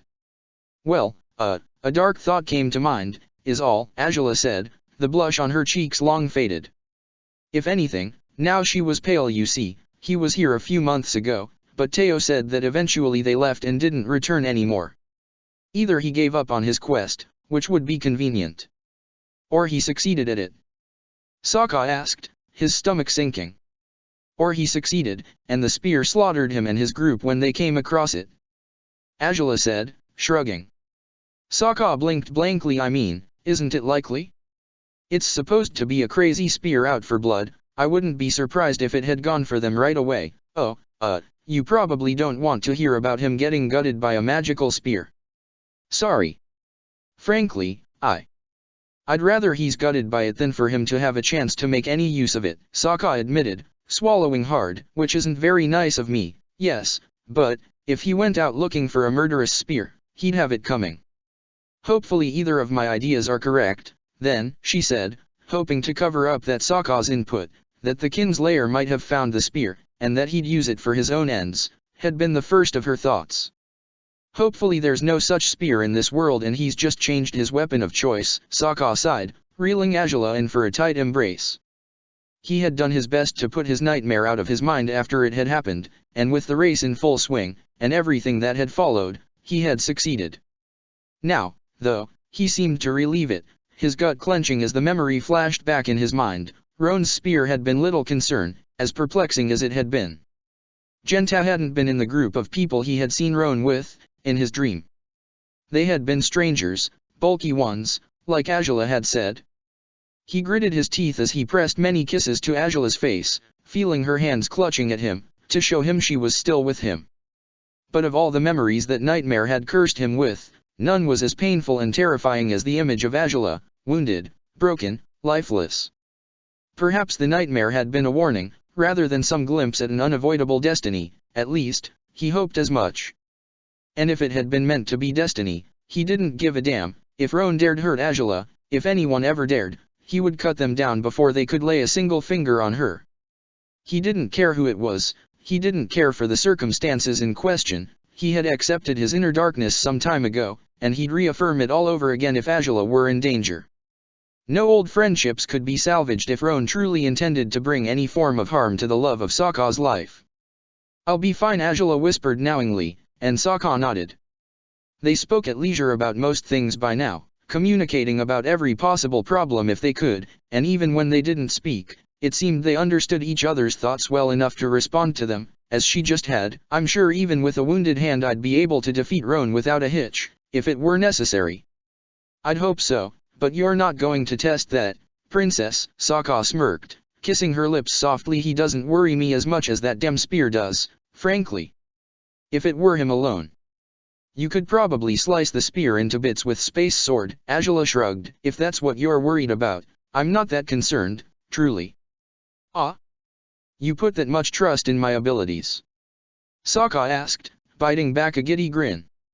He was a fool, definitely, for feeling so elated over those words. You still have to ask. Azula smiled. Haven't we put our lives in each other's hands often enough to answer that question by now?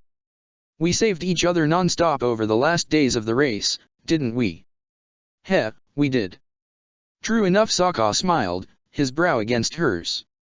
I'm sorry I killed the mood like this, Azula said, gazing at him apologetically. "I did figure it was better if you knew as soon as possible, but you wanted to unwind a little beforehand, I guess." Sokka smirked. "Is that why you changed the subject when I asked earlier? It was a sly plan to get into my pants after all." "No, I changed it because I wasn't all that confident about talking about this," Azula retorted, with a dry grin. Sokka scoffed. "Lying to protect your pride, don't you know that's absolutely pointless by now, princess?" Sokka smiled. "Besides, if you're said that you killed the mood, it probably just means you'd rather keep doing what we were doing rather than worry about my childhood friend going on killer sprees." Yeah. "Admittedly, I would," Azula smiled sadly. "If only he weren't quite likely to do it, I'd definitely disregard all our suspicions and ride you until morning." "Ah, ride me, then. We'll swap positions now?" Sokka asked, grinning mischievously. Azula laughed. "Might as well, you can use the brake," she said, kissing his lips softly. "It's quite an experience, doing this with a running fireplace." Somehow, it was much hotter, and not just literally. "It's the first time we've ever done it this way, isn't it?" "I think so, yeah," Sokka smiled, biting his lip, "though I'm sure it won't be the last, and I don't mean it just because I plan on spending all our nights like this until we return to Ba Sing Se." "Then what do you mean?" Azula asked, her thumb trailing slowly over his lower lip. Sokka smiled as she raised an eyebrow questioningly, and alluringly, as far as he was concerned. "Just, my room back in the Water Tribe didn't have its own fire pit, but maybe I could add one for us, once we stop by to visit the South Pole properly," he said. Her heart clenched and then fluttered, happy bliss flooding her whole body as she pondered that possibility. Once Combustion Man was defeated, they would travel south together. By now, she doubted she had as much to fear as before. Her brother was there, with his family, as well as Sokka's own family. By now they knew of what she and Sokka had achieved over the years of their partnership. They might not like her much regardless, but they weren't as likely to kill her on sight as they would have been before their sudden encounter in Whaletail Island. If they visited the South Pole, Azula would meet Sokka's father, and that sounded both exciting and terrifying. She'd also meet his grandmother, a woman she rather hoped to get along with, for, if their suspicions about Katara's necklace were accurate, Kunna would be no stranger to the concept of being forced into engagements she didn't want, something Oze had tried to do to Azula for quite some time now. And just like her, Kunna had found love in a southern water tribesman instead.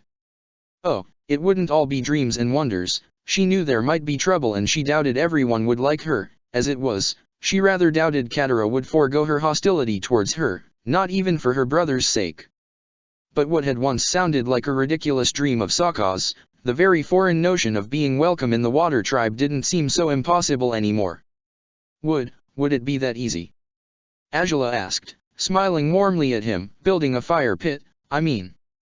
"Well, I wouldn't quite say easy," Sokka chuckled. "My dad might think I ought to make my own igloo and all, heh. Come to think of it, maybe that'd be a better idea. We could find really good wood someplace before we go to the Water Tribe. The best we can find, and then we can stay in the tribe until I build it, and then we'll have a nice enough place to stay and have sex near a fireplace without anyone to bother us." "But, wouldn't that take a long time?" Azula asked, amused. Nah, I know enough about how to build igloos. A few weeks, at worst." Sokka grinned. "Though it'd definitely help too to find good pelts beforehand, otherwise, it'll take longer to patch up a proper, safe igloo." Azula chuckled, pressing her face to his chest as Sokka pondered out loud the complexities of building an igloo, as well as every helpful resource they could use to speed up the process.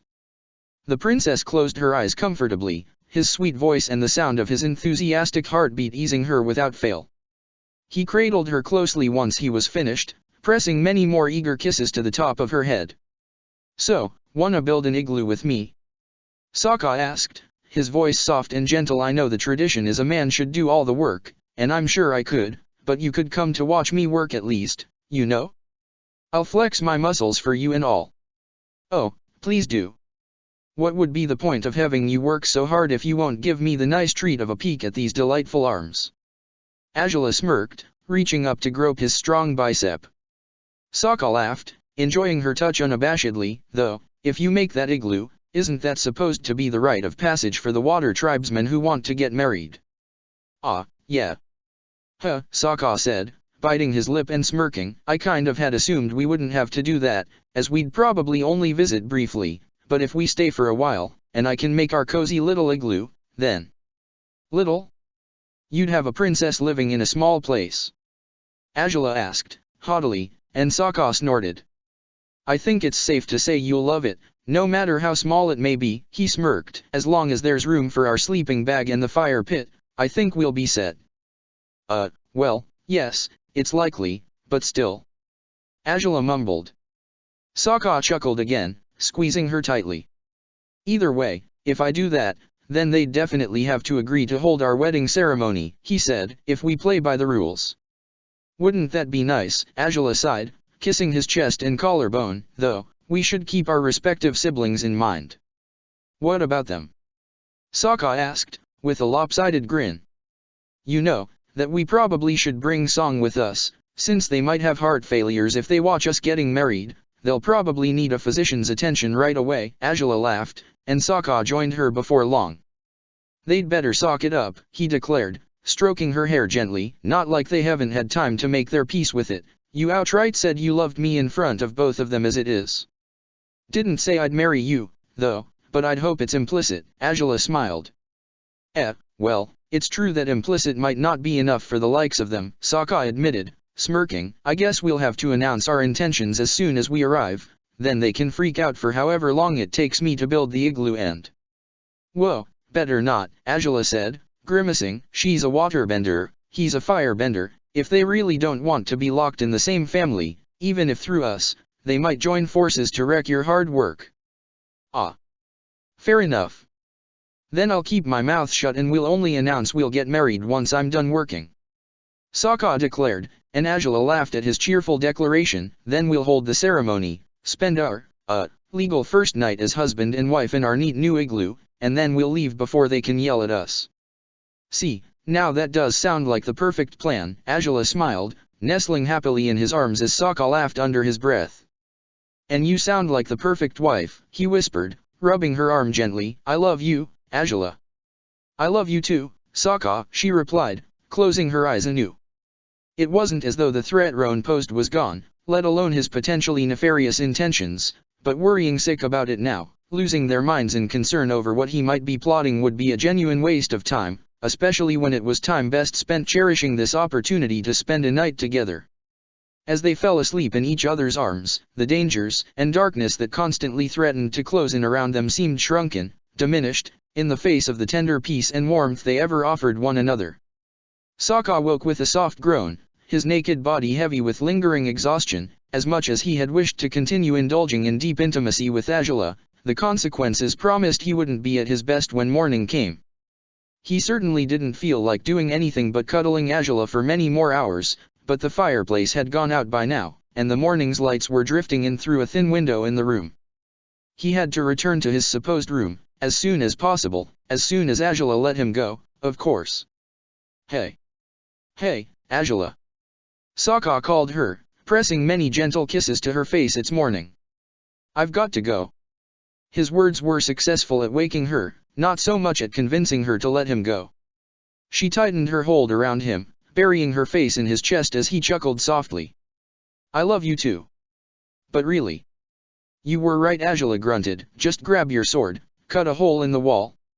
Sokka laughed quietly, raising her head towards him so he could at least kiss her good morning. That seemed to appease her bad mood slightly, but it was apparent that letting him leave right now was one of the last things she wanted to do. If everything goes well right now, I'll do that for tomorrow, he promised her, stroking her hair as she finally released him from her tight hold. But until then... Ugh. I can't wait to be 70, Azula grumbled now, prompting Sokka to laugh more as he slid out of bed, gathering his discarded clothes in the process. Still expecting we'll be free to marry legally only when we're 70. Guess so, Azula mumbled sleepily now, before releasing a deep sigh. Sokka had expected her to return to sleep, so he was surprised to find her climbing out of bed and fetching a fresh change of clothes in her pack.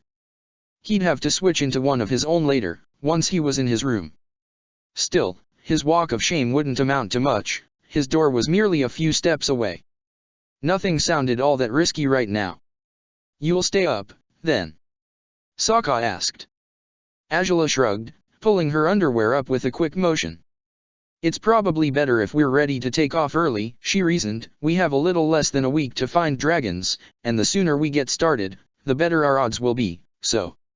We probably should have fallen asleep earlier, Sokka reasoned, tying his belt as Angela finished with her own shirt and trousers, reaching for the red tunic right afterwards. You sure? Angela asked, and she offered him her first smile of the day. Here, I thought you'd had fun. That's not in question, princess, Sokka chuckled, picking up her armor to slide it over her body. It's just reckless to go at it, and to have long conversations afterwards, when we have important stuff to do in the morning. I suppose we ought to be more responsible now that we're married, shouldn't we? Angela said, with a guilty grin. Sokka laughed and shrugged, buckling her armor in place before kissing her lips. Seems to me we've become more irresponsible instead, he admitted. All right, then. I'll see you at the dining hall? Or should I come up with an excuse to fetch you here so we can go together, or? The dining hall is probably safer, Angela smiled, cupping his face in her hands. We were together all night as it is, it'll be for the best if dash. The two fell silent immediately upon hearing the resounding noise of footsteps in the building's stone corridors. Had someone come to check on them? If so, Sokka truly ought to carve his way through the wall and into his room, but his sword was across the wall. He grimaced in horror, hands on his head as he glanced at Angela in panic. She gritted her teeth and gestured at him to hide behind the bed, and Sokka followed suit by dropping on the floor as quietly as possible, hoping whoever was outside would fail to notice his hiding spot, if they opened the door. Angela breathed deeply, steeling herself. Whoever was outside might just be passing through, and they might be making a fuss over nothing.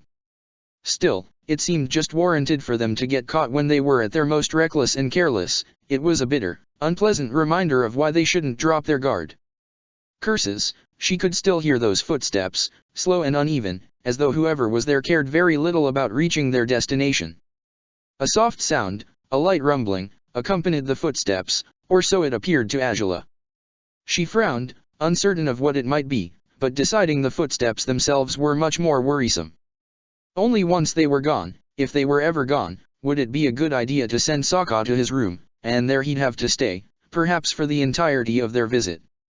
So much for spending nights together outside of Ba Sing Se. To Angela's momentary relief, the footsteps didn't stop at Sokka's room. They continued onwards, and before long, she heard them decreasing in intensity until she couldn't hear them anymore. Whatever it was, fortunately, it was gone now. Okay, we really have to stop being so reckless. I mean, I know I get worse at it all the time, but this is the last straw, Angela said, turning to Sokka as he hoisted himself up by clutching at the bedding. Yeah, ugh, it's so annoying, Sokka groaned, shaking his head. What's a guy got to do to sleep with his wife in peace? Probably find a socially appropriate wife, if anything, Angela said, with a displeased grimace, and Sokka scowled. Then screw that, I'll put up with the annoyance, he said, and Angela grinned at his reaction. Oh, well. I'll see you in a bit, okay. Yeah, Angela smiled as he kissed her again, and they indulged in a deep kiss only for a few moments before Sokka separated from Angela, his hand trailing over her cheek as he walked to the door. He stood by it for a moment, peeling his ear for any sounds. He picked up nothing, and so he smiled and waved at Angela before opening the door. And so, he had the chance to watch how her cheeks went from healthy pink to pale white in the blink of an eye. Sokka whipped his head around in haste to find Teo with his wheelchair, on the other side of the door, a proud grin on his face as he pointed at him triumphantly. Time seemed to slow down mercilessly mere moments before the young man laughed and declared, loud and clear. I knew it. Check the description for the links to the author.